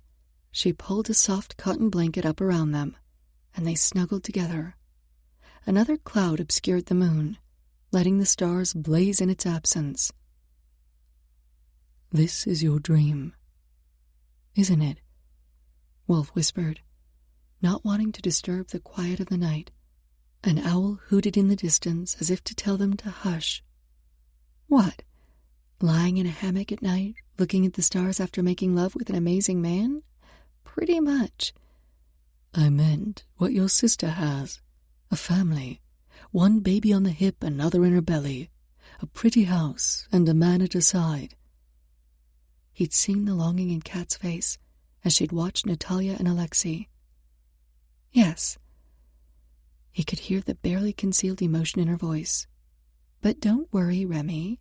I'm not about to get pregnant and try to trap you in marriage. You are free to pursue your ambition. I won't get in the way." Except she already had. He hadn't thought once about the royal commission since arriving in Russia. Was he as vulnerable as his systems to recoding? Chapter 12. Wolf shifted his weight from one foot to the other and glanced at the doorway again. Kat was an hour late. Another 10 minutes and he'd go and find her, drag her to the ballroom if necessary. They'd argued this morning about her coming to the party. She tried to spin him some tale about not wanting to distract him while he was working, but he sensed there was some other reason for her reluctance to attend. His mind flashed back to her sudden disappearance at the ballet, when she lied about hearing the intermission bell. Instinct told him there was a piece of her past she hadn't revealed to him yet. Her change in attitude puzzled him. It had all been fine until this morning. They'd returned to Moscow mid-afternoon yesterday after a tearful farewell between the sisters. But once back in the city, Kat had rebounded and given him a tour of Moscow, Russian style. They'd walked hand-in-hand through Gorky Park, ate dinner at a little cafe known only to the locals, and ended the night in a jazz bar. Well, the public portion of the night. Back in the hotel, they'd enjoyed 2 epic rounds of sex before they'd fallen into an exhausted sleep, glad to be in a bed that didn't swing. Then today, as he'd reminded her about royal protocol when meeting the prince, she'd suddenly said she didn't want to attend. He'd finally convinced her to come tonight, saying it would cause more speculation if she didn't join him, as everyone knew they'd traveled to Russia together. If he hadn't been expected at meetings with various government ministers and the Crown Prince's people, he'd have insisted on her telling him what was going on. It was now after 7, and the unveiling of the competitors' jewelry pieces was due to start in less than half an hour. And Kat was supposed to wear his premium piece, the bicolor sapphire entwined in silver filigrees. If she didn't show, he could kiss the whole thing goodbye. His stomach roiled. 2 men behind him began to murmur about the party now getting interesting and how they'd like to take that one home. Wolf turned toward the door again and nearly dropped his drink. Kat had shown him the dress she intended to wear, and it had been very nice. The one she had on was spectacular. The dark blue satin fabric hugged her figure until it reached her knees, then flared out. The neckline stood slightly off her shoulders in layers of fabric, revealing her creamy, soft skin. It set off the bicolor sapphire perfectly as it nestled at the top of her cleavage. The mounds of her breasts hugged the jewel. Her eyes searched the room, and when she spotted him, a smile that could melt gold lit her face. His chest responded by tightening, while his dick performed a happy dance in his trousers. Whatever was bothering her, it wasn't about him. How was he going to let her go back to San Francisco when she'd found his saboteur? As she made her way over to him, every male eye in the room was on her. Finally, she reached his side and kissed him on the cheek before whispering, "Sorry I'm late." "Everything okay?" he asked. His brain and cock were battling for blood supply. "I hope so." He searched her face at the nervousness in her voice. "Kat, Remington Wolf, I have yet to meet your beautiful companion." The Crown Prince's accented voice pulled Wolf back to the real reason they were there. "Your Royal Highness, may I present Kat Smith. Kat, please greet His Royal Highness, Crown Prince Zayed Al-Hassin bin Ajmani." Kat dropped into a curtsy, giving the shorter Crown Prince a perfect view of the necklace, and probably a lot more. When she resumed her full height, the other man's eyes were still on her chest. Wolf forced his hands not to clench into fists.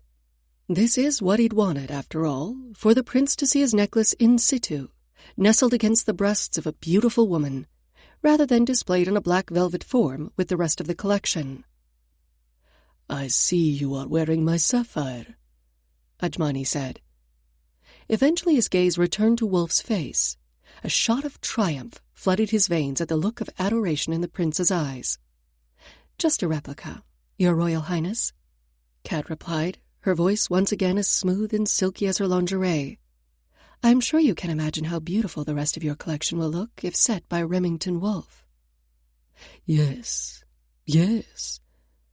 The prince nodded, and his gaze once more returned to Kat's chest before his right-hand man approached and directed His Royal Highness to another dignitary across the room. Before Wolf could thank her for such a clever promotion of his skills, Boris, the Russian Minister of Culture, approached. His gaze yo-yoed between Kat's chest and her face. "I can see why you did not want to leave her in London. Are you enjoying your visit to Russia, Miss Smith?" "Very much. It's a fascinating country. The people even more so. I'm just sorry our visit is so short. We'll have to come back for longer next time, won't we, Remington? Her American accent was a bit shaky, having spent the majority of the past 2 days speaking Russian. But Boris didn't seem to notice. Yes, of course, darling, Wolf replied. I think a 2-week visit may be called for. Kat smiled at him, and he pulled her closer. Could he bring her back for longer to visit her sister? He'd thought that after she found the saboteur they'd part, but there was no reason they couldn't stay in touch and maybe have a holiday or 2 together. The thought made it slightly easier to breathe. They didn't have to say goodbye. Just see you later. Until Kat found a man able to give her the love she deserved and the baby she craved. The steel band around his chest tightened again. Ladies and gentlemen, the prince's chief advisor tapped a spoon against his glass of sparkling rosewater. His Royal Highness Crown Prince Zayed Al Hassan bin Ajmani thanks you for coming this evening, and would like to invite you to now view the jewelry submitted by the contesting designers. This way, please. With a dramatic flair, 2 attendants flung open the double doors at the end of the ballroom. This was it, his big moment. Kat slid her hand into his and squeezed. Did you want me to stand by your collection so people can see the sapphire? No, I made a second one for display there. Besides, he wanted her by his side. Kat put her other hand on his arm, and they entered the room with the rest of the guests and jewelers. The collections were displayed in alphabetical order, which meant his were last. Hopefully, they'd also be the most memorable. The crowd split, and he led Kat to the first table, the French company's display. They were already the appointed jewelers to several European royal families, and in keeping with that pedigree, their submitted pieces were very traditional, beautiful, but conservative. Next up was the Russian designer's submission. They too had kept with their house's signature style, and rather than submit jewelry, they had created objets d'art incorporating the gemstones. It was a calculated risk, as the Crown Prince's 5 wives were rumored to be very competitive. Producing objects rather than jewelry would eliminate any fighting for particular items. Kat, however, seemed unimpressed. She actually made a face when she saw the items designed by the American house. They were very bold and innovative, and he could admire their cutting-edge design, but they didn't look elegant or even comfortable to wear. The Greek jewelers were over-the-top fussy. It was as if they tried to fit as many jewels as possible into each piece. The Italian house was probably his greatest competition. Their designs were beautiful, and they'd chosen to highlight different stones than Wolf, so it was difficult to make an accurate comparison. None of the pieces bore any resemblance to the fake designs he'd uploaded onto his system, so it didn't seem that his competitors had a hand in the sabotage of his software. When they finally arrived at his display, Kat's indrawn breath was audible. He only hoped others had the same reaction. Wolf, they're gorgeous. When her eyes met his, though, there was an odd light in them, the same as when she'd said goodbye to Valentina. Then her gaze slid over his shoulder, and all the blood drained from her face. Her hand shook in his, and she tucked herself closer to him. Kat. He turned slightly to see what had frightened her, while shielding her with his body. All he could see were people milling about, chatting about the various displays in their native tongues. When he glanced back at her, she was so pale he put an arm around her shoulders and searched the room for a chair where she could sit. He spotted one in the corner and was about to move toward it, when a big hand landed on his shoulder. Kat's gaze flew to his. "I'm so sorry," she said. Wolf's muscles tensed, ready to battle the world for his woman. Her heart pounded so loud, the buzz of chatter in the room disappeared entirely. Her gaze darted, searching for an escape that wouldn't take her near Nikita. If she could just back out. Then her former boyfriend put a large hand on Wolf's shoulder, and the time to run was gone. She tried to get out of attending the party, worried this might happen, but Wolf had done so much for her, and he'd really wanted her at his side. She hadn't had the heart to refuse his request, especially when he asked her to wear his beautiful creation. So when she'd first arrived in the ballroom, she'd quickly checked for any of her old crew. This was exactly the type of event they'd work, full of rich foreigners distracted by shiny objects. But she hadn't seen anyone she recognized. Of course, it had been 5 years. They'd undoubtedly changed personnel in that time. Now everything they'd both worked for was about to blow up, unless she could stop Nikita from exposing her cover. Could she play on their past relationship and any lingering feelings he might have for her? Not that he'd ever truly loved her. He'd never made her feel like Wolf did. Beautiful, smart, important to him. In fact, after discovering her curvy body and enjoying it himself, he'd then tried to talk her into working both sides of the game, stealing the personal devices and stripping them of information. He'd wanted to pimp her out. That's when she knew she'd had to get away. Thank God Liam had found her before she'd had to take any other drastic action. I need to speak with your companion. Nikita addressed Wolf, but his eyes never left Kat's face. Wolf's free hand fisted, and Kat stepped between the two men before this went sideways. Nikita had never been slow to use violence. The Crown Prince was known to be a man who abhorred fighting. Any skirmish, no matter who started it, would destroy Wolf's chances of winning the royal commission. "Nikita, what a surprise to see you here." She begged him with her eyes not to make a scene, or shout that she was an imposter and not the American girlfriend of the British designer. "Katya," he said, his voice low. "Remington, will you excuse us for a minute?" She kissed him lightly on the cheek. "I'll be right back," she added when he didn't release her hand. Slowly, Wolf's fingers uncurled from hers, but she could read the reluctance in his eyes. Bože moi. She prayed this would all work out. Nikita put his hand on her back and directed her into the first ballroom. It was being switched from reception area to dining, each table to hold 8 guests. Would she be back for dinner? Or would Wolf be eating alone? By the time Nikita stopped, they were on the small balcony overlooking the river. In the distance, cars honked and people strolled along the promenade, unknowing and uncaring that her life was about to implode. "What do you want, Nikita?" Although she could move away from him, she stayed close so they couldn't be overheard. She also kept the conversation in English, so any staff who might be listening would either not understand or think it a clandestine meeting between 2 foreigners. "How can you ask? Katya, I've never forgotten you. It kept me awake for months, wondering where you went. I searched for you." "Cut the crap. You never loved me. You wanted me to seduce other men to steal their stuff. What kind of boyfriend asks the woman he allegedly loves to do that?" "It was business. Sometimes you have to separate business and pleasure." "Well, I'm no longer any of your business, or pleasure." "You are my business. Are you working this party?" "Absolutely not. I'm Kat Smith, and I'm here as the guest of Remington Wolf, the British designer." His eyes narrowed. "I don't believe you. As head of security for the hotel." "Since when does the fox get put in charge of the hen house? Don't they know who you are?" Nikita's mouth tightened into a firm line, but his shrug was nonchalant. "Do you think you are the only one who can reinvent yourself? After you left, our team fell apart. No one could pull the info off the devices as quickly as you. So I made a new identity and took this job." "And you're telling me you're legitimately head of security here? This isn't another con?"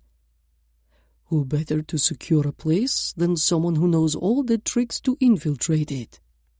Nikita had always been supremely confident. She could picture him talking his way into a position he had no right to hold. She put a hand on his chest, hoping to reach anything that was left of his feelings for her. "I'm legit, too. I'm a cybersecurity expert now." His eyes said he didn't believe her.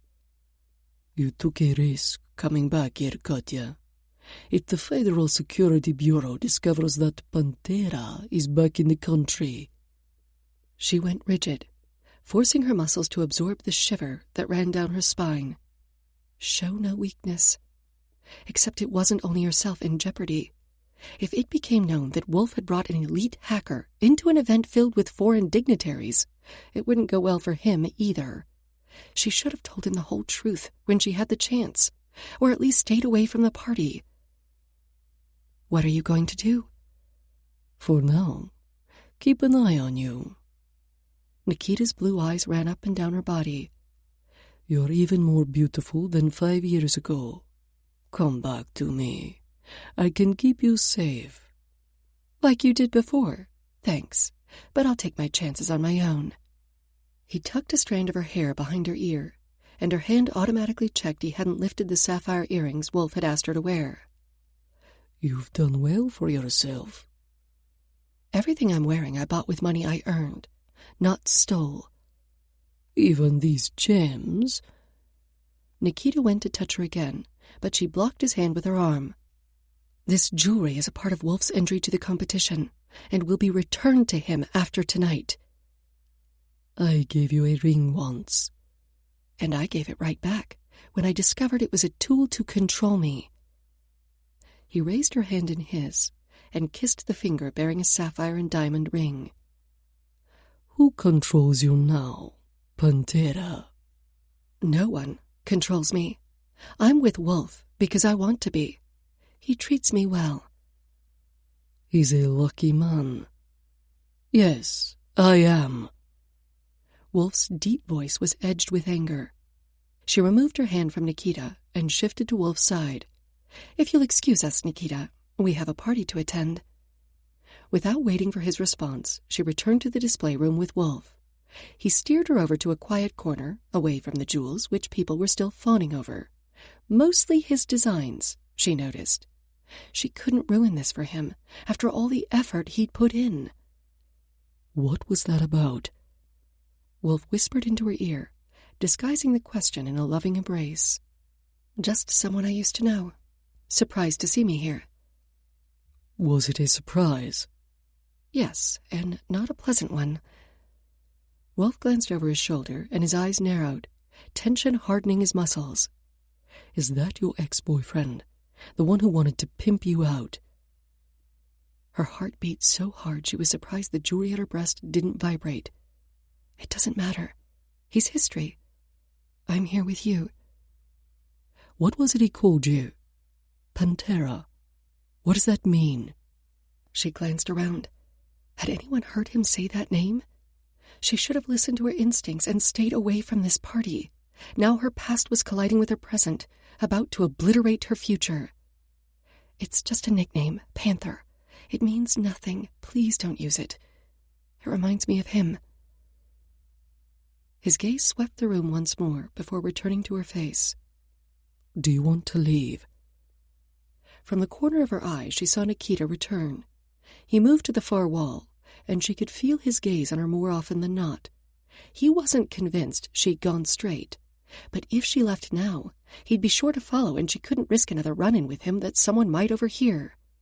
No, I won't let him intimidate me. I'm with the greatest jewelry designer the world has seen in centuries. I'm not going to hide. She grabbed a glass of champagne off a tray and set about charming anyone who came near.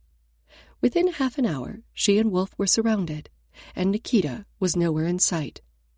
But her nerves were stretched to the limit, and when someone dropped a glass on the wooden floor, she jumped. The call to dinner came as a welcome relief. At least she could sit, and no one would notice her knees knocking together. As Wolf helped push in her chair, he leaned down. Your ex-boyfriend hasn't taken his eyes off you all evening. Is this something I should know? She swallowed. No. He didn't look convinced. The server placed the first course before her, but her appetite was gone. She wanted to look around to see if Nikita still had her under surveillance, but didn't want him to think she was anxious. Did she even need to worry? Could he turn her in without implicating himself? All she was guilty of at the moment was entering the country under a false identity, and it would be his word against Wolf's. Would anyone really believe Nikita? But every fake identity had its weakness, and she wasn't ready to test hers to the scrutiny of a zealous government official. She pushed the salad around her plate, pretending to eat. The couple to her right were Russian, but didn't speak much English, and she didn't dare speak Russian with them. To Wolf's left were two men from France. Wolf was conversing with them in French, not one of her better languages. The couple at the opposite side of the table were German, but spoke excellent English. After discussing the competition and whether or not people had been to Moscow before, conversation waned. Wolf had a fake smile on his face, but she was probably the only one who noticed. Like she noticed his hand fisted under the table between courses, and the fact that for the first time since they became lovers, he made no attempt to touch her, even casually. When her napkin slipped off her lap, she had to retrieve it herself. He must have realized the precarious position she'd put him in. Toward the end of dinner, the speeches began, and several times Kat had to clutch the seat of the chair to keep from running away. She stretched to try and get some blood flow into her leg, and noticed Nikita staring at her. Another man came up to him and spoke in his ear. Her ex-boyfriend's smile got larger, but he never took his eyes from her. His interest in her was becoming too obvious. She had to get away before the inevitable fallout claimed Wolf. Remy. She deliberately used the name she called him during their intimate moments, hoping to remind him of their connection. I'm going to the ladies' room. Do you want me to come back or wait for you in our suite? She held her breath, waiting for his answer. I'll see you upstairs. His eyes were the cold gray of the Neva River, before it iced up in winter. Time to rebuild the firewall around her heart. Chapter 13. Wolf yanked off his tie the second the lift door shut. He closed his eyes and leaned his head back against the wall. His evening of triumph had turned into a waking nightmare. He'd asked and discovered that Kat's ex-boyfriend was actually the hotel's head of security. If he were really a criminal gang leader, would he be in charge of securing a hotel full of foreign dignitaries?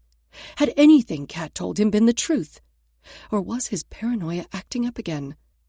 But worse than the circle of questions twisting his gut in knots was the constant replay of the scene he'd interrupted on the balcony, of his woman with her hand on another man's chest, while the bastard caressed her cheek. Now he didn't know what to believe. Could he still trust Kat? It wasn't his computer systems at risk, it was his heart. Because as casual as he'd meant to keep their relationship, it had gone way beyond that. The lift doors opened, and he trudged his way to their suite. Would Kat even be there? Or had she packed up and left already? He shoved his hand in his pocket and ran his fingers over the hard bicolored sapphire and matching earring set. Kat had slipped them off before leaving the dinner table. Was it her way of saying goodbye?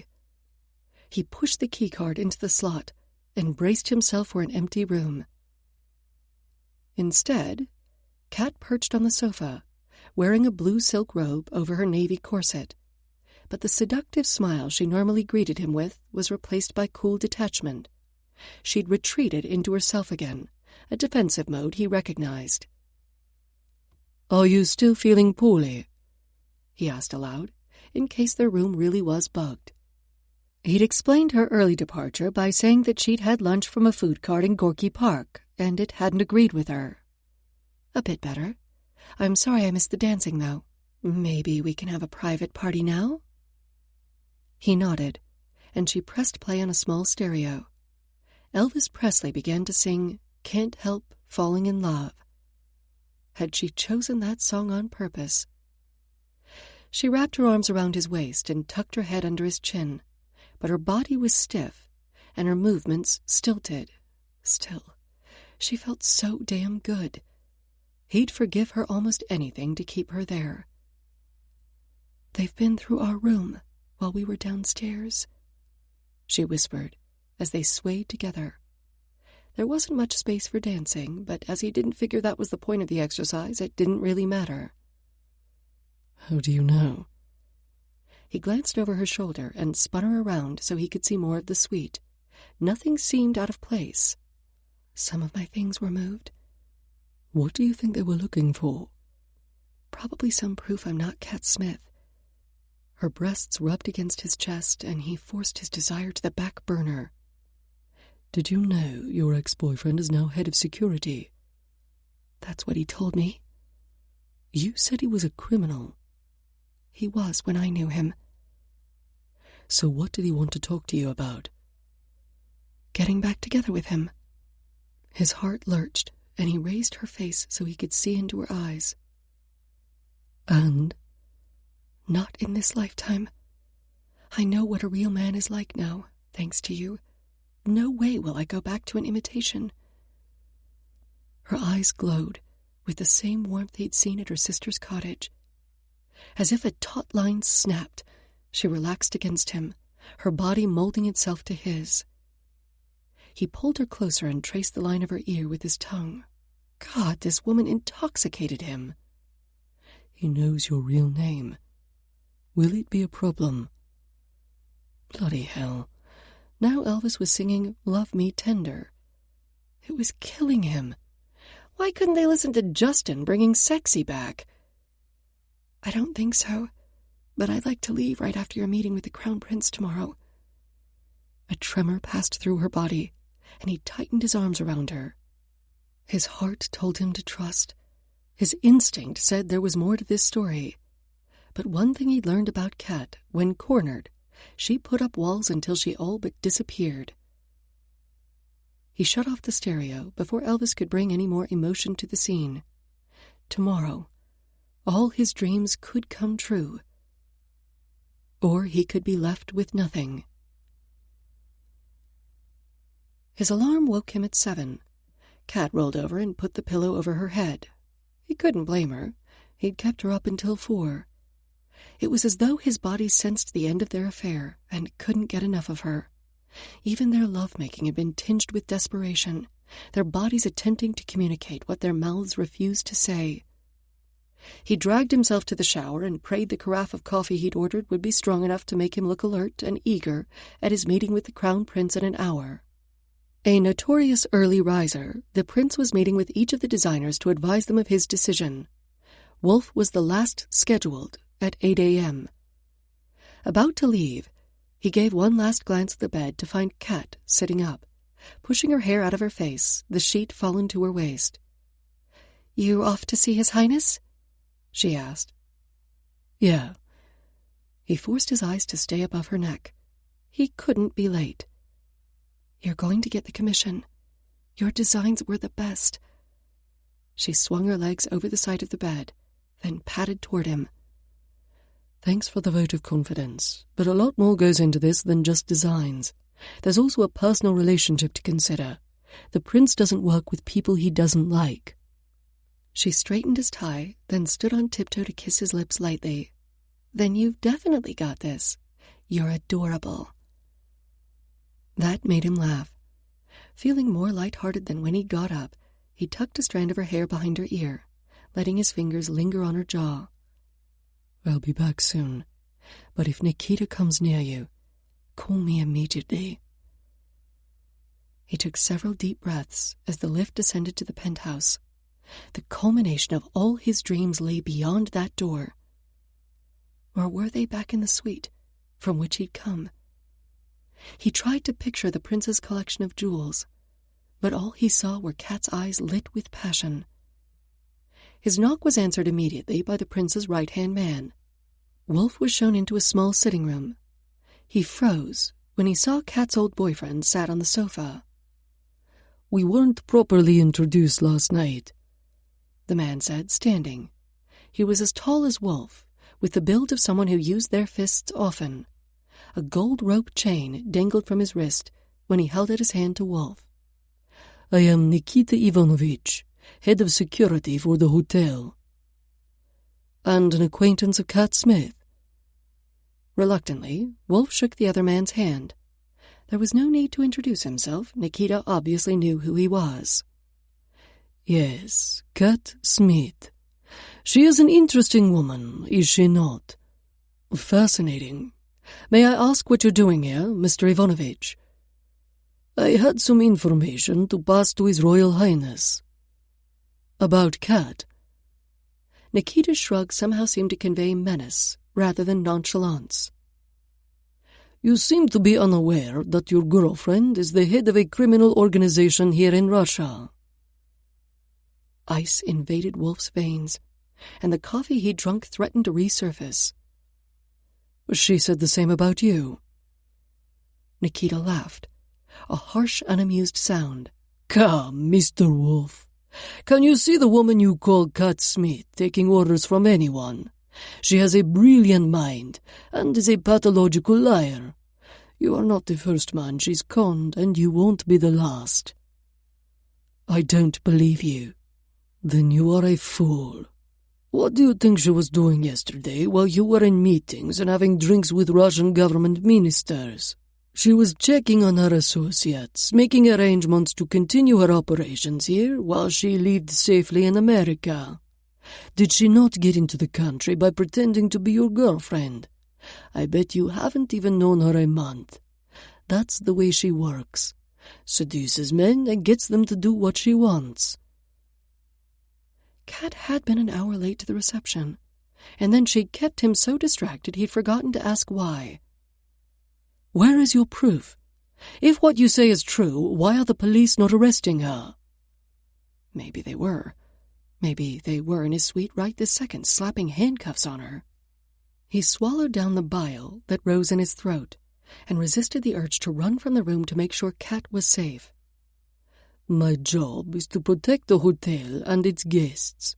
As long as Miss Smith behaves herself here, I have no interest in what she does elsewhere. Nikita went to exit the room, but Wolf moved to block his path. Touch Kat, or cause her any trouble, and I'll destroy you, he said from between clenched teeth. A smug smile crossed the other man's face, and it took every ounce of self-control for Wolf not to wipe it off with his fist. Nikita's smile grew. I hope the rest of your stay in Russia is uneventful. Was that a threat? Or a warning? The security man stepped around Wolf and left the room. After making sure he was gone, Wolf turned to find the prince watching from the doorway. Remington Wolf, Prince Ajmani said. I trust you had a good night.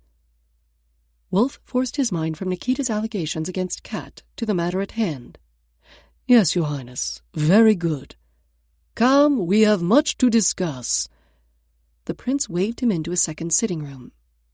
If he were going to say, thanks, but I've awarded the commission to someone else, there wouldn't be much to discuss. Wolf faked a smile. He couldn't screw this up now. By the time one of the prince's attendants had poured them both a coffee and placed a glass of water a discreet distance from the prince's elbow, Wolf was ready to jump out of his skin. Your jewelry designs are exciting. They were admired by everyone with whom I spoke. Thank you. It was a great honor to be chosen to compete. Get on with it. I wish to award the commission to you. However, I understand we have a problem. A problem? He'd met all the criteria, used replica stones, provided criminal record checks on everyone who would be working on the gemstones, as well as financial data showing his company was in good standing. What exactly is your relationship with Miss Kat Smith? The blood drained from the upper half of Wolf's body, but he kept the polite smile on his face. He should have flattened Nikita when he had the chance. We are. What the hell were they? Lovers was the best description, but it seemed somehow lacking. Boyfriend and girlfriend sounded too juvenile. Soulmates? Too deep. We are colleagues, working on a project together. The prince raised an eyebrow and waited. And enjoying an intimate relationship while our paths cross. Wolf finished. So you are not in love with this woman? He tried to deny it, but the word wouldn't form. Instead, he saw Kat as he left her, warm and soft from sleep, faith and love in her eyes. She made each day special, made coming home exciting, filled him with joy and peace and hope, God, she made him want to be a better man so he could see the pride reflected in her eyes. Still, in the back of his mind, Nikita's allegations niggled. Kat wasn't the type of woman to take orders meekly, but she'd also rejected her former boyfriend twice. He was clearly out for revenge. It's complicated, Your Highness. We met a couple weeks ago. Good thing this interview didn't include a polygraph. The only thing complicated was his refusal to admit he loved her. If the relationship is not established, then my condition on awarding you the contract will not be an issue. Wolf took a sip of his coffee, hoping the hot liquid would melt the iceberg currently crushing his chest. What is your condition? That you end your relationship with Miss Smith if you are to work with my gemstones. Royal protocol stated that he not stand until the prince did, or Wolf was invited to leave. Protocol be damned. He jumped to his feet, unable to sit any longer. You want a great designer to show your jewels to their best advantage. That's me. Last night proved it. Who I spend my personal time with has no bearing on my work. If anything, Miss Smith has inspired me to be even better. If it's security you're worried about, I can promise you that no unauthorized persons will come near your stones. They will be kept in a secure location within my offices. I have decided that I do not wish my property to leave the emirate. The chosen designer will complete the pieces at my home. I cannot knowingly allow a criminal in my country, much less my place of residence. That hadn't been part of the deal. But even if he could rearrange his life to work out of the UAE for several weeks, he still didn't see what this had to do with his relationship with Kat. With respect, Your Highness, Miss Smith has never been convicted of any criminal activity. She has not even been charged. I understand allegations have been made against her by Nikita Ivanovich. I believe his testimony to be tainted by her refusal of his advances. If you insist, she would not come to the UAE, but I will not terminate my association with her on the basis of a few weeks' work. Then that is where we differ in opinion. I believe a man who consorts with criminals is not to be trusted, and I will not work with a man I cannot trust. Furthermore, although the initial commission is to set the stones you were shown, as well as the ones I held in reserve, there is much more work at stake. My brothers and cousins also have gem collections that require the skills of a talented jeweler. We thought that if the same skilled artisan was to work with all our stones, it would provide harmony for the entire royal collection and lessen the competition among our wives. In addition to the jewels which will be put on display, we also want a collection of items for the royal family to wear on special occasions. I have already purchased several large stones for this purpose. Wolf sank back into his chair. Not one, but 7 commissions. Not dozens, but hundreds of stones. Not 6 weeks of work, but months, if not years. His position as world-famous jewelry designer guaranteed, his name forever remembered. All he had to do was give up a woman he'd met less than 2 weeks ago.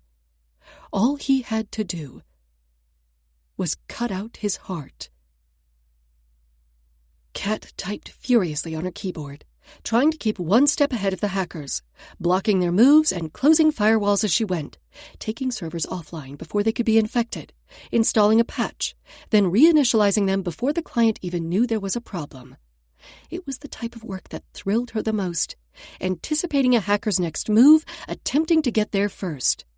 It was rare to walk in on a hack in progress, but Liam had alerted her to the breach moments after Wolf had left for his meeting with the prince. "Bam! Gotcha!" she shouted, pointing her fingers in the shape of a gun at her computer screen. The hackers had retreated, without the client's financial information. She sent a record of what she'd done and how they'd gotten in to Liam for the rest of his team to mop up and inform the client. At least the job had taken her mind off Wolf and his meeting. "Are you playing a game?" Wolf asked. Her smile of welcome wasn't returned, and a cold chill swept up her spine. She tried to read his body language. He lounged against the doorway to the bedroom, but made no move to enter. Not even when she let her robe slip off her shoulder to show she was still naked. Something like that. How'd it go with the prince? He's offered me the commission, plus several others. She'd seen him more excited over a plate of prawns. This was everything he'd dreamed of, wasn't it? You don't look happy. It comes with conditions I was unaware of. I'll have to give it some consideration. What kind of conditions? She shut her laptop down and placed it on the bedside table. Relocation to the UAE for a year or so, and some other stuff. She searched his face. He was holding something back. Does that other stuff involve me? In a way. I don't want to talk about it until I've given it more thought. I expected you to be dressed and packed by the time I got back. How soon will you be ready to leave? Half an hour or so? Good. I'll call the pilot and tell him to prep the plane. Before she could say anything, he had a phone at his ear, his back turned to her. She stared at him a moment more, not sure what to do. Had Nikita gotten to him? Told him a pack of lies? She trudged off to the shower, part of her hoping, expecting him to join her. He didn't. The 3.5-hour flight back to London was going to be a bitch. She dressed much more conservatively than when they arrived. Black pants, white button-down top, and ankle boots. She threw the last few things in her bag, grabbed her laptop, and was ready in the stated half hour. When she walked back into the sitting room, Wolf stared out the window. A boatload of tourists cruised the Moskva River, snapping photos of the impressive buildings that lined its banks. Moscow had once been home to her. The streets and alleys, the metro and trams were all familiar. She had favorite restaurants and parks, but none of it compared to being held in Wolf's arms. Now it seemed she was to be exiled from there as well. "I'm ready," she said softly. Her hand hovered in the air for a second, about to touch his back, but she dropped it instead. He turned, his gaze lingering on her face. His eyes were already saying goodbye. Chapter 14. We're clear of Russian airspace now, sir. The pilot's voice on the speaker system pulled Kat's attention from the window. On the way out of the Moscow hotel, she'd seen Nikita skulking in a corner. Her first instinct was to stride over to him and knee him in the nuts. He was behind Wolf's sudden shift in demeanor. She knew it with the surety of Putin winning the next election. But she'd held back, because just then the Crown Prince's chief advisor sauntered through the hotel lobby. She couldn't make things worse for Wolf. Miraculously, she again hadn't been pulled aside for an additional security check traveling with Wolf. Maybe she could hire him as a traveling companion for future flights, kind of like people who will ride in your vehicle so you can take the carpool lane on the highway. Wolf leaned over and shut her laptop, his mouth a tight line, his eyes icy. I got you in and out of the country. Now I want answers. Interrogation without waffles this time. Well, she was ready for it. She crossed her arms over her chest. What kind of answers? What exactly was the nature of your professional relationship with Nikita Ivanovich? Her heart stalled, then followed her stomach to the floor. What lies has he told you? I'm asking the questions. She hauled in a deep breath, past the pain in her chest. Nikita headed up an operation to steal personal information from wealthy individuals, mostly foreign men, but some high-up Russian government ministers. Members of our group would attend parties, much like the one we were at last night, disguised as either waitstaff or easily available women. They'd lift the phones or other electronic devices off the targets and pass them to me. I'd access any valuable data, copy it, and then they'd return the equipment. If possible, the women would get into the men's hotel rooms after the mark had gone to sleep. They'd get the laptops. Pantera was my hacker name. I'm not proud of what I did, but it was my only means of survival. And you were never caught? No. We had a close call once when the guy woke up and discovered his computer missing. That's when Nikita suggested that I sleep with the men and steal the information, saying it would be quicker. Wolf took a long drink of his water. Was he disgusted by her story? Nikita said you were the head of the gang, and that you're still active in criminal activities. You believed him? A searing pain went straight through her heart. He scrubbed both hands over his face. You've lied to me from the moment I met you. I withheld information. It's not the same. You get on your computer and I have no idea what you're doing. And you were an hour late to the reception last night with no excuse. I was late because I wanted a better dress to show off your jewels. The real issue here is that you still don't trust me, even after all we've shared. I've been betrayed before. Hell, someone is sabotaging my company as we speak. And I'm trying to help with that. I'm on your side. If you'd have come clean and told me everything, I wouldn't have been blindsided going into the most important meeting of my life. And there it was. Her past impacting his ambition. The real reason he was upset. Not because of anything she'd done or how it altered their relationship, but how it affected his future, his need to be the greatest. She crossed her arms over her chest. You're scared to admit that you feel something for me, and it's screwing with your ambition. This is about the truth, who you really are. She'd given him an opening to admit he felt something, and he hadn't taken it. Her years of experience holding in her pain came in handy now. She could pretend to be as cold and unfeeling as he was. Tell me, Mr. Wolf, why would I spill my heart and soul to you when all I am is a delightful interlude? I've survived by reinventing myself and staying hidden in the shadows. I'm not about to tell every guy I sleep with my deep, dark secrets. A flicker of pain showed in his eyes. He cleared his throat before he replied. We had more than that. No, we didn't. Because if we did, you would have believed in me, and not some bastard you only met for a couple of minutes. Katya stayed in Russia with people who love her. I'm back to being Kat Smith. Now, if you'll excuse me, I have work to do. She opened her laptop and stared at a blank screen, willing herself not to cry, for the remainder of the seemingly endless flight. Wolf stole a glance at Kat. She pretended to work, but her hands hadn't once touched the keyboard in 20 minutes. Instead, she stared at her computer screen, her eyes glassy, unseeing. He knew the look. Hell, he'd perfected it. That Kat needed to wall him off stung, but what choice did she have? She'd been a pawn all her life. First to her mother's ruthless ambition for a star, then her ex-boyfriend's machinations. And now Wolf had treated her as nothing more than a passing fancy, a pleasant way to spend time while he accomplished his true goal, world jewelry domination. It was ridiculous, even to his own mind. Kat deserved to be treated like a queen, the most powerful piece on the chessboard.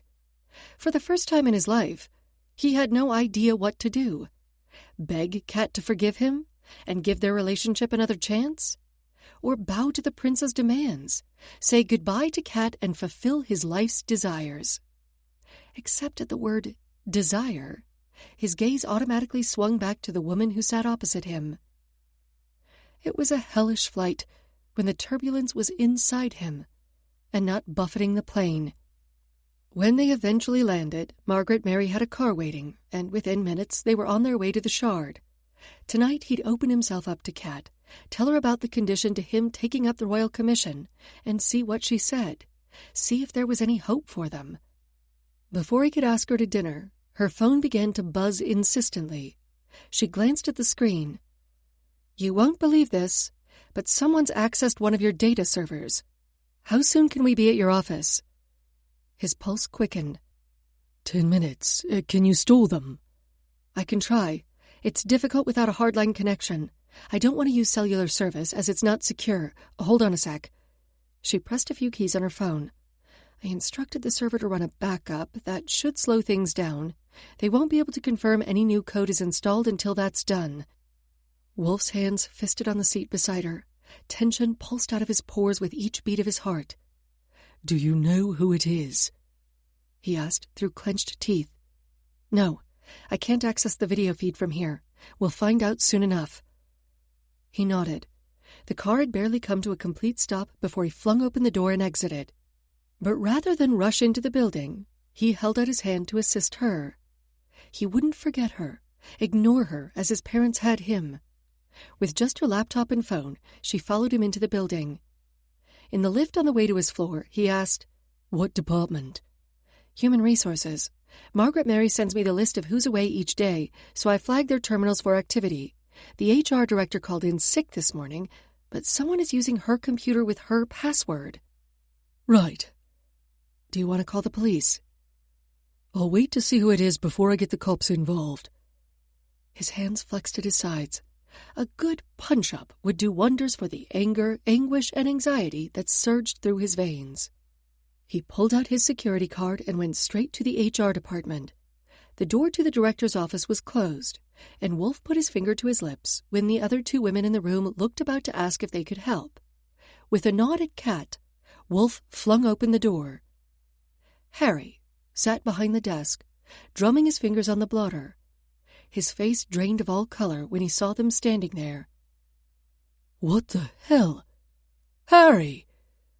Wolf's shocked voice reverberated throughout the room. I noticed something strange was going on, so I came to investigate," Harry said. But a piece of paper with detailed instructions on how to enter the system and bypass security, plus an incriminating thumb drive on top, sealed his fate. "I'll take that," Kat said, picking up the flash drive. She motioned for Harry to stand, and then sat and started typing. Her gaze intent on the screen, she bit her bottom lip. "We're good here," she said, eventually raising her eyes from the monitor. Kat pointed at the open door. The two staff members didn't even pretend to be working. "Maybe we should move this discussion someplace where we can't be overheard?" Wolf's gaze reluctantly left Kat and returned to Harry, who cowered in the corner. Betrayal welled up inside Wolf until bitterness thickened his tongue, choking him. Is this how Kat had felt when he'd assumed the worst of her? His heart ripped open, flooding his chest with pain. Only by concentrating on the pinched face of his former friend did he stop himself from falling to his knees and begging Kat's forgiveness. "I can explain," Harry began. "My office," Wolf said. He took Harry's elbow and dragged him from the HR department and then down the corridor. Margaret Mary stood as they neared. "No, not him," she said, her eyes wide, her mouth open, a hint of anger in the set of her lips. "Want me to call the police?" Rage returned. It wasn't only Wolf who had been deceived. "I need to hear what he has to say before I call the authorities. Margaret Mary, you will act as witness and make a recording of this meeting." His voice was tinged with cold fury, his grip on Harry's arm strong enough to make the other man wince. "Do you want me to wait here?" Kat asked. She leaned on Margaret Mary's desk, appearing to be completely indifferent to the turmoil swirling through him. He searched her eyes, but she'd screened off her emotions too well for him to be able to read them. Did she even care anymore? She'd done her job. Would she leave before he had time to talk to her? "Come in. You deserve to listen as well." "What has your girlfriend got to do with this?" Harry said. "Kat is a cybersecurity expert who has been tracking your every move," Wolf replied. "What?" Harry's gaze ran up and down Kat's body as though he were being pranked. "Her!" Wolf fisted his hands, ready to punch Harry's lights out if he looked at Kat a second longer. "Yep, me." She set her laptop on Wolf's desk and sat on his chair. Harry sank onto the couch, and Margaret Mary perched on the visitor's seat, her phone in record mode. Wolf paced in front of the door. "Why, Harry?" The anger that had overwhelmed him at seeing Harry hacking his systems fizzled, replaced by a yawning chasm lined with shattered illusions ready to rip him to shreds should he fall further. Kat inserted the thumb drive into her laptop and scanned the information on her screen. Harry's pathetic voice pulled Wolf's attention away from his girlfriend, a former girlfriend. "I had several financial reversals, so I borrowed some money from the firm. I was going to pay it back, but then it was taking longer than I expected, and you were talking about an audit. So I disrupted the accounting systems, hoping to divert your attention so you didn't discover the money was missing until I had time to get the funds together." Wolf shook his head. All this for money? Why didn't you ask me for a loan? Because you're so high and mighty in your ivory tower. You never make a mistake. Wolf's gaze shot briefly to Kat, trying to convey to her how sorry he was for not believing in her earlier. She glanced up briefly, and her eyes clouded before she returned her attention to her screen. You know that's not true. For God's sake. I hired you to help me because you had the business degree and I didn't. Yes, but then you got your MBA and began to question my decisions. You were going to fire me eventually, and I wanted a nest egg for when that happened. You would never sell me shares or make me a partner. I had to have something. If you'd have married my sister, then we would have been family, and none of this would have happened. Jennifer, there was never anything between us. We only went out once. And the whole time she'd come on to him like a desperate woman, stroking his thigh, leaning over so she could see down her top. Once was all it took. Or didn't you know? You're the father of her son. Kat's fingers stilled, and her gaze met Wolf's. Was she holding her breath, waiting for his response? Did she still feel something for him? He hurried to reassure her, not Harry. I never had sex with your sister. That's not what she said. I'm not lying. I'll take a paternity test if you want, but whoever your nephew's father is, it's not me. Harry crumbled into the sofa, his chin meeting his chest. How much did you take, Harry? $1 million. I've paid back $250, but it'll take a little more time to get the rest. Wolf turned to Margaret Mary. You got all that? Yes. Type it up, except the last bit about Jennifer claiming I'm her son's father. Harry, you're going to sign at the bottom, verifying it's a true statement. Margaret Mary hurried from the room. Wolf tried to analyze his options, but all he could see was the pain in Kat's eyes, as he'd accused her of being the leader of her gang and still a criminal. Harry ran a shaking hand through his hair. So, what happens now? I haven't decided. If I call the police, this will go public and damage my company's reputation. But I'm sure you realize I can't have you work for me. I'll never be able to trust you again. I swear, Wolf, I thought you were Ned's father. So it's okay to steal from pseudo-family. That's not what I meant. A blaze of anger cauterized his sympathy. No, what you meant was that you were going to try and blackmail me if I found out about the embezzlement before you could pay it back. Harry hung his head. All your systems are clear, Wolf, and I know who wrote the code. Kat's soft voice drew his eyes back to her. I did, Harry said. He leaped to his feet and made an attempt to take the thumb drive, but Wolf grabbed his arm and flung him back on the sofa. Stay away from Kat. Harry ran a shaking hand through his hair. I wrote it. I did some classes. Who are you going to believe, Wolf? Me? Or the woman who's been leading you around by your cock for the past week? Wolf took a step toward Harry. God, he wanted so badly to beat the crap out of his former friend for insulting Kat and what they'd shared. I hired Kat to do a job. Find the saboteur. She's done that. Why would she lie? Besides, I trust her implicitly. His gaze shot to her, but she continued to stare at her laptop. He turned back to his former friend. You, on the other hand, have just admitted to stealing £1 million of my money, and then infecting my computer systems to hide your tracks. Who wrote the code? Harry. He slumped back onto the sofa. My nephew. But he's got issues. He can't go to jail. He'd never survive. Whatever you do, Wolf, don't have him arrested. Wolf glanced at Kat, and she nodded. I'll let Kat and her team deal with him. Harry turned pleading eyes on her, but made no move to get near her again. What are you going to do? Keep an eye on him, for now. Kat's features showed only professional detachment. I'm done, Wolf. I've locked Harry out of all your systems and deleted his security card. I'll wait for you in your apartment? Yeah. He couldn't look at her as she left his office, or he'd never be able to let her go. Now that she'd done the job he'd hired her for, She'd leave, unless he gave up all his hopes and dreams, and asked her to stay. Wolf scrubbed his hands over his face. Security had just escorted Harry out of the building after he'd signed the confession. Whether it would hold up in court at the moment, Wolf didn't care. He never wanted to see his former COO's face again. It wasn't even the money that bothered him. It was the abject betrayal. Sooner or later, everyone stabbed you in the back. His office door opened again, and he looked up. His microsecond silent prayer that it was Kat wearing one of her super sexy dresses went unanswered. Margaret Mary stood at the door holding a bottle of whiskey and 2 glasses. He glanced at his watch as she set the drinks on his desk. It was almost 6 o'clock. That had to be wrong. By his reckoning, it was nearer midnight. Then again, he'd never had a day of such highs and lows before.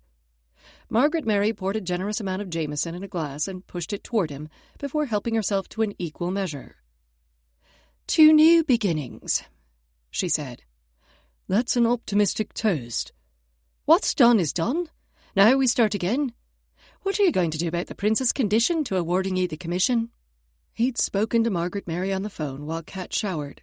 Keeping his focus on work was the only thing that had stopped him from taking Kat in his arms and sinking into her glorious heat. If he did that, he'd never be able to let her go.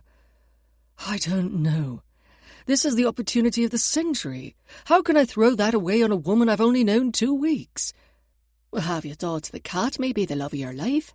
How can you let her go for a job that will take you 6 months?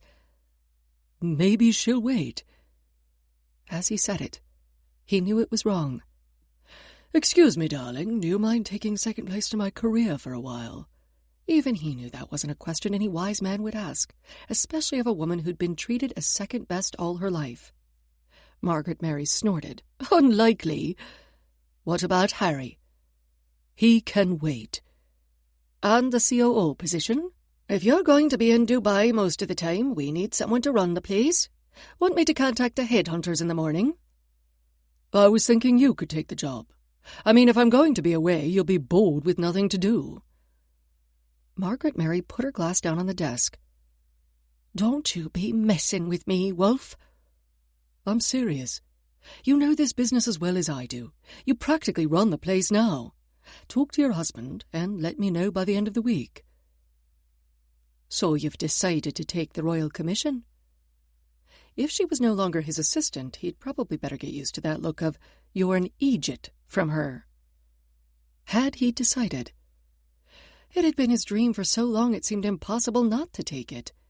"Even if I don't, I'll still need someone to look after things while I travel." "You'll talk to Rory. Now, there's an amazing woman waiting for you upstairs. I'll lock up here." He slung back the last of his whiskey and headed up to his apartment. As the numbers increased on the floor number display, his heart rate quickened. He'd been such a fool, believing for even a minute the lies Nikita had told. Yes, Kat had the brilliant mind to lead a team of thieves, but she had a heart of pure gold, as evidenced by her care of Valentina and her search for her sister, even at the risk of her own freedom. Her past was just that. Past. The woman she'd become was loyal, trustworthy, and true, and everything he could ever want or need. The warmth in his chest he'd felt every day for the past week returned as he put his key in the lock. Except when he opened the door, there was no music playing or cat singing badly, no steaks grilling or exotic spices filling the air. It was silent, cold, empty.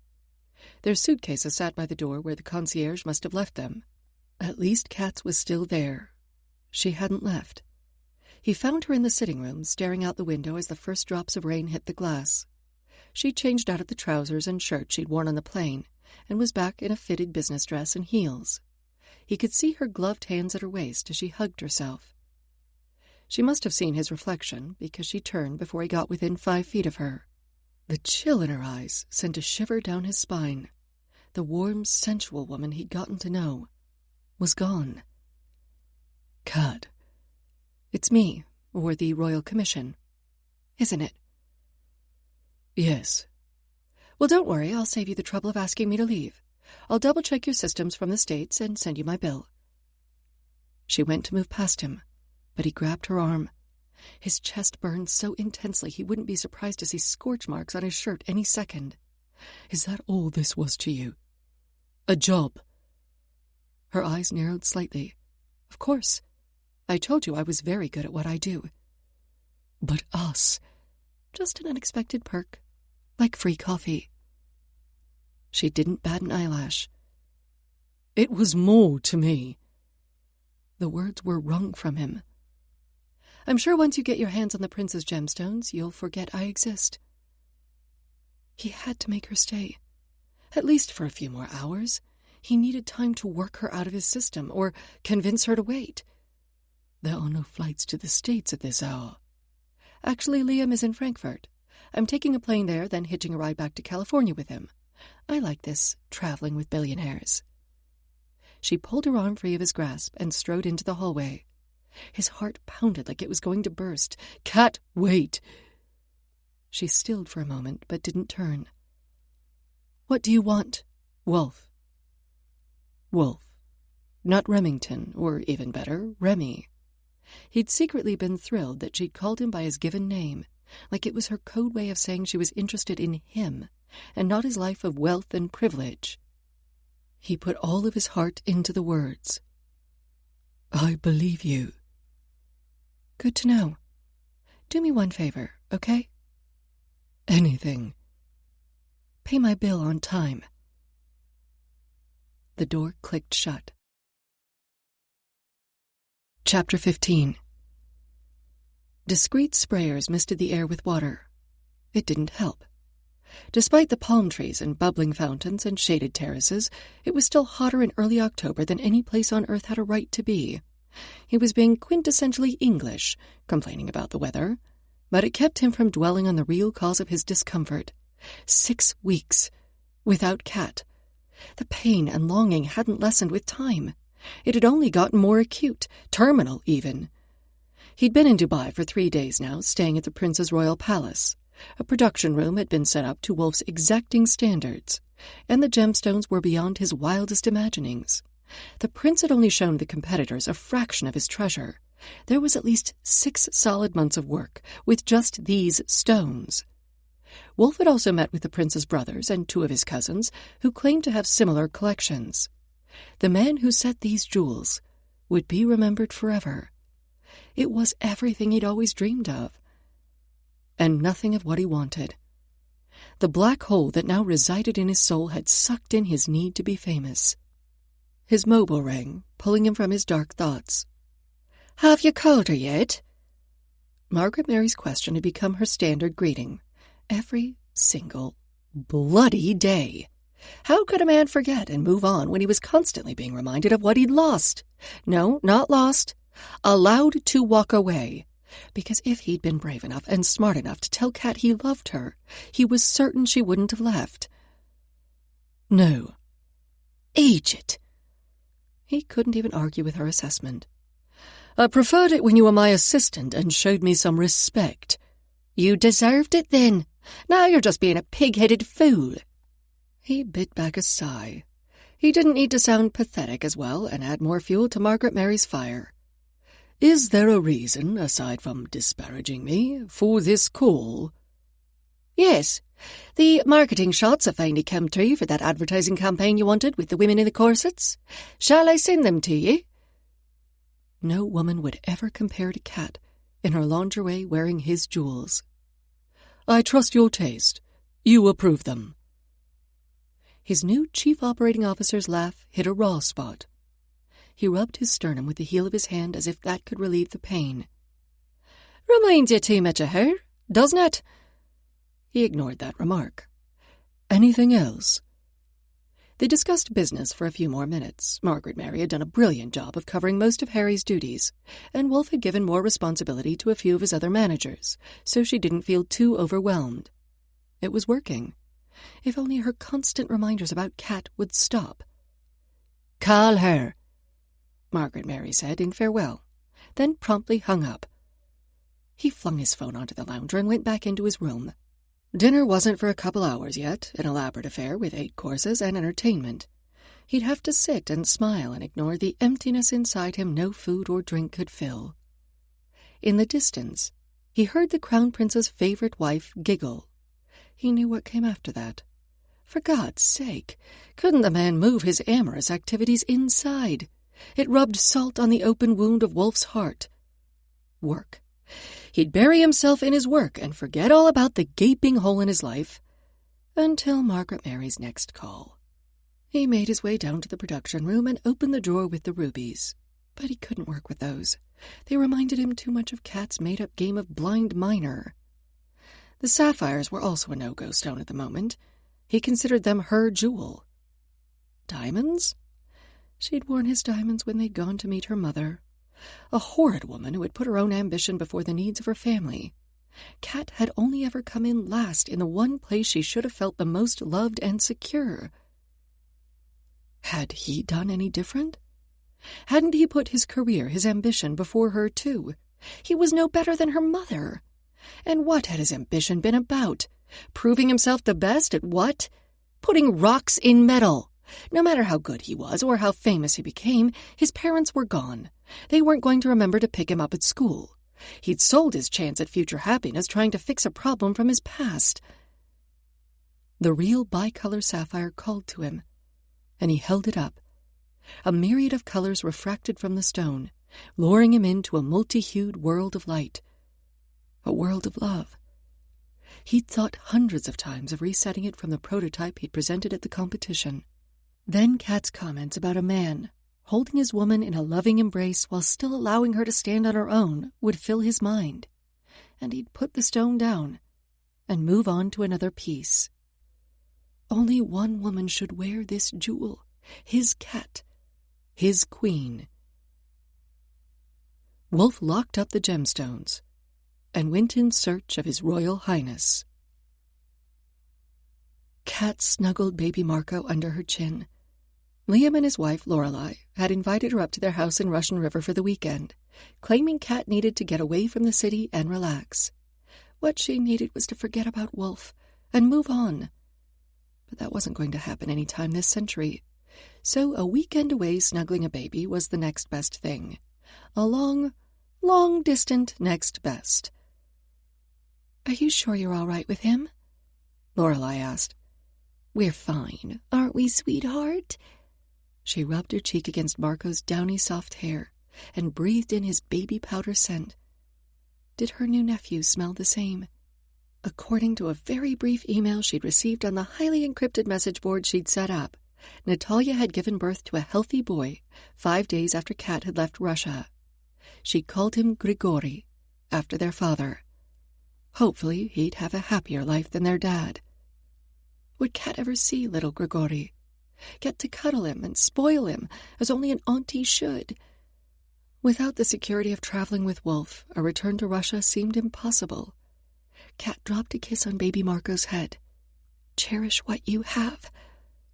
It was her new motto. Liam stepped out onto the terrace with 4 bottles of wine and a slew of glasses on a tray. Kat raised one eyebrow. That was a lot of wine for the two of them, as Lorelei wasn't drinking while nursing. "The rest of the gang should be here any moment," Liam said. Awesome.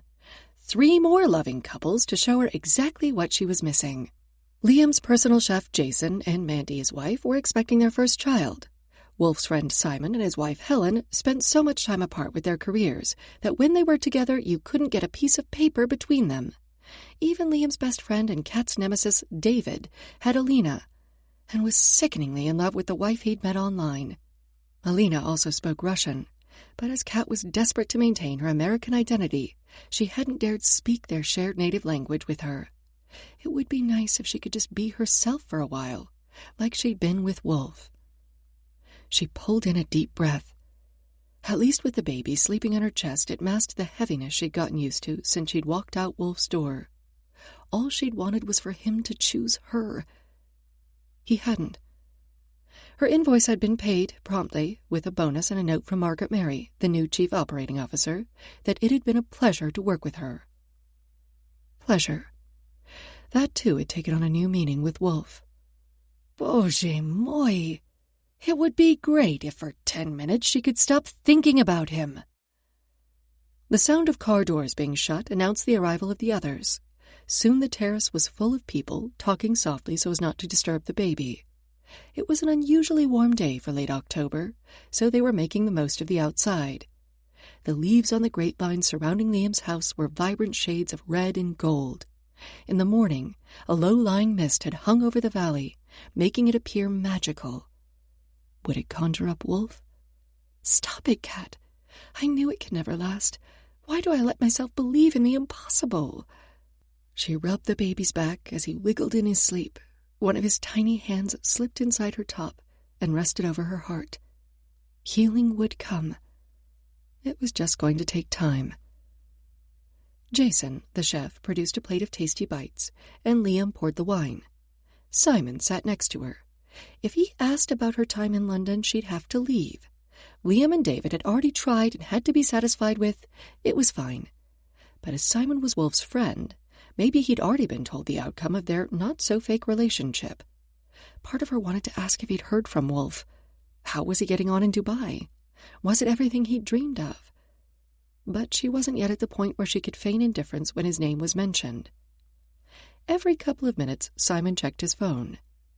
"Expecting a message?" she asked him. "I'm hoping to broker a deal this afternoon. I'm waiting for one of the parties to arrive to start negotiations." Simon replied. Odd, seeing it was a Saturday, but business never really stopped. She worked every weekend. Hell, she'd worked every single day in the 8 weeks since she'd been back in the States, which was why Liam had insisted she join them this weekend. Kat sat back and let the buzz of happy people sharing their lives wash over her. She nuzzled the top of baby Marco's head, and Lorelei sent her an indulgent smile.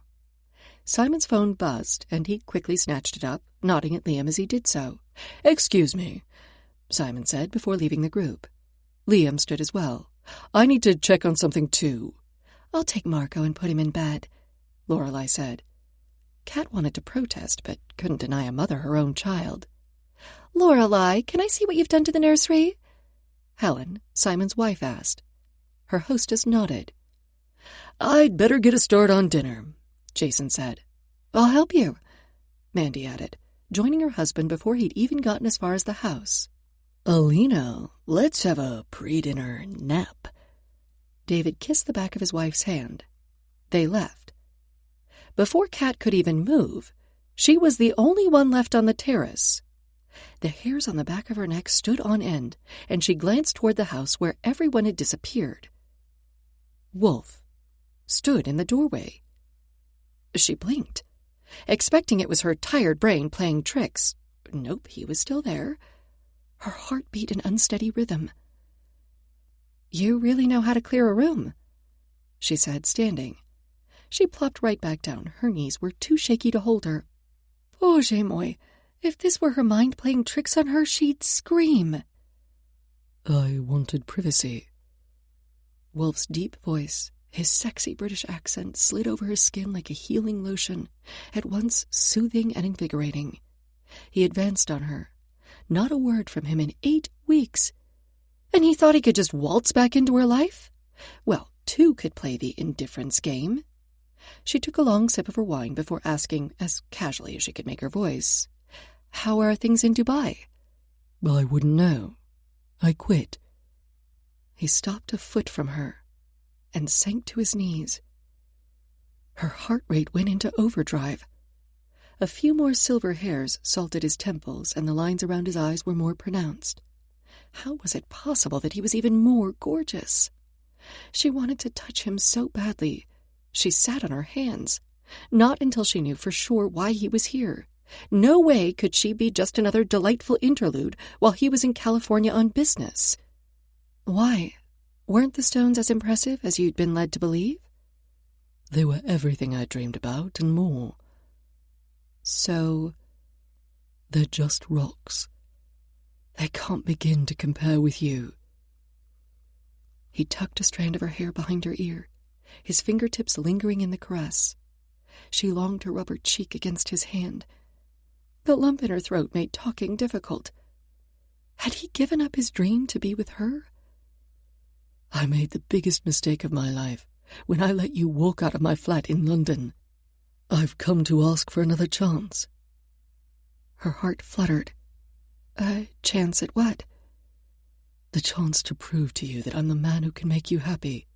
The chance to put you first in my life and never take you for granted. The chance to tell you every day how much I love you and need you. The chance to see you wear this.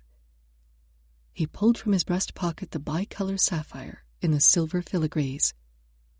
She stared at the jewel as it caught the autumn light. It was even more amazing than she remembered. I thought you had to destroy the prototypes. This is the real stone. I convinced the prince to sell it, as I said no other woman would ever wear it as well as you. Pure love shone from Wolf's eyes, rivaling the sapphire for brilliance. And he agreed? She fingered the beautiful stone as he fastened the necklace around her throat. She should protest, but her brain was still trying to grasp the reality of him being here. He has 5 wives. I think he was trying to avoid a fight. She fondled the precious gem, and Wolf's fingers joined hers on the jewel. You know I don't like presents. If you don't take this necklace, Katya, then I'm going to put it in a vault, and its beauty will be lost to the world. There are no strings. If you can't accept my apology for not putting you first when I had the chance, if you won't let me love you, then I'll leave. But the gemstone is yours. A ray of happiness broke through the defenses she'd put around her heart. Her chest filled with joy, unlike anything she'd ever experienced. What if one of the filigrees breaks? It's quality workmanship, but if it breaks, I'll fix it. Well, maybe I should keep you around, just in case. His lips quirked up in a knowing smile, and his gray eyes lit with desire. You want to keep me around to fix your necklace? She attempted a nonchalant shrug. Yes, and while you're on standby, you might as well do other things. His fingers slid into her hair, pulling her closer. What kind of other things? Kiss me, hold me, love me as long as we're together. He stopped his lips inches from hers and leaned back to search her eyes. What do you mean, as long as we're together? I want a permanent relationship with you. I'm not letting you go again. She closed her eyes on the pain of having what she desperately wanted offered to her, while not being able to take it. I can't promise you forever, Remy. If the Russians find out that Cat Smith is the hacker Pantera, I'll have to change identities again. I couldn't ask that of you. He kissed her before replying. Let me deal with that. If it came to it, I'd change my name, give up everything to stay with you. I love you so much, Katya Smirnova. I was an empty wasteland without you. I refuse to live like that again. Her soul flooded with happiness. She'd do everything in her power to make sure it never happened. He'd already given up so much.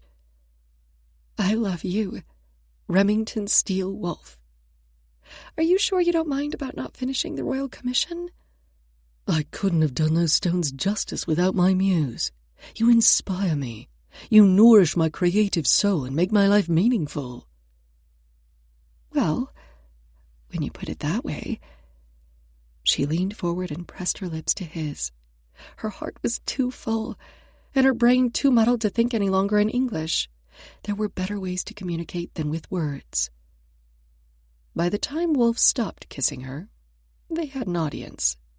Simon raised his glass of wine and said, "Yes, another successful merger negotiated. Damn, I'm good." Everyone laughed. Kat didn't care who took credit. She was just glad that, once again, she was in Wolfe's loving embrace and could be her true self. Epilogue. Kat sensed the excitement in Wolfe as soon as he stepped through the door. He had the same look in his eyes as when he'd spotted her latest lingerie purchases. How could he know about her surprise? What's got you so amped up? she asked after he kissed her hello. I had a call this afternoon from Crown Prince Ajmani. Evidently, the chief designer of the house they got to replace me was caught trying to seduce one of the prince's wives. He's been deported. They've asked if I'll come back and finish the project. The flicker of fear didn't have a chance to grow. Wolf stared at her with the same love in his eyes as always. In fact, it had grown so quickly that he now badgered her daily to make their relationship permanent and marry him. If she weren't enjoying his persuasion so much, she'd have said yes weeks ago. And he knew it. What did you tell him? That we're a package team. There is no me without you, and I'd have to speak to you first to see if you were even willing to move to the UAE. He didn't object to a criminal and a person who consorts with criminals living in his country? Seems he's had a change of heart. First, Nikita has had a rather spectacular fall from grace, so the prince now considers his report about you as the ramblings of a rejected man. Second, the prince himself commented that you'd be a far better deterrent to keeping me away from his wives than fear of expulsion. I believe his exact words were, "If you disrespect your woman, then you are not worthy of her." Did you have anything to do with Nikita's downfall? Wolf smiled. I didn't want him harassing you when we returned to visit Natalia and her family. I should also tell you about the very unfortunate death of a hacker known as Pantera. She died of a drug overdose recently. What? A woman about your age and description was recently found dead of an overdose. She can't be identified, and a rumor is circulating that she was the notorious hacker. You're safe, and I will keep you that way. Kat wrapped her arms around Wolf. She wanted to sing with the relief of having her past wiped clean. So, we're moving to Dubai. Only if that's what you want. All I want is to be with you. So if you're there, that's where I'll be too. He put his hand on her face and she rubbed her cheek against his palm. There is one small condition, however, that the prince insists on. Oh? And what's that?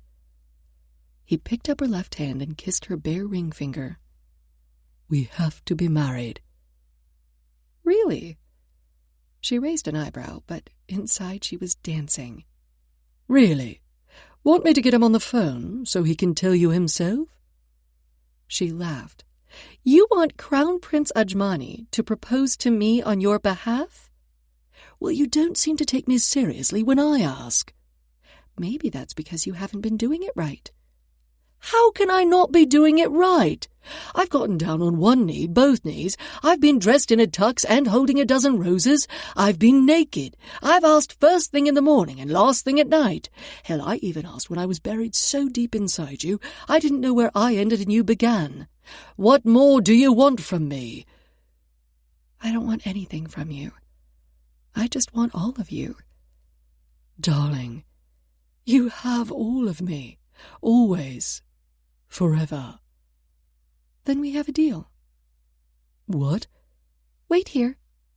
She rushed into the bedroom, quickly changed, and then returned to the sitting room. While browsing online, she'd come across her dream wedding dress and lingerie. The gown was still to come, but the underclothes and veil had arrived this afternoon. Wolf turned around as he heard her return and nearly dropped his drink. If that's what you're going to wear on our special day, we're going to have the shortest ceremony and reception in the history of weddings. Don't be silly. I'm going to wear a dress as well, but I'm all for the simple ceremony, and we don't even need a reception. As neither of us have family, at least not one's able to come, we could just have a registry office wedding. He crossed over to her. His hand caressed her cheek before lifting her face up for his kiss. No way. We're going to do this right. When our children ask, we're going to bring out photos and bore them to tears with the details. We're going to have children? Her heart couldn't get any happier. When you're ready. In time. I want you all to myself for a while. He swung her into his arms and headed toward the bedroom. In the name of efficiency, though, we should keep practicing. I'm all for efficiency.